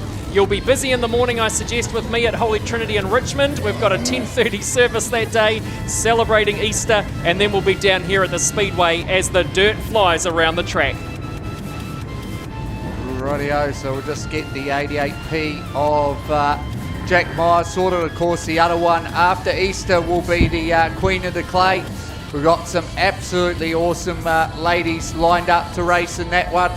Some of the North Island ladies are coming down, some of the very best women drivers for Queen of the Clay to round out the season. Looking forward to Queen of the Clay, seeing our women drivers do their thing. I know we had a few that have unfortunately had to pull out as the lights come on and we can see each other. Look, we've got some ladies racing here who are absolutely top class, and it's going to be great to see them out there together as they contest for Queen of the Clay. They'll be coming from all over the place to contest it as well, so it's going to be great to have those different classes here. That'll be brought to us by Austin Transport and BMTT for the top of the South Stock Car Queen of the Clay. It will be great to have them here for that one. as we round out our season, and what a season it's been. I think so far this season, I don't think we've had a night rained off, have we? And after last year, my word, there was a lot of shifting and shunting. I feel like we were still racing well into the end of the season, but we've had a good clean run ourselves. And hopefully that holds up for the next couple of race meets, with both Easter and April the 13th coming our way. Well, it looks like the 88p of Jack Myers is sorted and under control as he makes his way around now, joining in the right place. They will soon be gridded up. We can see the assistant clerk of the course has got his flag out, and he'll be bringing everybody in ready to roll. Yeah, of course, it looks like it will be the 2NZ off the front. He'll get the fresh air, which will be good. Looks like also the 91 of Hippie Paul. Hopefully Jack Myers, he'll go all right. Hopefully got that sort of watch out for the 99 of Jacob Buckrow, being very, very fast. Of course, Alex Hill took out the last race when he was in. So, boys, some quick cars in this one. This is going to be good. Yeah, there certainly are. Look, if Hill wants to have a sniff of this one, he's going to have to work pretty hard. He's not too close to the front there, but he could do it. He's about 6 or 7 back, and we know he's got the talent, but chasing down a 2NZ is not an easy thing to do. But he fended off 1NZ. Let's see if he can do it for number 2. Wouldn't it be great if he could put a number 3 on his car next year, maybe even a 1 or 2 himself? We know he's got the talent, and he's got the amazing support as well. A great racer here at Milestone Homes, top of the South Speedway. Yeah, Dale Robinson, of course, former New Zealand stock car champion, lined up beside him as well. So 2NZ and Dale Robinson, Happy Paul, looks like the Christchurch teammates as well. Few gaps in there, lost a few cars, but still, looks like, yep, Clayworth. Buckrow off the back, watch him go through the field. Ross Ashby, been around for a long time, watch him as well as the clerk of the course gets the last couple of cars lined up. Looks like he's happy, and we're about to go racing. Well, the clerk of the course just rolls himself out there in the AT electrical buggy. Off goes the starting wagon as well, and we've got a jump there, unfortunately, for the 89 car. Dale Robertson is very keen to make this happen. He's probably just given something away to Blair Uulenberg that he might not have wanted to, but let's have a look and see what happens. The lights are down, and they've got the green, and we are away racing now, and Uulenberg dives down low into the turn. It's a little bit slick under the wheels as through the middle of the pack. Things are a little bit lumpy there. We see a few wagons colliding a bit, but Uulenberg has created himself some space, having to button off a bit there. Look at them, they're coming around 5 wide in front of the tower now. They're up into the wall. It's the number 7 of Riley Evans. He just scrapes the paint, and the 89 of Dale Robertson. He managed to thread the needle there, but Uulenberg's not letting it go unanswered. Look at that. He dives right back down behind him. He is absolutely across his rear bumper as he already starts the slide almost in front of the tower. He's put himself into the preferential position on the pole line. Robertson has to yield, but he's answering back. It's leapfrog, pepper potting, 1-2, 1-2. Now it looks like Robertson's got himself into the downwind position with Uulenberg having to work up high. What a brilliant switch right there in front of the tower. He's managed to do it and get himself back up into first, and Uulenberg now charges down the back straight there at Bigsy's Hill. Just gives him a little tap, and the sparks fly as they roll out a Gun Club corner. These guys are showing us what it's all about tonight. This is why we're here, to see racing like this. As we go back through the pack, we've got Wayne Moss sitting in third in the 25 car. Jack Myers, Tony Wooten, Alex Hill. That is your chasing pack. They're all in there together, and they are working hard as we see a little bit of bumper work coming on as well. It's the 99C car there, B of Buckrow. He's using that bumper and he's happy about it. But Uulenberg now just starting to open out that lead a little bit from Dale Robertson. But Robertson is not letting it go unanswered. The 88 car now of Myers is coming under pressure from Wayne Moss. They both want that third position, and Alex Hill is snuck up and he's sitting right in behind him with Tony Wooten on his rear bumper as well. Paul Vasey back in 7th with Buckrow way back there with Ashby, Paul, Clayworth, Evans, Oakley, Merritt and Field. That is how they're rolling out at the moment. But Uulenberg is still sitting in the lead with a 1:6.136 as his fastest lap. That was the last time round. He's starting to get it dialed in and finding a happy place on the track out there. Hill manages to pick off another one just in front of the tower there. He's now got that 88 car of Myers in his sight, but Moss isn't letting it go unanswered as they roll down the back. He tries to thread the needle but can't quite do it. Hill going high and wide and keeping the maximum revs on. making the most of that slide. He throws it in closer to the pole and shuts the door on Moss. The racing is happening all over this track. It's start to finish. We see a little bit of work further back in the pack. The 38, the 91, the 7 of Paul, Clayworth and Evans. They're still working hard to try and pick up the points as they can. Well, it is absolutely flying around out there tonight. They are thumping it as they roll about, with Uulenberg in the 2NZ still sitting in that first position from Robertson. Jack Myers in third with 1 to roll. Alex Hill's moved himself up to fourth with Moss in behind, under attack from Wooten. This is Superstock racing at its finest, and it's racing that they're interested in as Blair Uulenberg rolls down in front of the tower and takes the checkered flag from Dale Robertson. Jack Myers, Alex Hill just manages to get over with Wayne Moss pipping Wooten at the post. Buckrell rolls through in the 99 car in 7th place from Paul Vasey, Ross Ashby, Ian Clayworth, Riley Evans, Happy Paul, Michael Oakley, Dave Merritt and Peter Field rounding us out. What an absolutely stunning race for the PTS Superstock Stampede. Yeah, awesome racing from our Superstocks. That was the third and final heat. And now we get into the Stampede a bit later. And Jody, you got a wee update for us? Just checking on the 89W, of course, former New Zealand Stock Car champion, former New Zealand Superstock GP and North Island champion is Dale Robertson. He's left the daughter and son-in-law at home to look after the cats this weekend. We will see them here in a couple of weeks for the ladies' races. But it's great to see Dale Robertson around. He's one of the nicest people you can see, but when he gets that red mist in his eyes, he was one of the most lethal hitters in Superstock history. He's put some big drivers away over the time, and normally he's just a pussycat.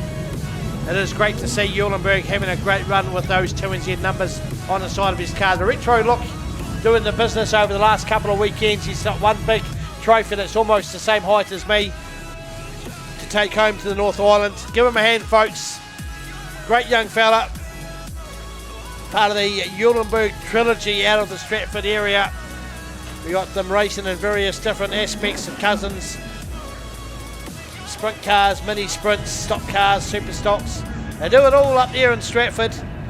And it's great to see him here in Nelson.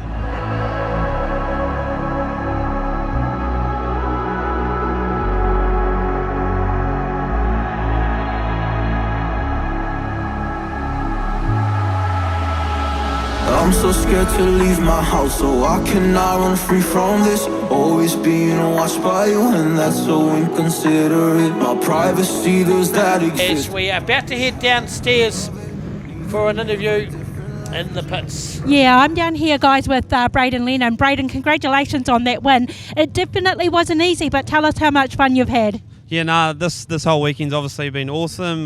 Loved every second of it. Racing with fast guys, every race, it's bloody good.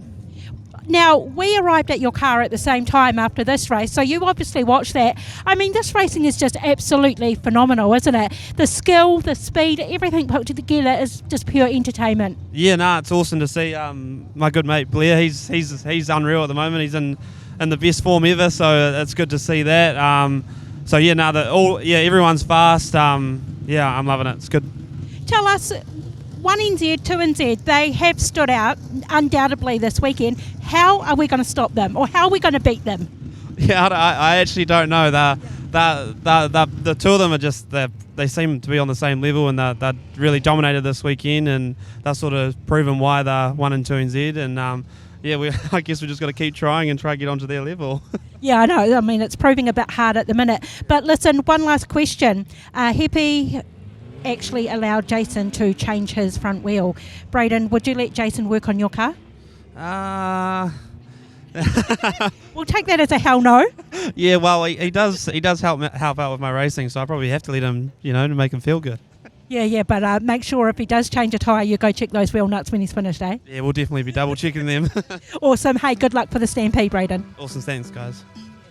Rightio, it is time for heat number 3 for the Open Club Champs of Street Stocks, and we can tell you, going into this third and final heat, Cody McCarrison leads on 69 points, with Simon Bland sitting on 65, Richard Bateman on 63, Ryan Musgrove on 60, Perry Soper on 52 points, Jason Clark on 43, Steve Soper on 42, and we go back to Brian Shaw on 39. 33 will be Phil McNamara, Melita Evans, and is tied on 29 with Phil McNamara, Alistair Holson out of Hawke's Bay, 28, Taylor Lynch, Harry Moffat-Swash, and Cassandra Brand. So that's how they work it. Nothing in it between Cody McCarrison and Simon Bland. So McCarrison might want a few club mates to help him through. Well, a couple of shout-outs for this evening as well. This one came into us very early and we forgot to say it earlier. We want to say a very happy 40th birthday to Stacey Pedley from Hayden and the crew. She's here tonight from Wanganui, here to watch the racing. What a great way to celebrate here at the PTS Superstock Stampede. Happy birthday, Stacey. It's great to have you out there. Also a big shout-out to the true crew from Holy Trinity out there as well. Brad, Faith and Tegan. Make sure you keep your noses clean. We'll see you tomorrow morning, and if you do anything naughty out there, you'll be in trouble with me. Radio Street Stocks lining up 2 NZ of McCarrison, 3 NZ of Soper. Here we go. Third and final heat for the Open Club Champs for 2024 for Street Stocks. They've had 5 heats over the couple of nights. This is the last one, and we're underway. What's going to happen here? McCarrison, he'll want his club mates to help him through. Watch the 31 of Simon Bland come through the field. He'll have to probably use his bumper, and you don't want to get in Simon Bland's way when he's on a mission, because he will use that bumper as Musgrove. Oh, here we go. Big hits on. Simon Bland gets the spin up, and he gets a couple of 360s. And that's going to light a big fire underneath Simon Bland. Well, Perry Soper picked him up as well. He gave him the second hit and spun him around a second time, so he's done a 360 times 2. Yeah, well, watch out here, because I think Simon Bland, he'll be looking to get his own back. This time round, watch out when he comes past us here. It is Cody McCarrison leading it at the moment from the 3 NZ. And keep your eyes on Simon Bland. He just passed us here. He'll be hunting some cars down now, trying to work his way through the field. Watch out for the Taylor Lynch. He might put the blocks on. He's going to let him run for now. But he's got a lot of work to do as McCarrison and Soper lead it as they work their way through. Bland's just trying to work his way up through the field. He's up into 9th. He's still got a wee bit of work to do though. Look, it's the reality, isn't it, Daniel, that when you've got something like a club champs, you don't want that going away out of your club. And so the others in your club, they will get in behind. They know that McCarrison and Soper are up there on points, and Simon Bland could be a threat for taking that trophy away. So they will work hard to block him out where they can. Yeah, just watch Taylor Lynch. Might be, he spun himself out.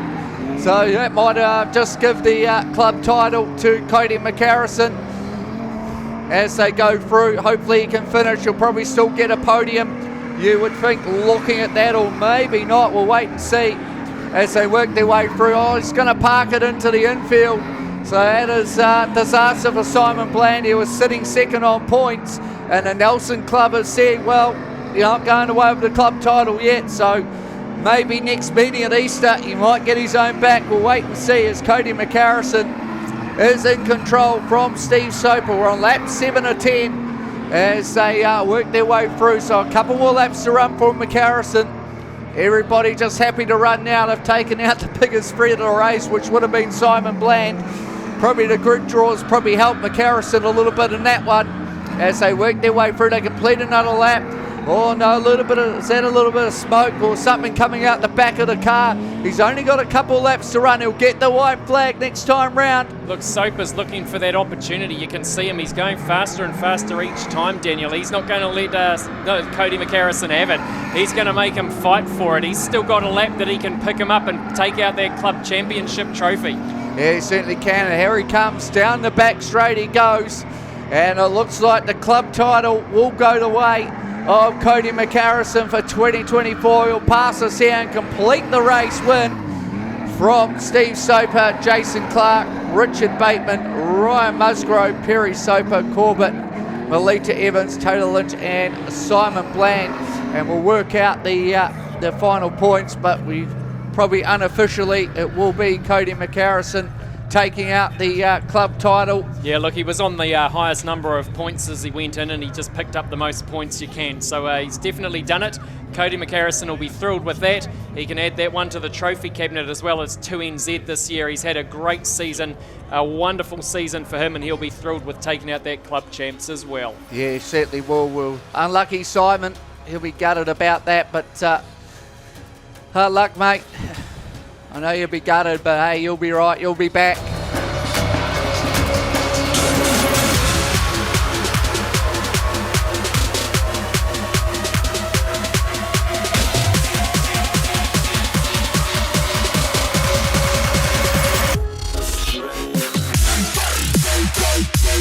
And we are going to go down to the pits to catch up with Jay Huggies Holtham, who's in the 18N car this weekend. Hey guys, so I'm down here with Jay Holtham. Jay, who's piloting obviously the 18N. I just wanted to come down and check on you and see how you feel about all of these drivers coming down to your track for such a great weekend of racing. Yeah, it's a pretty big event. Sorry, my friends are teasing me. No, it's a pretty good event. Hopefully we can be a part of this next year, especially with the New Zealand champs next season. So fingers crossed it just gets bigger and bigger and it works well with battle. So we'll just see what happens. Jay, these guys are probably giving you a bit of sledging only because you gave your mate, when he was in an interview last week, a little bit of a kiss up. So I think this is payback, really. Do you think? No, hopefully not. Hopefully not. Yeah. Hey, tell us, in terms of the Stampede, which is the big feature 15 lap for you guys, what are your expectations for that race? Because everyone's in, it's full on, a lot of cars on a little track. We probably had a little bit more pace than I expected, to be fair. Shane and Charlie are giving us a real hot rod. Obviously, it's won a national title before, so there's no real excuses. But if we drive it on the truck, we're happy. If we get a top 10, that's a goal. Obviously, you love to win it, but you still got to be realistic about your expectations. I mean, this is the first time I've raced Superstocks in 8 years, I think, or more. So, if we can get a top 10, happy. If we drive it on the truck, just the same. Jay, tell us one last question I'm going to ask you. If you know that you're on the track, you're not going to make that top 10, are you going to help out your club mate? Oh, 100%. I'm going for Shane Harwood. Well, he's a reigning champ at the minute, eh? So let's see if we can bring him home again. Yeah, he needs to be pegged down a little notch. Yeah. Well, there you go. And it's going to be an interesting 15 laps. Cheers for the interview, Jay. Thank you. Well, good to hear that collegial support coming from the pits. We've heard it there from Jay Huggies Holtham. He's going to put his chips behind Shane Harwood if he needs to. Not quite the high power that we'll be looking forward to after these races, but still these guys have got spirit and heart. It is the final race for our mini stock mania this evening. Groups A and Group C, they are going to romp around 10 laps. Let's see how we go as they start to make their way around now. The lights are out and they've got the green. The power is down. Marco Bouvenir romping out to the front in the whiskers, but not quite managing to pick that one up as he's got the 18 on the outside of him there. It looks like Aidan Waihi in the 18P just sails past him with Luke Higgins in behind, and Memphis Trengrove in the 88 storming down as well as a few cars get high and loose down there, with the 21 of Burson being forced down into the infield as well. We'll see what happens with that one later on. But looking at that front pack, the hunt is still on. There is still plenty of opportunity there for Josh Lovell in the 99. Whoa, Whiskers in the 81 unfortunately manages to pull that together, but boy oh boy, that was scary for Marco Bouvenir. But he manages to pull it together without coming a cropper. Oh, that was close. Oh, if he got cleaned up, that would not have been good. We could see Daniel there. He was on the end of his seat, and last night after so many mini stock rollovers, we didn't want to see another one tonight. So they had poor old Daniel feeling a little bit nervous about that, but they didn't get there, Daniel. You must be pleased. Yeah, I certainly am, because they were going at full pace. Full credit to the officials for going straight on the yellows there, because when you got cars going at full speed, parking in the wrong way, and you get collected like that, it's going to hurt. Yeah, lights are out, so about to go green when they come round. So keep your eyes on the lights of Higgins and that. It's about to go racing, Zane. Well, everything could change here. It's going to matter. This restart is going to make the difference, and Aidan Waihi needs to do it well to make sure he maintains the control of what's going on. At the moment, he can sit there and still block out the others, but they are going around too wide as they roll down the back of Bigsy's Hill now. They are bumper to bumper with the 25 of McClure, looking for a gap to get through and just getting a little bit loose. That bright orange machine as they fire down in front of the tower. But it is still Aidan Waihi sitting in first position from the 79 of Luke Hibbins. Josh Lovell has managed to move up one with Jack Anderton and Kalen Keith sneaking up there as well. So they've all pushed the number 81C of Marco Bouvendier back a couple of places with Ash McClure still there. Aidan Waihi, Luke Higgins, Jack Anderton, Josh Lovell, Keelan Keith. That is your top 5 as they roll on around, and this looks like it's Higgins' opportunity. He's taking that track that he knows so well. He dives down onto the inside to try and grab a couple of seconds. Will Waihi be able to close the door on him? No, he can't. They're now shoulder to shoulder. He slams into the side of him, but the 88 of Memphis Trengrove finds that opportunity to go around as well with the 3-2-1 of Keelan Keith sitting outside him. Everything has changed in our top 5. Unfortunately for Higgins, just that side swipe means that he's now way back at the back of the pack next to Burson in the 21 car. But it is not easy sailing for Jack Anderton, who's up at the front there with Waihi. He's got Keely Keith in behind him as well with Josh Lovell and Deegan Broker. They are storming through for an opportunity with Memphis Trengrove going around as well. They start to work up around that lap traffic, and I saw the way there that Aidan Waihi started to use that to his advantage, just putting himself in front of Keelan Keith, but Keelan Keith has still sailed around him now, diving down onto the inside as they come out of turn 4. That is 8 of 10. They are rolling around fast and clean, but boy oh boy, they are moving, and look at the lead that the 88 car of Anderton has managed to open up there. He's got all the time in the world on Keelan Keith as the white flag rolls out now. Aidan Waihi back to third over Josh Lovell, and we've got Memphis Trengrove and Andre Musgrove neck and neck with McClure as they roll around with Leela Jeffcoat there as well. It still looks like it's going to be Anderton's race with Keelan Keith in second, and then we could have Aidan Waihi in third from Lovell. Then we go back to Deegan Broker. It's going to be Memphis Trengrove who comes over next from Andre Musgrove and Ash McClure. Leela Jeffcoat rolls through as well. Mackenzie Keane in the 5 car in 10th place. Nicholas Weir, Zoe Bland, Amy Burson in the 21 car rolls over as well in front of Eli Gear. Crystal Harrington, Elizabeth Brunt, Amy Walker, Scarlett Gray, Marco Bouvendier and Luke Higgins unfortunately having to park up in the middle, not finishing that one. What a great race for our Mini Stock Mania Groups A and C. Yeah, good racing from our Mini Stocks. Still another race to go after still the last one to go with B and D. Unlucky Higgins, just a flat tyre there with that side swipe with Waihi. But right now it is time for what we love. It is the Stock Car SummerSlam Shootout, 3-lap race, 3-lap shootout, teams racing rules. This is going to be absolutely awesome. Only got a couple of cars on the grid at the moment. I'm looking forward to this one, Zane. We did it last year, it was awesome. And then we're going to have Mini Stock Mania, and then the big finale, the PTS Superstock Stampede with about 26 to 30 odd cars. So right, we're going to zip back down to the pits now and catch up with Shane Harwood. So let's do that while we're waiting for our stampede. Yeah, guys, thanks for that. Shane, of course, you took this away last year. I can see the cup sitting at the end of your trailer. Are you getting a little bit nervous that there's a possibility you need to hand this back? Oh, yeah, we're getting there with the car, but yeah, I'm definitely not as confident as I was last year. And man, there's some great rockets here tonight, and I'm just really pleased the meeting's going well. So we'll put 110% into the feature and see how it goes. Yeah.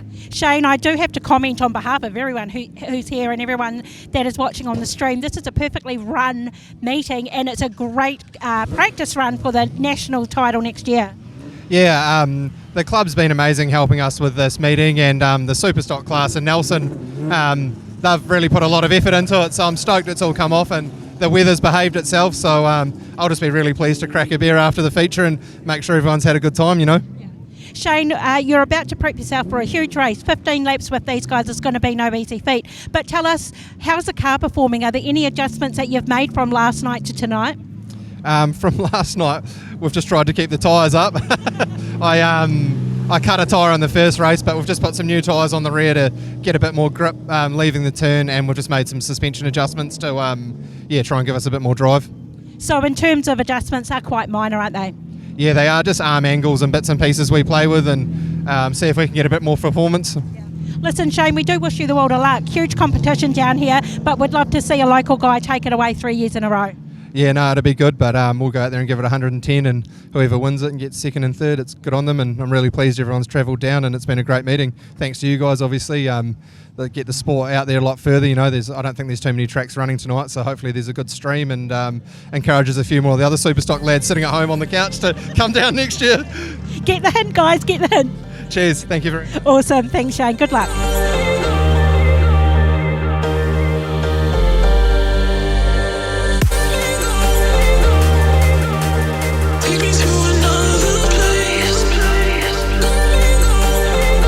Now we've got it. We've got the big sucker. We've got one of those things that we're looking forward to.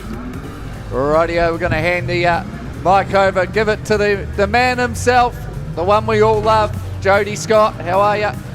Oh, not bad, mate. Yep, just went down and checked out the crowd down there. Mate, isn't it great to see the 88C car, the mini stock, is 20 years old, still winning races. Fantastic to see. Speaking of historics, we can tell you unofficially the historics went to the 78H 31. Second was the 96 and 22N. Third went to the 24 and 53. Fourth went to the 6P and 3N. As looks like we've got some spanners. I think that's the adjustment spanner that they use to tighten up the belts with. We picked one up last time.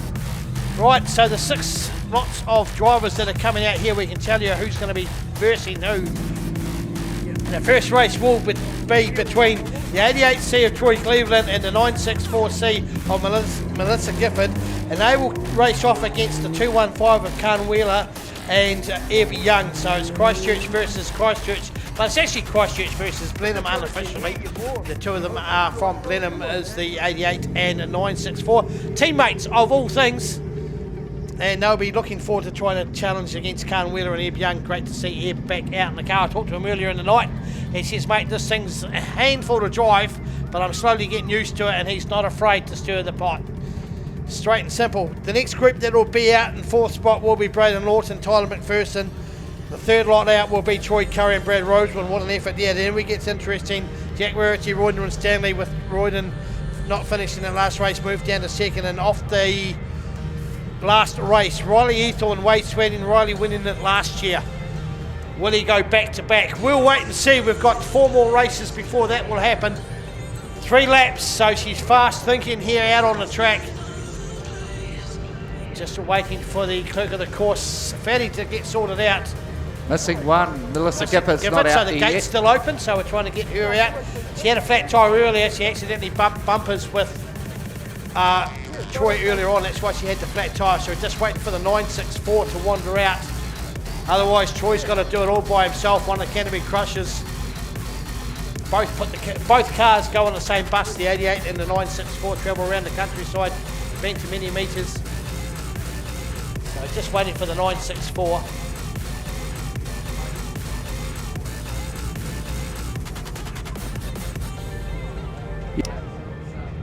So on the MTF voucher winner today, we'll go for the happy birthday first. Lucas Fisher, congratulations. Happy birthday today. Great to see. Joe's got the big piece of paper up here. The MTF voucher goes to Caitlin Windleburn. So if you can please go to the office, well actually you can stay in the office because you're actually in the office. Congratulations, you've won the MTF voucher tonight. The lucky book number, if you've got lucky program number 0248, that's 248. Congratulations, you can head to the office down underneath the corporate box there, grab yourself the ticket for next week.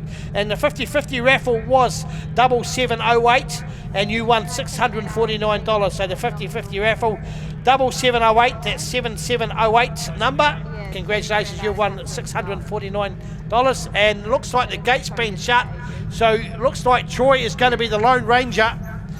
And of course they finished in 6th spot against team number 5, the 5th team, Khan Wheeler, Eb Young. 3 laps for the shootout.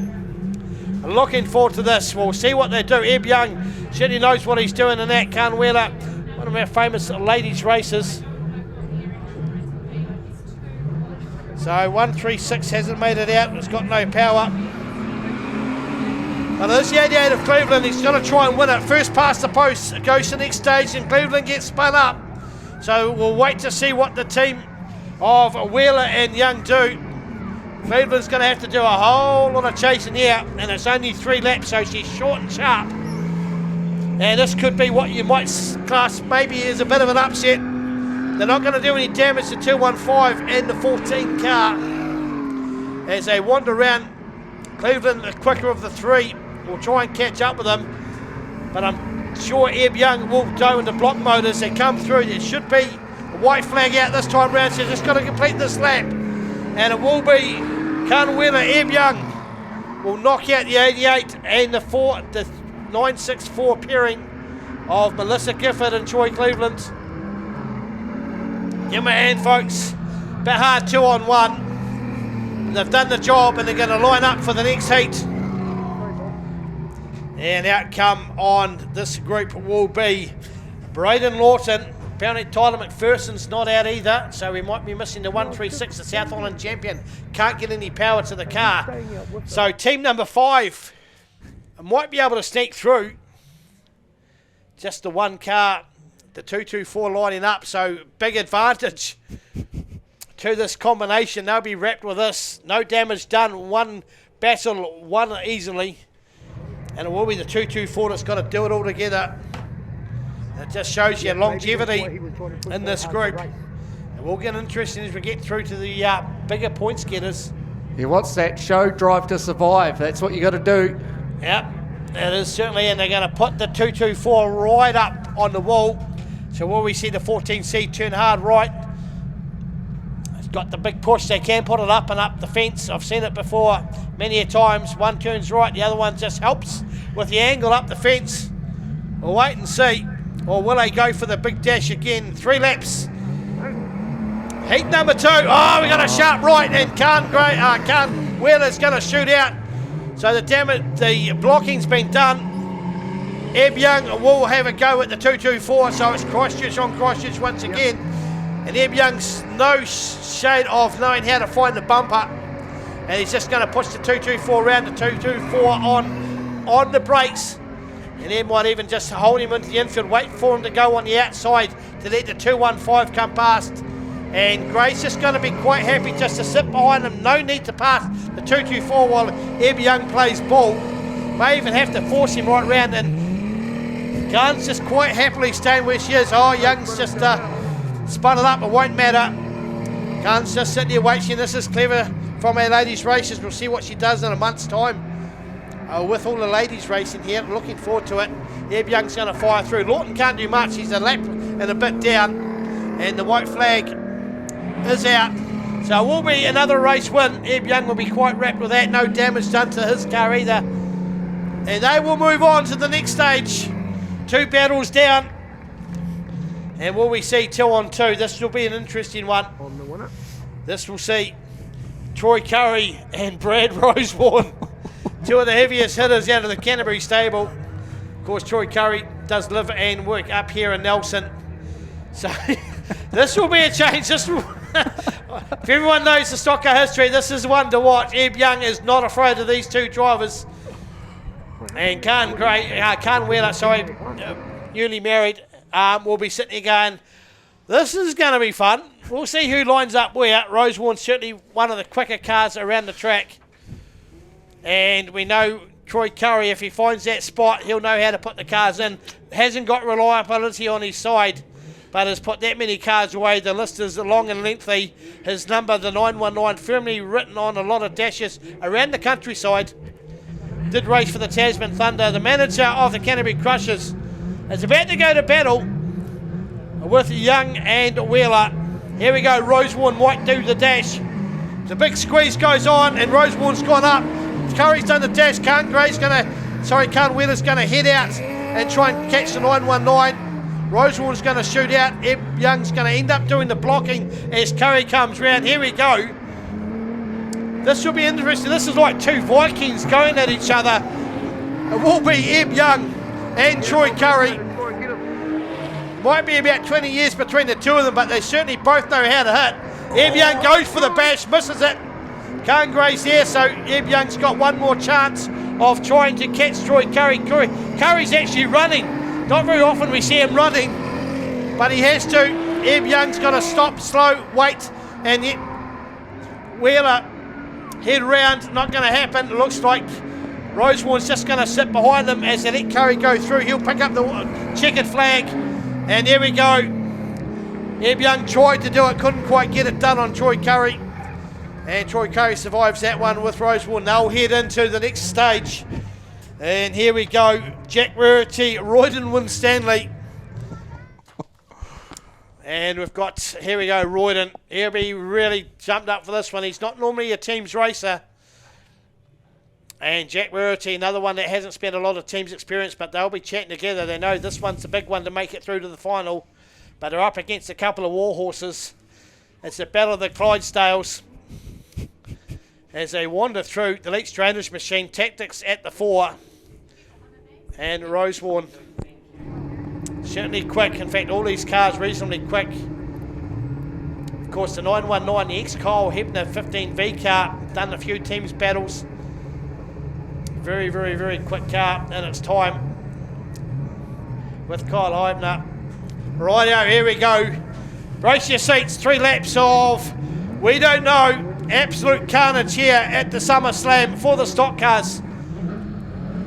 See them make the final as they go through, and Rarity takes Rosewarne to the wall.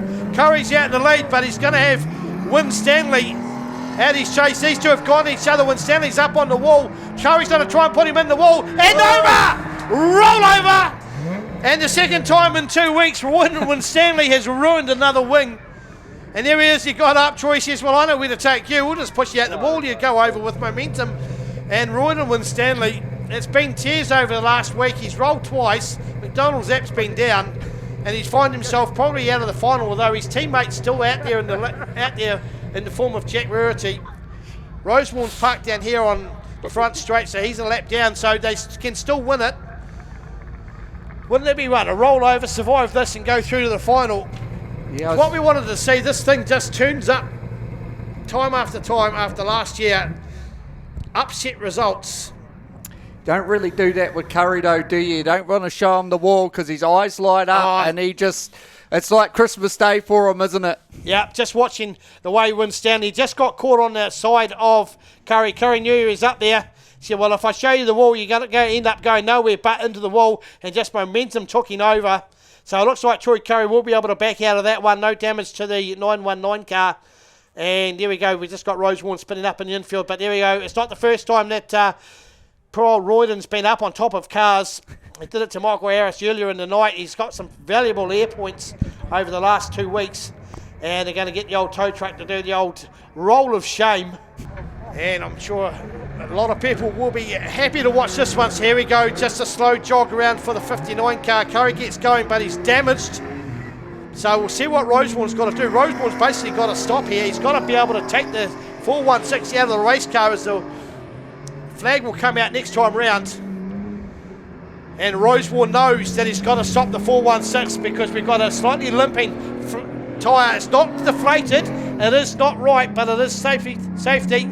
Rarity, Rosewarne having a go. Got to try and put Rosewarne on the infield. Oh, good hit there.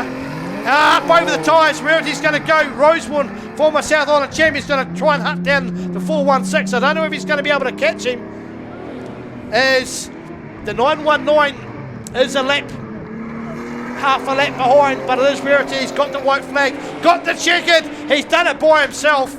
Now the big ask, what's happened to Royden Winstanley? He's still on the back of the tow truck. Can they fire it up?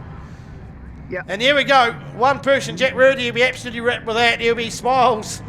There, probably saved a big face-off between Troy Curry and Wade Sweeting.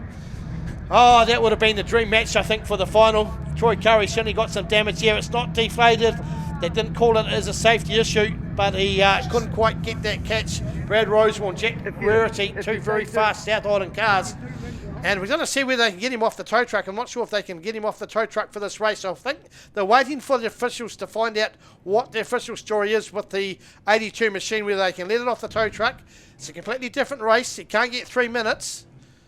One of the rules to this one, we'll wait and see. Has he unbuckled his seatbelts? So the official's just working through the rule book here.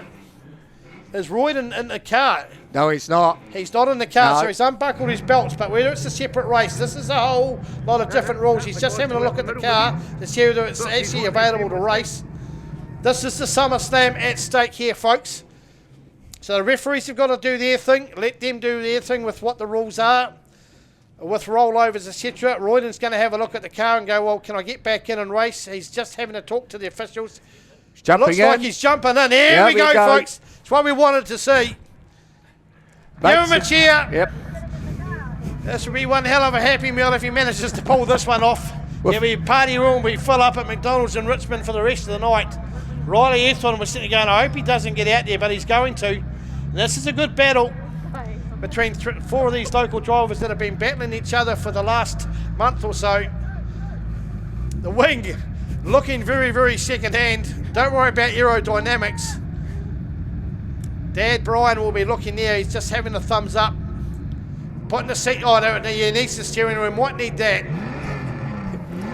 They might even, no, they can't take the wing off because there's no outside interference. Here he goes, folks. He's rolling out. Got the rollover. Can he pick it up? Be a famous win. This will be well worth a write up in the Dirt Track magazine. If he can make it out. Looks like he's going to try and work out whether he's on pole. He's going to talk to his driver. Looks like the car's looking reasonably straight. It looks like he's going to slot possibly into position 3. We'll wait and see. 3 minutes. 3 minutes. He's called the 3 minute bell, so allowed a 3 minute bell. Father Brian's down here just to check him. So all the officials just checking with what the rules are. It must be each race is separate, so they're allowed the 3 minute bell. So just going through the official channels. We've got the SNZ steward down there. Belts are being tightened up. They'll be tightened up even more now that it's a sort of a bit of a teams race. So we're going to head down to an interview with Bianca while this is going on.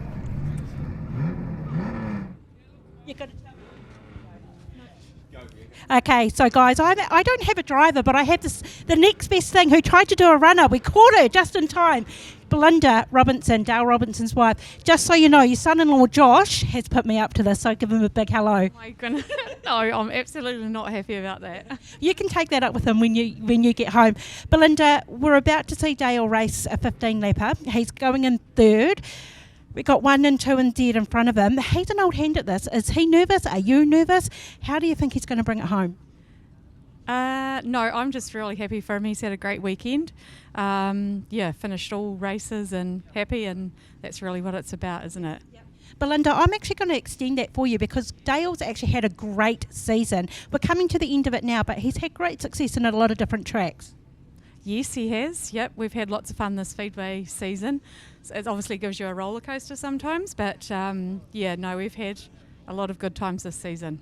And you're going to come back down here in a couple of weeks because Ella's coming down here to race for Queen of the Clay. Yes, she is. That's our girl. That's her first year in stock cars. So very proud of her and how she's going, and sometimes it's more enjoyable watching her than Dale. I'm really proud of Ella too because she's actually made that transition from a mini stock to a stock car very seamlessly. You wouldn't think that this is her first season. No, obviously no expectation with her, and as long as she's enjoying it, she doesn't really listen to her dad's instructions, so sometimes that's a little bit interesting with the family dynamic, but no, very, very proud of her. Awesome. Listen, I know that you're going to strap him in very, very shortly. We wish the team the world of luck. You've come, well, not a long distance, but you come across the straight. Hopefully we can get him on the podium tonight, eh? Yeah, that would be very cool. And Josh, you're in big trouble.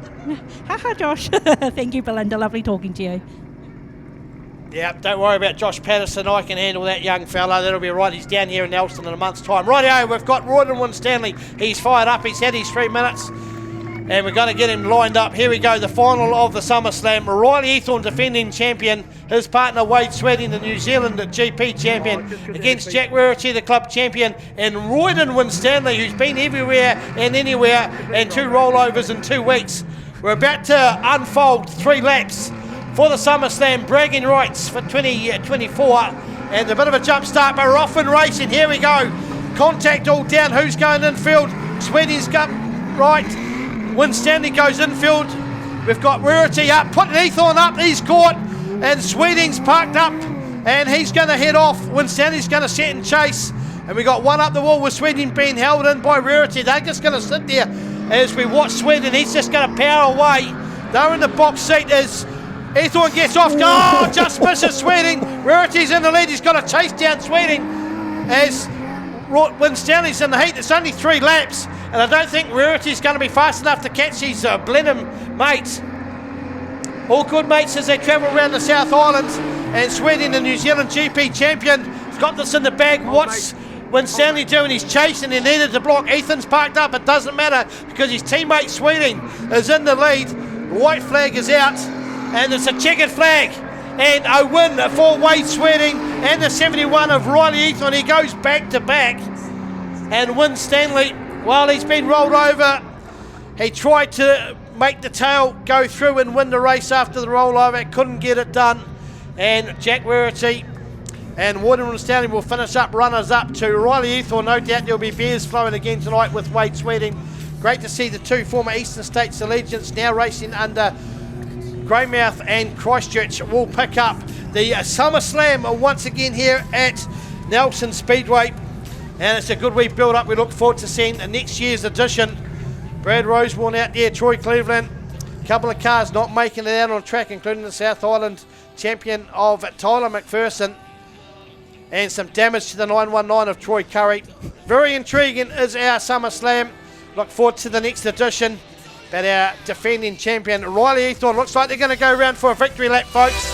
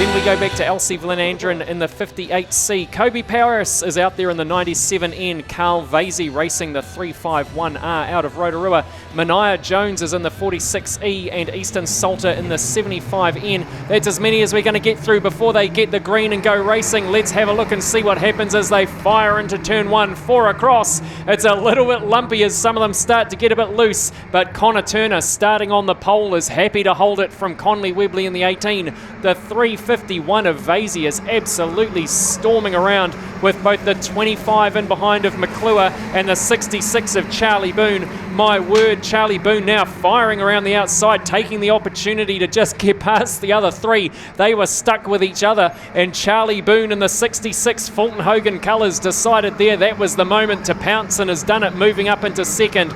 The 75 N car, Easton Salter sitting in there as well in third place from Conley Webley, who seems to be blowing a bit of blue smoke, so we'll see what happens as the 351 and 59 cars, Marcel Van Andren just sail around the outside as well. Will they go unanswered? Conley Webley still trying to do what he can, but that car is just not performing how we'd expect as the 48 of Martin gets a little bit, Lockie Martin gets snared up in there as well. But now we're looking for a leap as we look down Bigsy's Hill. The 351 has got Marcel Van Andren of 59C all over him as they fire down in front of the tower now. Van Andren just getting the nose in front. Let's see what happens as they continue to whiz around there with Jackson Hootis just in behind as well. It's the 10C car. I said that he'd make some placings and he's done it as he continues to roll through, and they're halfway through it. with Connor Turner still sitting in the lead there in the 15C car, and he has got miles of room between him and Charlie Boone in second.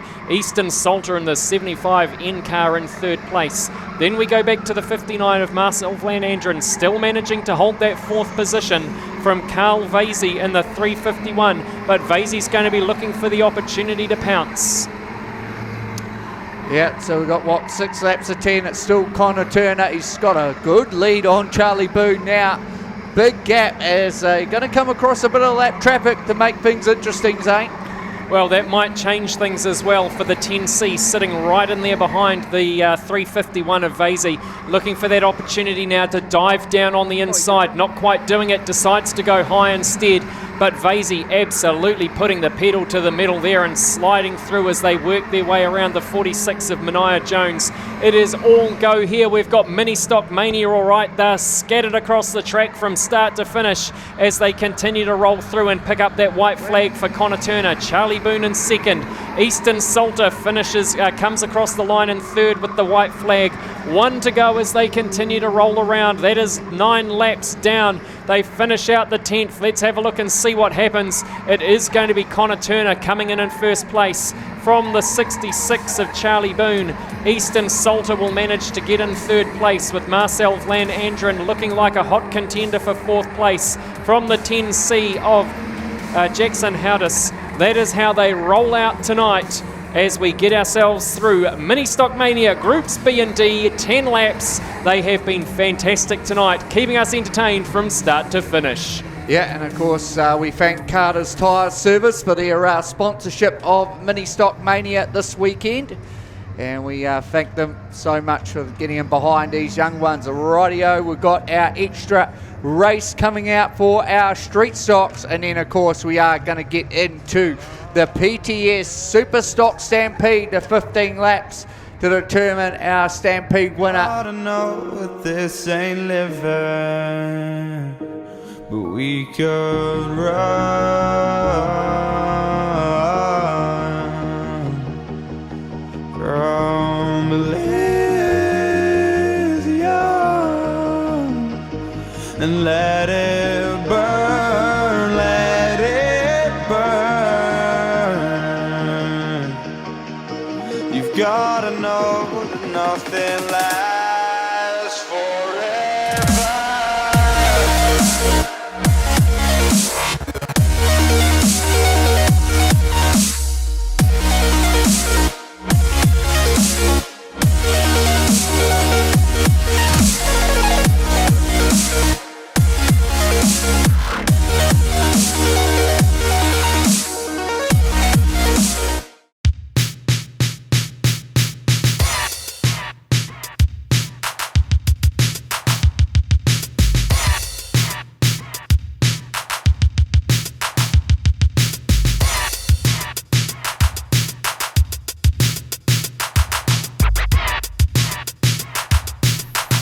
At Wholesale Tyres in Whakatane. Need truck tyres? Wholesale Tyres. Good tyres, better prices, great people. Anderton Decorators are a long-established Canterbury company covering the whole of the South Island who love to support their local community. If you require expert advice from design to application, then Shane has the expert team to ensure your next project is hassle-free with a professional finish. Floor to ceilings, walls to roof, inside, outside, commercial or residential. Let our team take the hassle out of your decorating. Give us a call now on 027 Painting. That's 027 724 6846. Anderton Decorators, we have you covered. They have all got an opportunity to do it. I've got the grids in front of me as well, but I'm not going to spoil that. We're going to sit with the anticipation as we get through the street stocks. We will go to those grids as we roll out after this race. Rightio, look at this. How about this? We're going to go 4 or 5 wide with the street stocks for a start. Oh, here we go. This is a bit interesting. We're going to, what do we got? Yeah, 4 or 5, or maybe 6 wide of the start. Here we go. Street stocks underway. Let's see what happens here. Looks like the 3NZ of Sopa's going to lead them through from the 2NZ Club Champion of Cody McCarrison and Simon Bland had a wee swipe at him on a 15 car. He's going to have another swipe, so Simon Bland, he might be a target out there as they go through, but it looks like it will be The 115 of Richard Bateman, who's going to lead him out from the 2NZ of Kade McCarrison. Then we go back to the 3NZ of Steve Soper. Then it's going to be the 31 of Simon Bland. Then it looks like, watch out for the 15 car, Jason Clark. He looks like he's got the old 31 hot on his sights. And then we go back to the 5 old Perry Soper. Yeah, look, I'd be nervous about Perry Soper sitting in behind me like that, Daniel. He's not afraid to use those bumpers. No, he isn't. He's the one. Steve Soper spins himself out on exit of 1 and 2 when they go the opposite way around. So he'll have to rejoin. But out in front, it will be the 115 of Richard Bateman from Kade McCarrison. As Taylor Lynch gets a spin up, and all 3NZ just runs into the path. So it looks like Ryan Musgrove just slowing up a bit where he's got mechanical, or he's just going out to play the bumper. And Taylor Lynch says, "You spin me, there's the payback." So that didn't stay in the memory bank for long. Oh no, the 5 of Perry Soper. Oh, the flames are coming out. I think that might be the engine gone. Looked like it just gone up with a bang. Yeah, look, it was a pretty big bang that just happened there, and you saw the flames shoot out as well. He's not really making any speed there. The others that have spotted it have slowed down a wee bit, but I don't know whether they're just wanting to be tactical as we get the red light now, hopefully to get that wagon off the road. Yeah, Simon Bland, I just noticed he's slowed down a little bit, so whether he's got mechanicals or he's laying a weight, we're on lap 5. So, but unfortunate for the 5 car of Perry Soper. We usually see Bradley Evans in that one, so hopefully they'll get that sorted at Richmond exhaust. Maybe, we'll see. Well, it'll be interesting to find out what went on there, Daniel. As you said, there was a massive fireball that seemed to leap out from the side, but we've got the green again, mate, and they're racing, except for the 2 stuck in turn 4. They don't seem to be interested in going anywhere. Oh, I think they're playing a bit of game of cat and mouse. They've got to keep moving. Yeah, they're going to play cat and mouse. Look, everybody's joining in. Oh, no, they've gone red because you've got to keep moving. That is what the referees will say.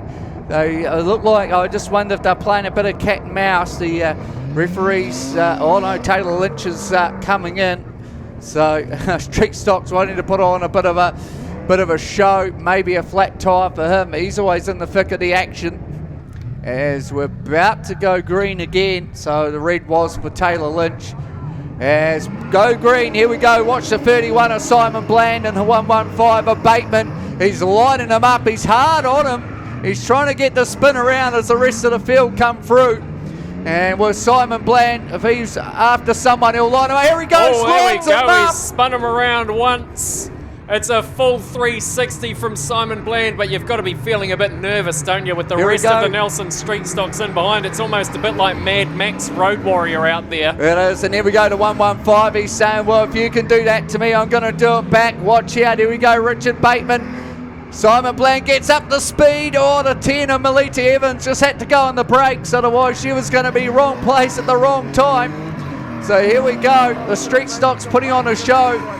As Simon Bland, he slows up. He's waiting for his next target. So here we go. It looks like Musgrove's about to come under fire as well as they come out of turn number 3 from Steve Soper. He was right in there behind him, and he managed to flip him over.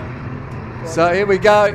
He's slowed up. He's waiting for the 115 to come through. Watch him get up some speed. Last final lap. So here we go. The 2NZ and 3NZ having a battle. Simon Bland decides, well, I want none of that. And he just gets up some speed. Whether he's going to line up one of these two as he charges into 1 and 3 and 4 real hard. And it's going to be a race win. Will go the way of Kade McCarrison from Steve Soper as he has another swipe because he hasn't actually finished the race. And he does his traditional go around the sparks. You notice sometimes when he'll get a race win or something, he'll go around the wall and fly the sparks as the rest of the field come through. Awesome street stock race. A bit of an entree to what's about to hit the track with the 2024 PTS Superstock Stampede, brought to us by PTS. And saying we've got the grid draws there, so we'll go over them right now. Well, starting in grid number 1, it won't be any surprise that it's 1NZ. It is Asher Rees. Then we go back to the 2NZ of Uulenberg. Then it's back to number 3rd grid is going to be the 89W of Robertson. On the 4th grid is the 99B of Buckrell. Then we're going to go back to Alex Hill, the 5th grid spot. Then it is the 6th spot will go to the 4C of Lennon. The 7th spot on the grid will be Holtham in the 18N car. Then it's going to be Harwood on the outside of him in the 693 in that 8th spot. Then we've got Moss in spot number 9 on the grid there in the 25S car, and it will be Vasey in the 351R in the 10th grid location. Then we go to the 11th spot. It is Kade Remnant in the 19M car. Rollins will be in spot 12 in the 97P. Then we're going to go back to Mitch Berry in the 13th spot. Unlucky for some, but we'll see how he goes. It's the 32C car in there. The 14th spot will go to Wooten in the 71H. We've got Horse in the 15th spot in the 38M car. Myers in the 16th spot in the 88P. Then we go back to Slater in the 77H wagon. He's going to be in the 17th grid spot. Jake Berry in the 23C will be in the 18th spot. In the 19th grid, we have got Groom in the 9B car. The 20th grid goes to Callum Russ in the 81N. Sitting on the outside, back one will be the 21 of Evans in the 7C. And then it's going to be Ben Taylor in the 22nd spot in the 6N. The 23rd spot is Hippie Paul in the 91C car. The 24th spot on that grid will be Merritt in the 777H. Clayworth occupies the 25th grid draw in the 7N car. Then we'll go to that 26th spot. It is Oakley in the 74N. Slater in the other 7 car. It's the 7H in the 27th spot. Fields in the 27 car in the 28th spot on the grid. And then Wilson will round it out in that 29th spot in the 153C car.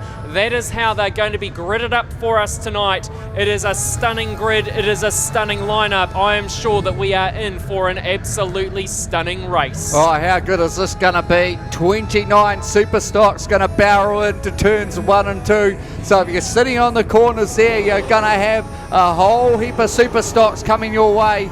So just be aware, race fans, please do stand back from the fence. If you are near the fence, you do need to stand back because these Superstocks are going to go in hard and fast. And I've seen plenty of fence posts broken from Superstock racing over the years. So if you've got young kids, just please keep them back from the fence. We do ask for your, not only for the driver's safety, but your safety as well, Zane. Well, it's going to be interesting to keep an eye on this. There's a good chance that the Berries will be teaming up. You've got the 23C and the 32C. Chances are they're going to be working together. We've already heard from some of our other drivers on how they're planning to do this. So it's going to be fascinating to see what happens as well. The 18N and 693 pairings of Holtham and Harwood, I reckon they'll be as thick as thieves out there as well. So this could get really interesting as we see them start to play the chess game. They are going to work hard to help each other pick this up and take out the PTS Logistics Superstock Stampede. Yeah, of course they... So he's fired up, he's away. So here we go. Well, we've still got the full field of 29 with him being able to make that 3 minutes and get the wagon back on the road. Boy, oh boy, I'm absolutely fizzing about this one, Daniel. This is going to be one of the highlights of our season, without a doubt. Oh, it certainly is. And if you like us and love Superstocks, you're in the right place. If you're watching at home or here at the track, you're in for a treat. What a way to finish what's been a massive weekend of racing. And this is just what's to come next year when we have this New Zealand title. We're not just going to have 30 odd, we're going to have over 100 odd Superstocks fighting it out. Of course, then we've got to cut that field down to probably 26, usually it is. Then they fight it over 3 heats. And if you love drama, those 3 heats tend to throw up a bit of drama. I mean, if you're thinking about that sort of thing, you know, it makes this, if that's going to be the main event, the main meal, it makes this look like a bit of a side dish, doesn't it? But this is going to be a tasty side dish without a doubt. We are in for some great racing now as they get themselves gridded up.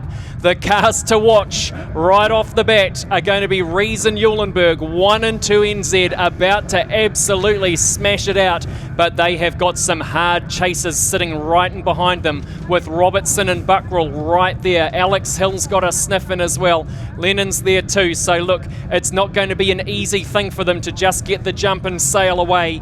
I would say that turns 1 and 2 here are going to make all the difference for how that run plays out. But even then, there's still another 28 wagons behind you. That changes things for whoever the race leader is. They know that in just a split second on this track, everything can change. One wrong move and the pack is there and they will be on the hunt. Rightio, pace car's gone off. Here we go, Zane. Let's do it in the dirt. Well, there we go. We've got the green and we're racing now with Asher Rees trying to dive down onto the pole, and he's opening it up already as the rest of them fire through bumper to bumper.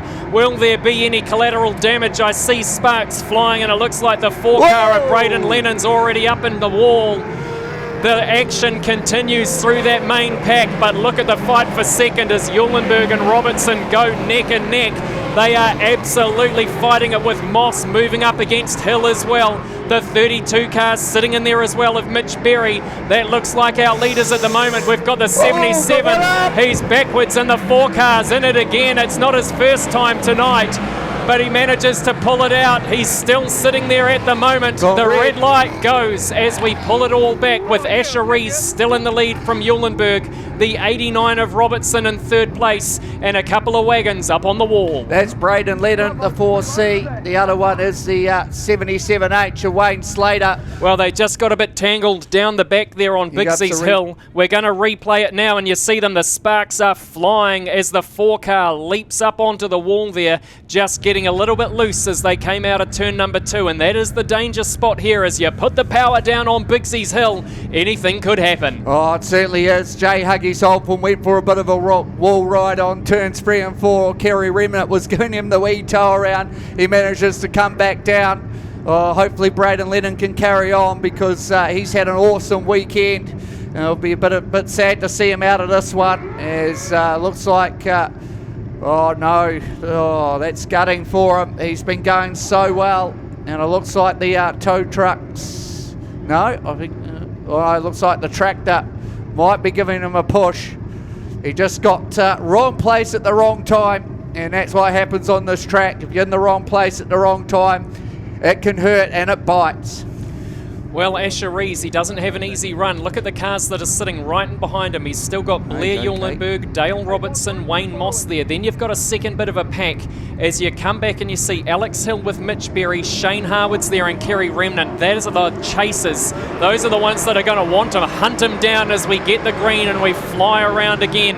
They've already done 2. They fly around again, and boy, look at that hunt for second and third.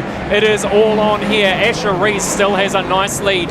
He's built himself a bit of space to make good decisions with Dale Robertson still sitting in second place. A little more carnage there as the 23 car, the other Berry, Jake Berry, slides up towards the wall, but he manages to hold it in.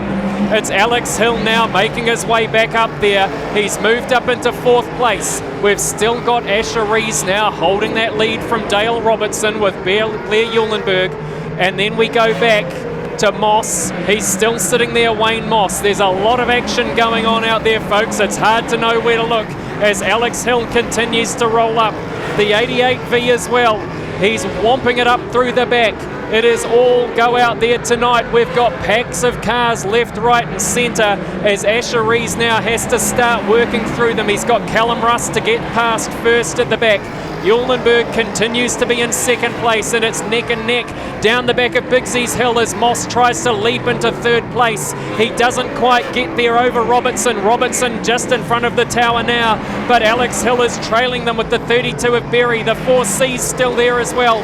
Harwood rolling around and Buckrill in the 99. They are going hard. That chasing pack wants to pick up as many points as possible as Russ is pushed out up to the wall. My word, it is just absolute action out there as they continue to work it through.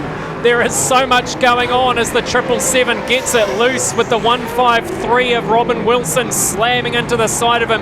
Uulenberg's got to get around them now. I'm not sure that Rees can see anything in front of him. The dust is flying and the flames go too. He's part of a 4-car traffic jam. He grabs the pole line and rolls through again in front of the tower, still holding that lead from Uulenberg. Dale Robertson, Wayne Moss, Alex Hill in 5th. Then we go back to Harwood, who's got himself up to 6th spot. It is all go as we hit lap 10 of 15. They are 2/3 of the way through, and can they maintain this pace? Here we go, That is Jack going to be the Myers. question. Oh my goodness, It's he Jack is up on the Myers. wall. It is absolutely him around. massive with those He's got rolling it. around there. He's still up on the wall. And he's over! He's over on his lid.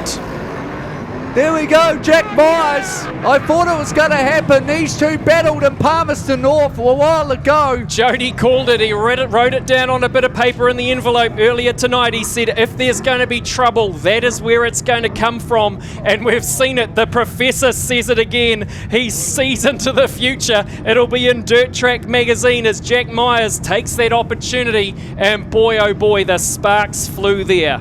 Oh, it certainly did, and I was picking it too, Jody, because, as I say, these two were battled it at the Kings and the Panthers in Palmy, and then, of course, that was the way it went. No doubt the Scotty upstairs in the PTS corporate box here will be smiling like a Cheshire cat. It is what it is. These guys have all raced youth mini stocks out of Palmerston North together. There's a lot of history going under the books. If you know what your super stock boys are up to, you can sort of pick it a little bit, but yeah, this battle's been brewing for a wee while. Pretty harmless, so we'll get off and shake hands and say hello later on in a few years' time, of course. Humphrey's another one that's always gone to battle with these guys as well. Jack, mate, he's had a few hits over the years. He's just put one back in the box, so it's just a notch for each of these drivers as they're just trying to get their way through. But well, that puts Uulenberg. Can he pick up another big trophy? He's got Dale Robertson not far behind him. Wayne Moss is there as well. So it could be going Stratford's way. As you can see, Ashery's just smiling. It is what it is. So it's great to see. And we'll try and get the cars, the wing looking very second-hand on the 88 car. As we watch the replay, there is Bodyman up the walls, the flames coming out, sparks are flying from underneath. Jack says, I'm not buttoning off. Go around the wall, keep going up, up, up, up, up. We'll come to a halt. And that'll be it, end of story. And Jack's sitting there going, well, that's the PTS money. Won't be going Ash's way. Might be going to Stratford yet, but that's the way it goes. That is racing for you. And it is what it is. And that's what we're going to see to look forward to next year. It's not going to be easy for the current three-time New Zealand champion. There's a few guys trying to get a bit of revenge. And this is just, as we said, another chapter in the big story of Superstock racing. And I had it written down there. Right, we've got a video camera watching it on screen. Bianca's just going to talk to Asher. Bianca, over to you. Yeah, guys, I'm not going to ask Asher a question, but Asher, you've got a story to tell? Oh, hey, that's stock car racing, but there's rules out there, and I've tested those rules, and to me, that broke that rule. There's no release, bumper to side rail, over aggressive. I'm happy to be taken out. Do it clean. We keep it clean. He's asking for dirty now.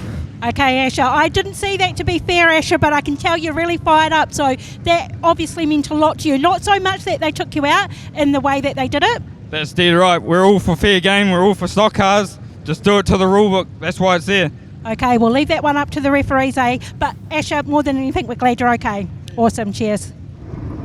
Rightio, so great to catch up, Bianca, down there in the infield. Just a quick chat with Asher, and we'll let that one go as we put that one in the memory banks for later. Of course, the North Island stock cars next weekend in Rotorua. Will we see another chapter unfold? We'll wait and see about that. And of course, you can catch the North Island Super Stocks on the Pits TV next weekend. I'll be up there in Rotorua. But boy, this is going to open the door for Alex Hill now, saying we've got a couple laps to run.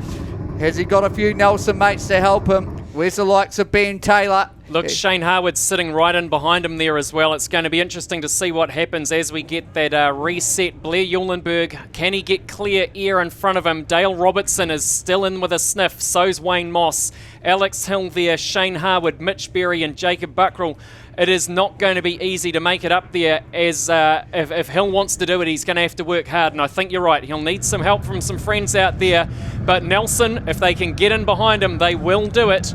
Yeah, Ben Taylor is the one. He knows how to use his bumper, but he's going to have to take out a few fast cars. He's only got 3 laps to do it, but Blair Uulenberg could be the one to watch.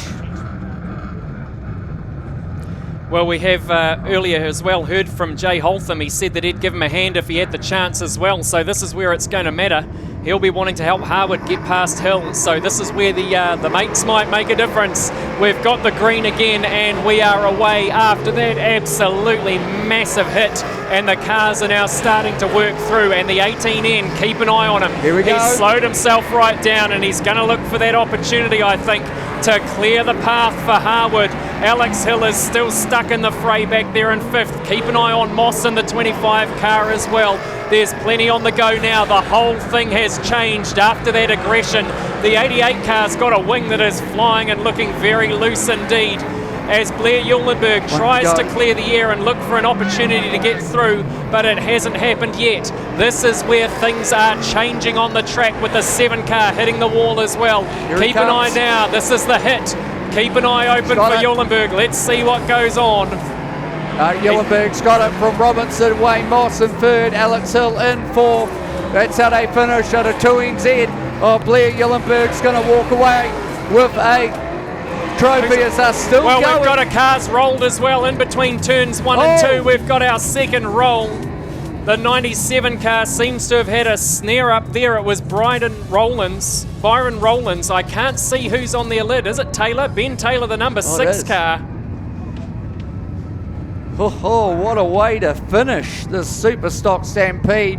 It is, of course, a 2NZ of Uulenberg. So, I don't know if we can get the video from that one. I don't know if the pits picked that up. We'll wait and see. But how good is that? Blair Uulenberg, your 2024 PTS Superstock Stampede champion. Well done to him. Of course, he has been probably saying one of the form cars over the weekend, and very much deserved. Look, there's no doubting it is there. He has had an absolute blinder.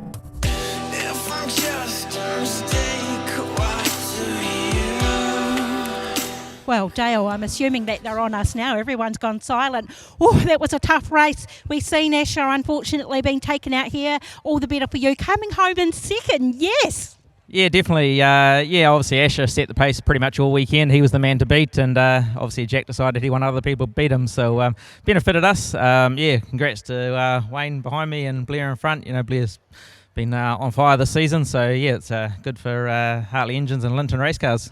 Dale, I honestly could not take my eyes off that race for 2nd, 3rd and 4th. You guys had a really, really good battle. What I loved most about it, it was really respectful. Nobody took anybody out except for Asher and Jack, but you guys had an amazing race. Yeah, it was racing with Wayne behind us, and I knew Alex was pretty close behind him. So, a fair bit of respect with everyone in that, and just keeping an eye on those slower cars, what they were going to be up to. But the laps ran out, and we came home. It was actually really quite interesting because you didn't know who was going to dart out of anywhere, but they just let you guys run. Yeah, pretty much. I think we picked our gaps carefully and, didn't trust the ones that we didn't want to, and, it went in our favour. Yeah. Listen, we're waiting for Blair to come back out. I think he's on his way out now, so we'll jump in and have a quick word with Wayne, but well done, Dale. Well worth the trip coming down. Yeah, definitely. Nelson Club and the crowd, they put on an awesome weekend, so very enjoyable.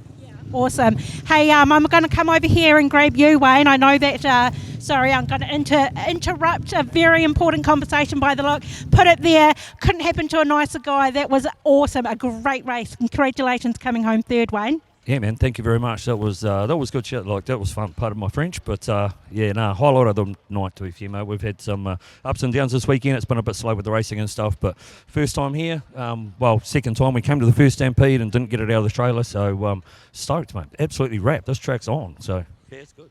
Really, really good practice for next year, of course. Everyone's coming down here for the title. Do you feel a lot more confident about racing on this track now? Definitely, a few laps on it, like you get the shape of it. Like turn 1 here to turn 2 is probably the hardest corner in the country that I've raced on. If you get it right, it's mint. You get it wrong 9 times out of 10, and it makes coming off 2 really difficult. So to get it right, it's on. So a bit of practice here, definitely. But if that bit of water wasn't in the way, we'd certainly be back more often. So.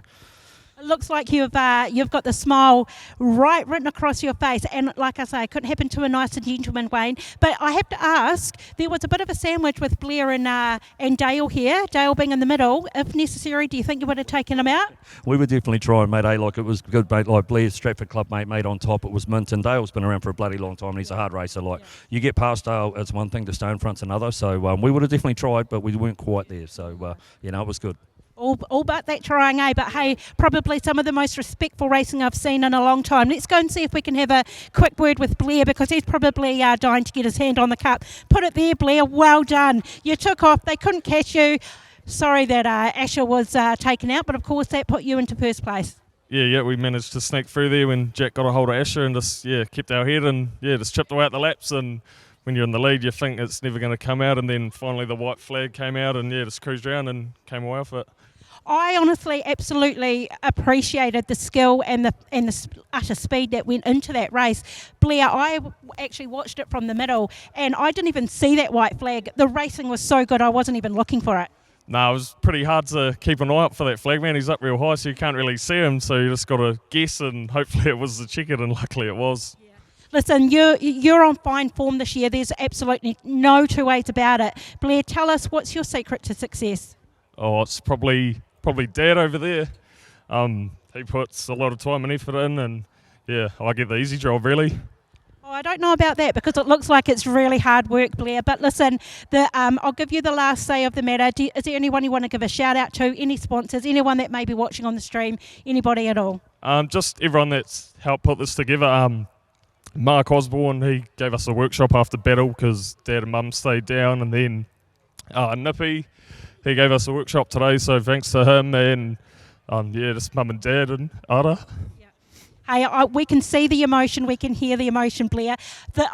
You deserve every single bit of emotion coming through at the minute, because this is really, really hard work. You're at the top of your game.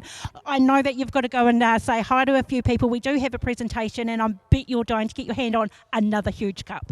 Oh yeah, no, it's pretty cool. Just an unreal form. I don't know what it is, but it's just fallen our way, which is pretty cool.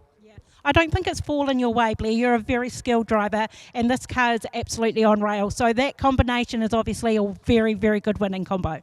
Yeah, I better say thanks to Rob Linton. It's pretty cool to have 2 Linton cars up here, and congrats to Mossy. Pretty cool to have 2 Stratty cars on the podium at a big event. All I can say is, hey, 3 North Island cars on the podium. I'm all about that. But listen, go and see who you need to speak to. We're going to hand over to someone who's going to do the presentation. We're not sure who, but Blair, biggest congratulations to you again. Yeah, thank you. Thanks to everyone that makes this happen. Awesome. Go do your thing, Blair. Hey, we're going to get a presentation underway at the minute, but who wants to take the microphone? Anybody? Oh, actually, we've just been told we're going to do the rest of the presentation in the club room, so we might just wrap it up from here now, because everybody seems to be leaving the track. We'll probably take some photos of these 3 drivers. I mean, if you can't deny it, there was an absolutely brilliant 2 days of racing. I hope everybody enjoyed it. We do need to thank you for tuning in, staying at the track. You know what you could do to help these drivers? Buy some of their merch. Go like their Facebook pages. They would appreciate the support and the help. But that's all from Pits Media tonight. Once again, thank you. We're going to be heading north next week to Rotorua for the North Island Superstock Champs, and I'm pretty sure that these 3 drivers will be making a very, very big bang up there too. Thanks again, everyone, and good night.